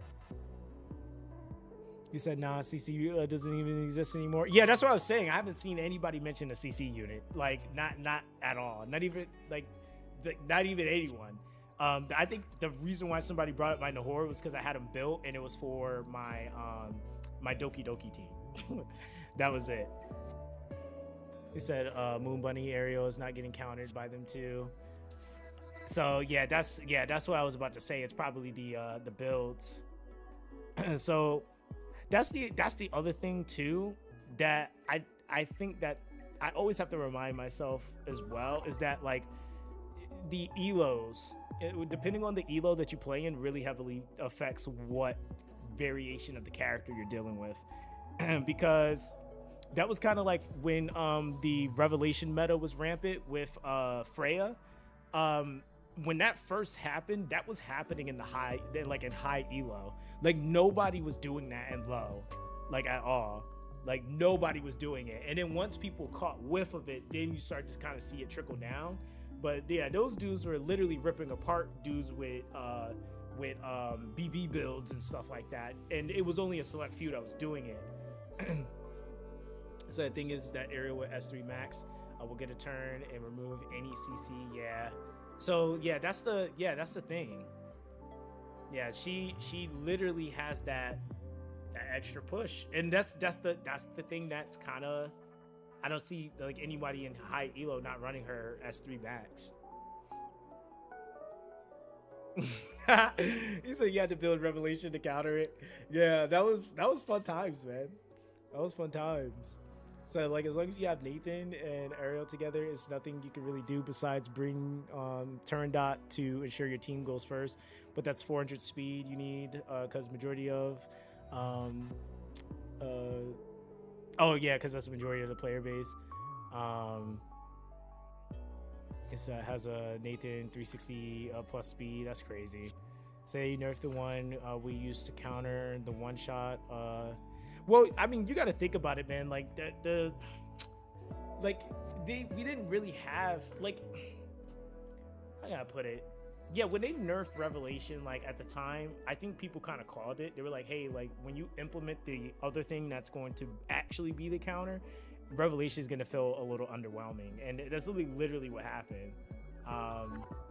Yeah, I do think that reverting stuff is, you know, not the worst thing, especially if now the game is more developed. But at that time, I think part of the problem was just so many people were complaining about it. Wait, the new version of BB Hills? Oh yeah, no, that's cooked. I didn't know that.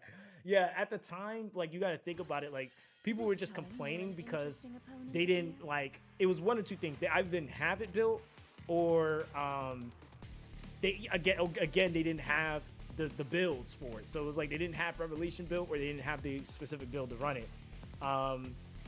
And that was also so short-lived really in reality because it was so specific for some of the characters that people were using it on. He said it's a new set, Unyielding Oath. Oh, okay. Oh, so you're doing BB with the, okay, got you. Okay, so you're doing that with Unyielding Oath. Okay. Yeah, I did see some of the new sets. I gotta actually read them all.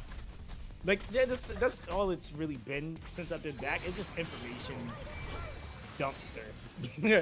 It's just a lot. Like, it's the new features, it's the new sets, it's the new dungeons, it's the builds for the dungeons. Like, you know, so that's extremely slow, but I guess we're not in the same elo, so I guess it's fine.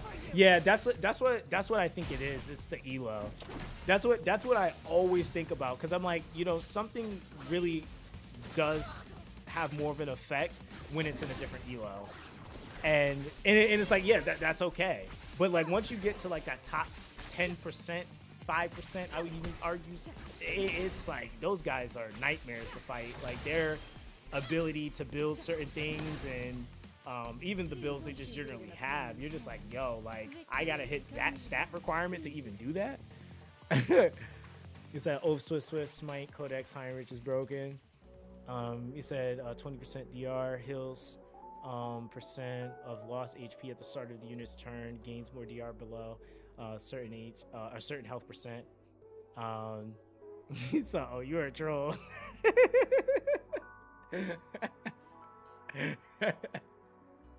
Yo, Hey, listen, and you know what though? I will say, Every attempt brings I was one of those guys. I would try to like do certain builds and stuff like that, but again, I gotta get back up to par so I could try to do some janky builds and see if they work. That was funny. He said, "Oh, you a troll."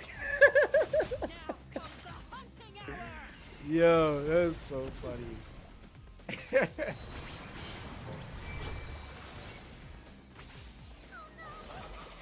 So, oh, by the way, they gave us Linglo 555, which is nice.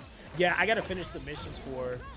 I gotta check and see. I think my class had some skill ups into her already, as well as no, I didn't build Leon. I reset her in the beginning. So I'm definitely gonna go back and do those, so I can just get them out the way.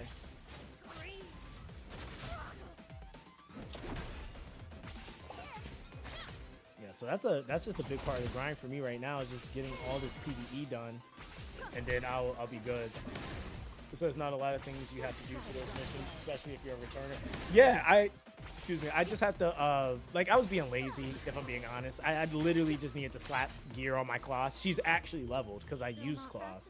Don't you think? So I just needed to put gear on her, and I just didn't bother. Because I had to tune it some so that she rotated properly for the run, and I just didn't want to do it. So I gotta actually go and mess with her. Because yeah, I should have definitely been done by now with it, but yeah, I was being lazy. That and also playing like 50 other games. Well, I'm lying, it was like really 3. But yeah, making content and stuff like that, it's kind of another thing. But I was getting those extra lattices and stuff like that. Yo, what's good? Primo, how you doing, fam? It's like class being 555 is nice for PvE contents too. Yeah, I mean, that's the thing, is like those units, especially like, again, they're 555 units. I'm not complaining, because that's, especially if they're giving you the lattices for that, that's lattice I don't have to invest. Don't be so Right? serious. Yeah, so like I did her skill 3. I was running a 115 class for the longest time. So yeah, I did that, and then I was running a 511 Ling Low. So yeah, having the extra kind of like does suck, but it is what it is. I'll make it work for what it's worth. I just wish I had the reset, because I definitely would have reset to get some lattices back. But it is what it is. We'll have to wait till the next season. And I'll probably wait, actually. He said now you can convert the lattice back. I'll probably wait till the next season though before I put skill ups into them, because I can't get them back right now. No, isn't it only that one window at the beginning of each season? You said exclusive lattices could be swapped out for free. Oh, okay, so I can get back the ones that I did put in. So you said you can convert the extra.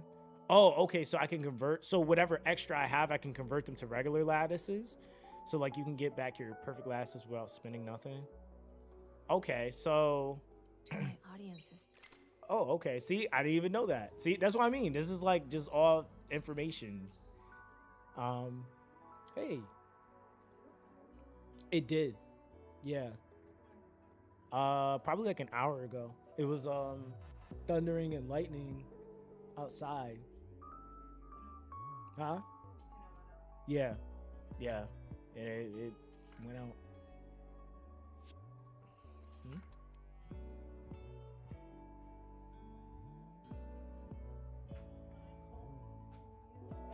Okay. You look.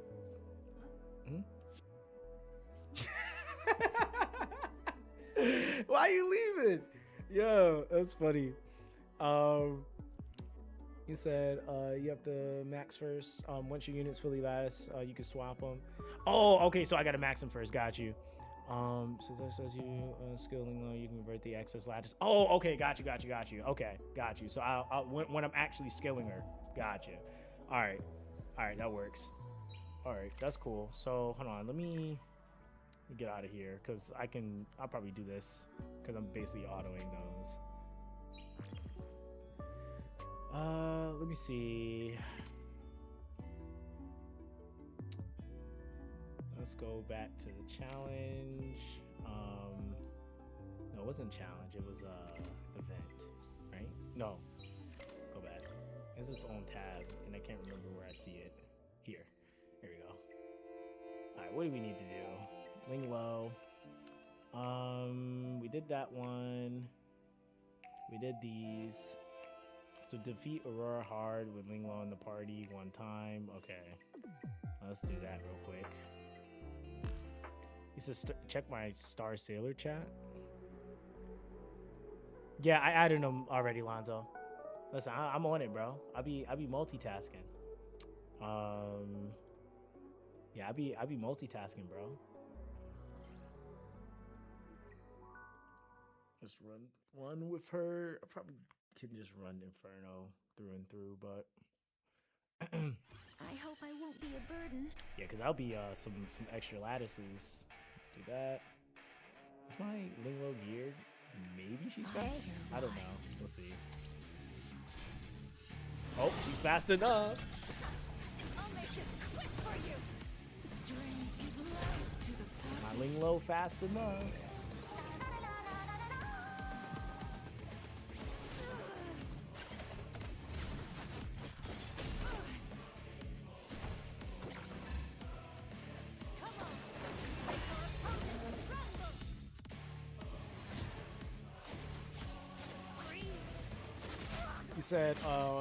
He said you're surprised people are playing it.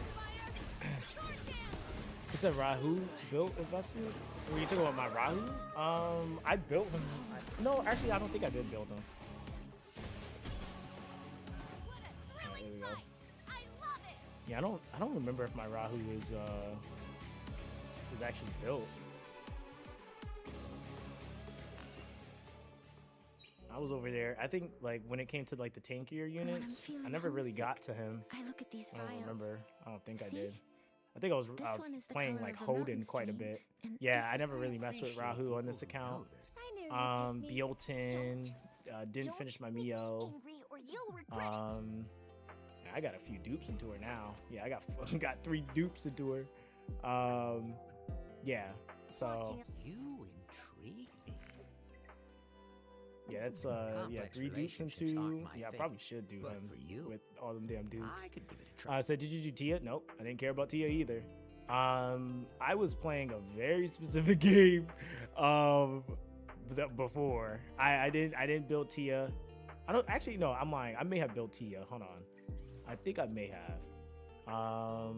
Yeah, I did build You Tia. can't I just handle my never rage. really used her much.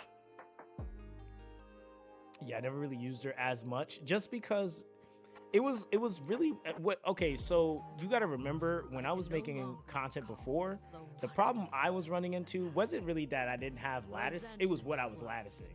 Because I was latticing stuff so that I could do content to help players. So I wasn't really focused on PvP like I needed to be at the time. I was mainly focused on trying to help people get to the point of being able to do PvP. So I was like skilling up stuff that didn't even need to be skilled, really. Just to see if it was valuable to skill it up and stuff like that. I was wilding. I think the only character, like the first character I like legitimately 555'd and it was intentional, was Yelly. So Yelly was the first character I like maxed out on my account. And then I think Plume was actually the next one. I think Raymary may have been the next one. Meet Oh no, Rowdy. I lied. Lily was up there, and then it was Raymary. Oh, Lilium, then Bring it on. I got Raymary, this. or no, Lilium, Lily, then Raymary. That was the ones I did. But yeah, other than that, most characters that I used got about 1, maybe 2 skills lattices, and that was all they was getting for me.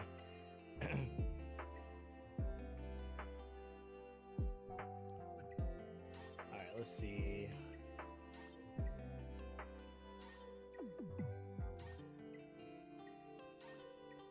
Dog, just that one. That's like funny how that one stage was like a bottleneck. What was that? Clear GP outpost with Ling Lo in the party one time. That's like such a random mission.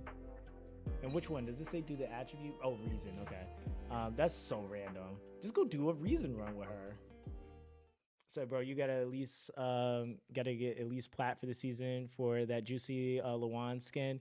Yeah, I'm still gonna try to push PvP. I am. That's why I'm trying to get all this PvE crap out of the way, man. It's just so much. I'm just like, dude. Let's do this. Take Freya out. We'll go this. I hope I won't be a burden. Yeah, that's fine.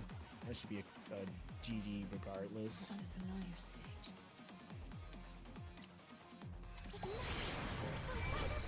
So you got Freya built. My Freya is built, but I think she's not built to the current season. She's built for previous seasons. So yeah, I'm definitely try to push more of this PvE stuff off screen, so we can actually like do more of the PvP focused building stuff.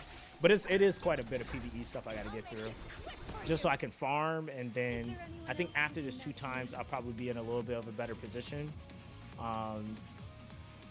Definitely got to do my max refills per day. So that's something I have no choice but to do if I really want to kind of catch up on some gear and stuff like that. Nah, this is kind of crazy how much of this they give you. And then defeat Inferno with Linglo in the party. It said PvE is fun. No, it absolutely is. I'm enjoying myself. I'm not complaining. I'm gonna be honest. It's definitely fun, but yeah, that's the where the stuff you really want at the end of the day is gonna be in the end game. Okay, so this should be a okay-ish. Let's see how it fares. I'm just not getting any damage amp. That no damage amp, no more speed, no defense. There's like so much crap you get from Ariel, which is not even funny.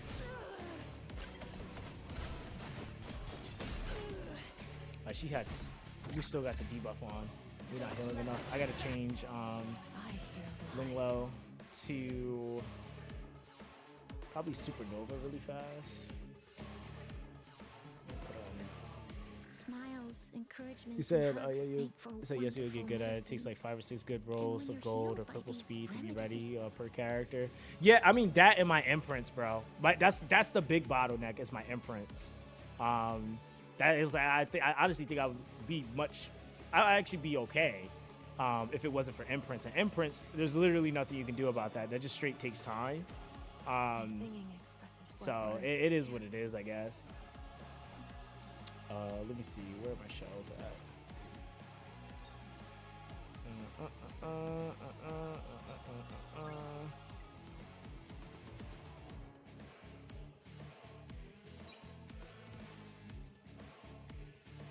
Oh, you're talking about for the run?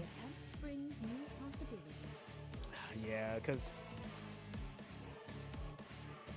hold on, let me see, because I feel like Supernova, I think that's what I was using before to give myself the excess heal, but I'm still going to be lacking on the damage. It's just kind of crazy, bro. And I need her on a cure, probably. Nope. Oh, my God. Actually, no, we just got it off. That was enough. It's the excess heal. Yo, what's good, Rashawn? How you doing, fam? Okay, we're good. Yeah, I used to use Supernova for that crap because I think it's that passive. It's like a slight heal that she gives that would do the remainder, but it was never outright for the heal itself.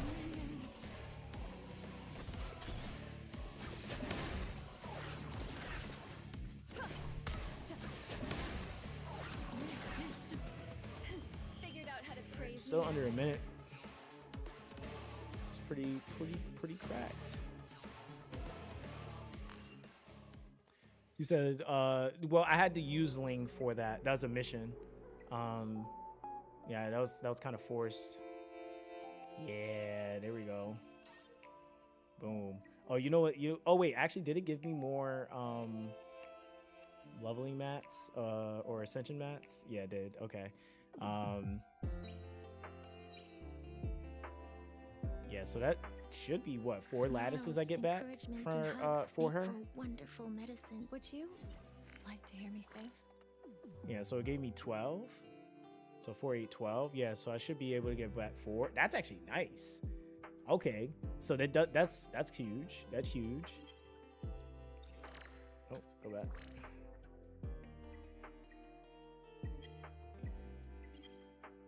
What an incredible feeling. What an incredible feeling. Thanks for your help. Yeah, so that's dope. Okay, Etheria, I see you. That's kind of cool, you know. What an incredible feeling. What Now an here we incredible might run into some feeling. issues because your boy will. Let's do this.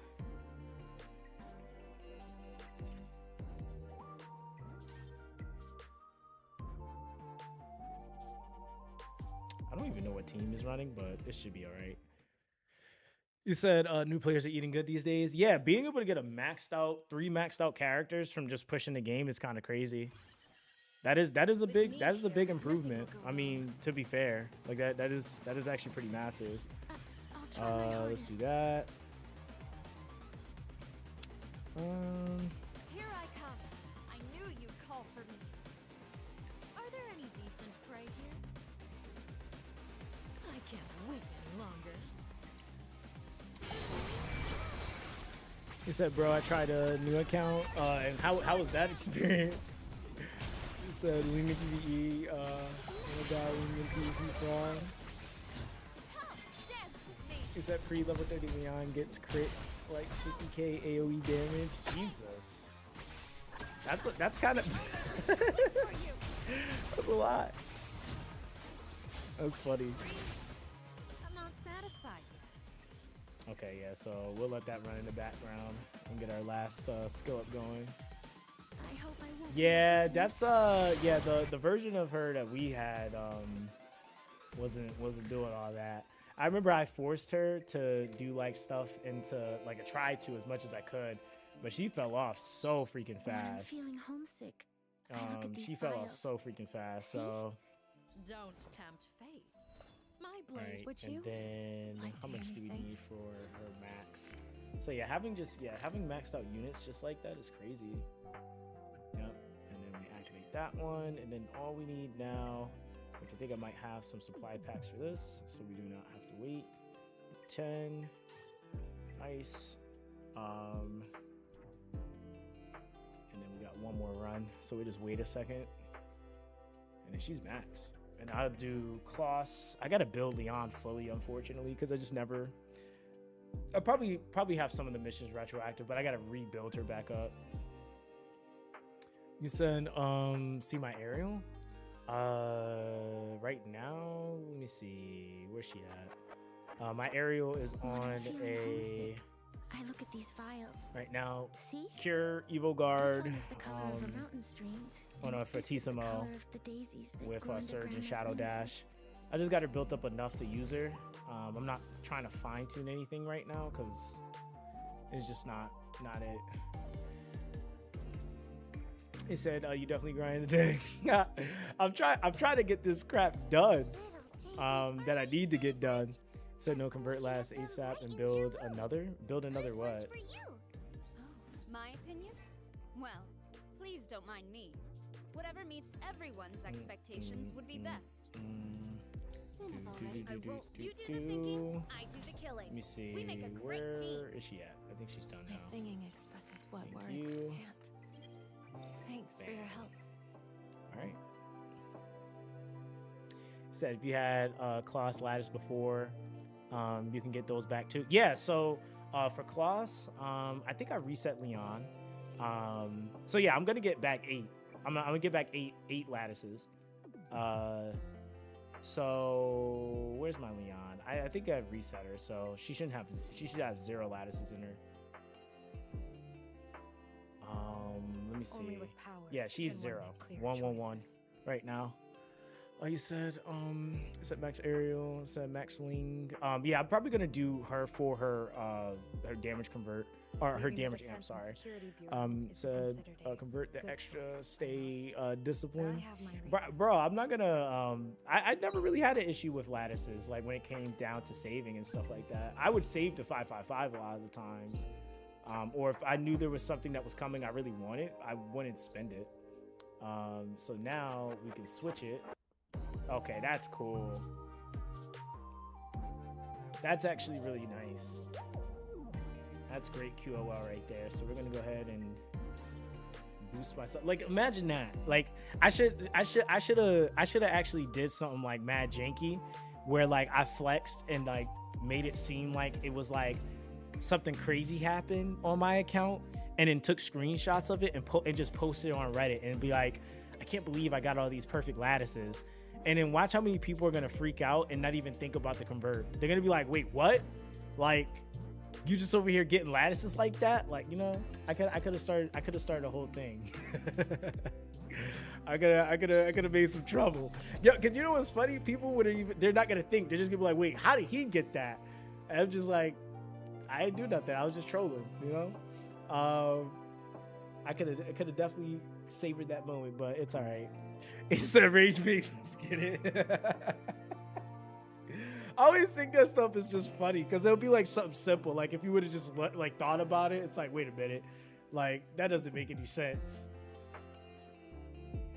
So I got back 12 because season 1 I had invested into my league. Yeah, I mean, I would like a lot of people did. I was one of the few. Like I just went skill 1 on her. But yeah, that's such a nice incentive in my opinion. Like if you already did it, you didn't get the conversion on it. That's insane, because that for me is like that makes that so much more worth it if you had did it prior to. Let's see here. We're in Doki as of the moment. We got to do Inferno anyway, so might as well throw her in. So I was getting my core group going for PvE. Yeah, that was like I didn't worry about Ling until like she was like one of the last characters I started to work on. Definitely wish I would have worked on her a little bit sooner. All right, let's do this. Where should I cause a ruckus today? I want to see something just out of curiosity.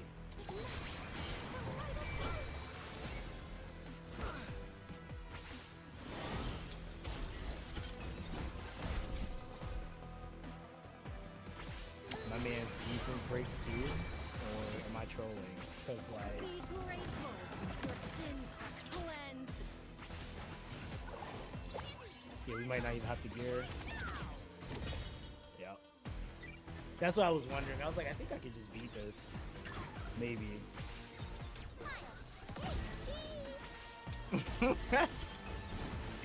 They got like no gear on. She literally has like no gear on, which is funny.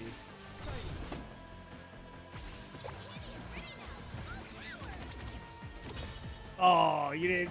Dude, it's all right. Great barrier finish.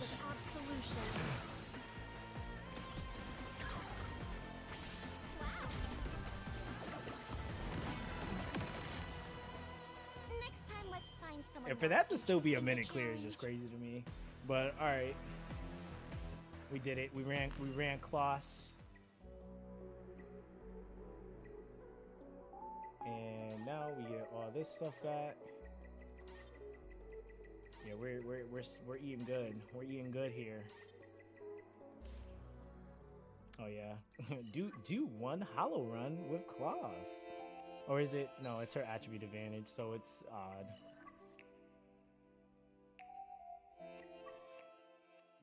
So it might just be a imprint equip diff. I don't have any. I don't have any on her. I can't wait any longer. Let's see. I actually like. Okay, so right now I think I've rolled 2. I legit think I made like maybe two or 3 imprints. I like haven't even touched it really. Like I just left it. I was like, yep, this looks like trash. Oh wait, hold on. Smart choice. Just follow my lead from here. Who are we taking out for this? Take me out. Ta-da! Genius hacker Dulucat. Does that mean you could slap her on Butcher at level 0? Oh, you're talking about like putting one on her. Come, dance with me. Ooh. To max and convert even good. Use lattice on the top 10 must be units that you have. Well, that's the thing is that it's probably going to be, again, it's still going to be my PvE focuses, Still really. not fast enough, Um, don't you think? So you doing well, man? Hype for you? Nah, I appreciate that. Yeah, I'm trying here. I mean, again, it's you just gotta sit and do it. That's really all it is. And then also because these characters are 6-star, this is just 6-star food, which is great, or fodder, I should say. There you go. That is done. So I haven't been on since Plume release. Might need to see what I've missed. I mean, bro, you missed a lot. If it was Plume when you last played, like, I mean, yeah. I would say do it because, like, to get back on. One thing I would say, right? If you were gonna be that guy, you could. But one thing that I was like kind of paying attention to is actually the restart time. Something they added. It's called the dormant coffer. It stores up to 60 days of inactivity resources. So I would say personally, if you were going to jump back on and then not play, then at least in the back this will be happening. You said a whole new game. Yeah, bro, like people thought I was like trolling when I said I got on the game and it just gave me mad stuff. Like it gave me literally 180 pulls, 6,000 crystals, 60 stamina pots. Then for doing the welcome back, it was still another 2,000 crystals, 90 pulls, a wish, the quantum cipher box, which I gotta figure out where this is at because it also has 4 perfect lattices too. So yeah, it's a lot. But it also goes to say, I think it's within 21 days, the perfect lattice, quantum cipher box, and more are there to claim. Plus exclusive returning gacha pull called the Covenant. And the Covenant has a boosted rates on it. And it has, of course, every unit in the game. So some people literally get on that and then they catch up their account from that. Like they get kinetics, they can get the LDs they miss. It's a crazy catch up mechanic, to be honest. But yeah, returner path, right? Log in, you get some bonuses here, right? That's where my quantum box is, and I'll probably get one of the RGBs that I really need from here. Just kind of all depends on what I might need in another 7 days. And then you also have that's the returner invitation. There's something else. No, not that. Oh yeah, you will have a 2 times up for 7 days. Link again happens for you as well. So I'm going through that at the moment. I'm about to be at the first section to get the lattice, but then the second session, which you did this event before, it'll give you I think it's a random SSR, but still another SSR and golden lattice. And then there's just more PvE content to do. If you plan on spending at all, yeah, there's quite a bit you can spend on. Like this is like $5, but it gives you, was that 2, 4, 6K crystals. And when you actually price check that, it's actually a really good price because if you were to buy, like for example, let's see, crystals. And let's say you were to buy this for $5, you would only get 300 plus the extra crystals, so 600 crystals. So you can get 6,000 crystals for $5. I mean, it's kind of like super easy. We caught them in our web purchase things that they knew people were gonna buy coming back, especially if they spent. So yeah, that's its own thing. And then there's like a returner banner. A returner purchase packs that you can get that have like let me see, not this one, It's like has some LD stuff in it. Yeah, this. So you have for $100. I know some people probably will do this because it gives them a box that allows them to have access to any LD in the game. And then they get 2 lattices and then 8,000 of the module essence, which is, you know, that's its own thing. But yeah, people are absolutely, especially spenders, are going to buy something like this. If you do decide to do something like that, I would say, from what I've seen, Xuan Li and Xuan Qi, you would probably do that after all your pulls, though. But then again, you might not even need to. Like, that's the thing. Like, this is, again, I feel like an extra luxury. You could get very lucky on your covenant and be right back to where you need to be. You know, so. You said Ray Mary just ran away with another game, easy win. Bro, yeah, Ray Mary is just, she's fun. I can't wait to really be able to use mine like I want to. All right, so let's exit that. Let's go to Smiles, encouragement, and hugs class, make for and this will probably be the last thing I'll get out the way right now. And then we'll convert her stuff. My brain is working fast. Oh. Who says I'm not exercising? Oh, hold on. My brain is working fast. Interesting. There Just we go. the right time for system upgrade. Who says I'm not exercising? My brain is working fast. I had 3 dupes in the class, imagine. Interesting. All right, there we go. Just the right Maxed time out for class. system upgrade. And that took me from, I think I only had like 3 or 2 lattices. I think it was 3. That now puts us, let's do the switch. Yeah, 11. Yeah, I got 11 lattices. Yeah, so I had 3 before. So that just put me back at 11. So technically, once I go through and I clear,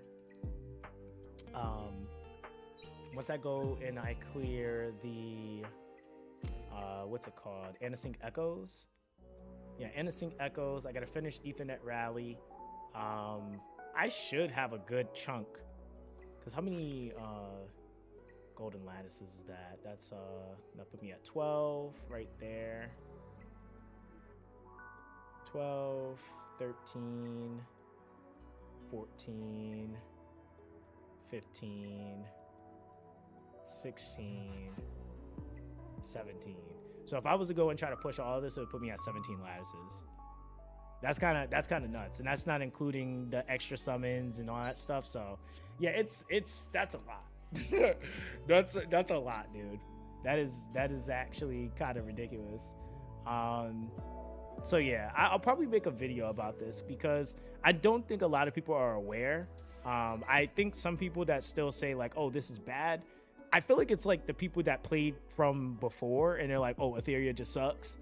But yeah, where the game is currently, I feel like for me personally, this is a doable state to play in. You said story hard mode gives you a minimum of 10k gems, excluding some. It's I think it's like more than that for sure, because I had dropped almost like 10k summoning on the LD banner. And then there was like all the standard pulls that you got for free too. So there's a lot of currency in the game right now. That's why I kind of like, if I wish the game was like you could scale it that way, but I wish I could get like a crazy start and then just save everything on a fresh account. Like that would be kind of cool to be able to see how much currency is in the game, because there's so much. And then that's not including, again, like still have like your weekly content and crystals to get from that. You got your arena, you know, you got your union stuff. Union shop is more currency, so it's a lot. It's a lot of currency, and I still feel like I got so much to get. So okay, cool. But all right, I'm gonna try to hard push this stuff as much as I realistically can. But yeah, I think what I'm gonna do, since we got done, what's good, Milton? How you doing, fam? Since we got done hard Ember Trek, because that was an accomplishment. We finished that for the month, both normal and hard. I'm gonna do Ethernet, get that out the way, because then that'll solidify the shards that I need. So that'll probably give me like another lattice or two. You said, have you seen the double speed chip? Are you talking about the imprint? Yeah, so like look at this. Like I just got this sitting. I was like, yo, I'm about to roll this like pretty crazy. But yeah, I just gotta mess with that. Let me see here. I just gotta get my RGBs back up to par because I don't think I have a really good damage dealer for this. And actually, I probably need to use Kloss for this, actually. Yeah, I did see it. Scion, he's been like keeping me up to date on some stuff because I was looking at stuff from his account. That's why I was able to see some of the stuff. But he's been playing. Like Scion's never stopped. He's never stopped. You said you gotta do that ASAP. Well, I'm at the mercy of time. There's only but so much you can do in a day with it. It just really is whatever. Oh, go back. It's really whatever the game allots me. I was hoping my dispatch would have been done by now, but I guess not. Yeah, we still got like 4 hours on it, so or 5 hours, so that's not gonna be done till tomorrow. I guess if that is the case, I wish you could see more of the missions so you knew what you were doing, you know. But my fabrication hub, I'll level this next. Puts me on A tier, so yeah, Saya never stopped, so his account's up to date. Yeah, his account is pretty up to date, so I'll save that for now. Open supply. I still have one. Oh, I do. I still have another weekly.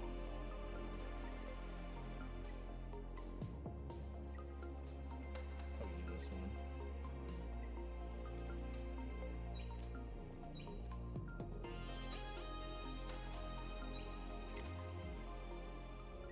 All right, there we go.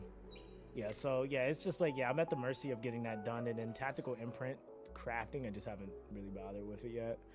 He said at the end of the mission, you get a selector for the imprints as well. Oh, okay, so that's pretty sick. So yeah, I got to get Hypercore 6 and I get the last two. And then start leveling these bad boys. Yeah, because we got 4 of those right now, so yeah, it's gonna be a grind. It's definitely a grind, but it is what it is. Oh yeah, you guys can add me. Yeah, I'm actually about to dip, guys. I gotta go check on the missus, make sure she's good. Yeah, you guys can absolutely add me. Hold on, where's my... Do you guys need my ID? Hold on, I'll drop my ID. Boop. That's the ID. And I'll add all you guys back. I actually got to go through my friends list and purge. Like, look at that. 317 days. Jesus. It's crazy. Just do that. You said name of guild? Wait, like what guild? I joined some random guild. Well, not random. They actually recruited me. It's called Fate Go. This is one of their, I think, sister guilds. They have another one that's like more sweaty, but this one is just. I joined this one because of the fact of the matter is that I'm not able to go right into PvP right away. So I didn't want to join a super sweaty guild and then I'm still trying to build my account. Like. So I'll be probably transitioning out to a more sweatier guild once I get stuff back up to par. Because when I was playing before, I was pretty sweaty. Like I was doing United Front pretty hard. You know, Anchor Recon. I was doing RTA. Like I was sweating a little bit. But yeah, we'll have to get back there. But yeah, I would definitely say for any returner, if you're like not spending crazy, probably would be slide into a guild that is semi-competitive, not full competitive, because yeah, that might get you a little cooked there. with the requirements that they may have. Yep, that might be it. All right, so okay, guys, I'm about to dip out. I appreciate you guys for coming through, man. You said you were in top 500 and mad. I remember. I I played pretty hard, and that was when there was more players too. So yeah, this is now it's a new beginning. Definitely probably streaming tomorrow too. You know, we'll probably stream tomorrow because it's just all grinding, getting the account caught up, and then we'll be reacclimating ourselves back into PvP. That's going to be really interesting, and I want to go through the process because then I can actually make a solid video about the process so people know what they need to do, and kind of creating like a format, like a things you want to kind of target through the process. But yeah, I guess we're kind of waiting for some news. It's still like a ton of days left on Ariel's banner, so it ain't nothing new happening right now. But yeah, I know the new player account. I know there's some people waiting for that. Probably not gonna do that again though until Guilty Gear comes. If it's like super far out, then I'll probably do it a little bit earlier. But that's really when I wanted to start the new player series, and so it'll probably get some people to start out fresh and see how that's looking with the collab characters, because that'll probably be actually really fun. But yeah, that's gonna be that, guys. You guys stay safe out there. Appreciate you guys on the YouTube side and as well on the Twitch side. You said add me back so I can show you builds. Yo, what is your name in game, bro? What's your name in game so I can make sure I add you, because this game loves to do it where they have you not seeing who added you to just like follow them back, I guess is the thing. Hold on, let me see. Okay, I think mutual followed. Okay, yeah, you got to tell me what your name is in game. And or did you DM me? Hold on, let me see. Okay, got you. I think weren't we following each other? Okay, there we go. I got you. Throw you can we not heart people anymore? Like, what's going on? Alright, cool. Alright, I got you. Alright, so yeah, you can hit me up on here or Discord, it don't matter, but I'm gonna be checking the end game because, you know, Etheria's end game is actually pretty dope. But alright, guys, you guys take it easy, man. Stay safe out there. Everyone stay blessed, man. And I'll catch you guys later. All right, guys. Peace.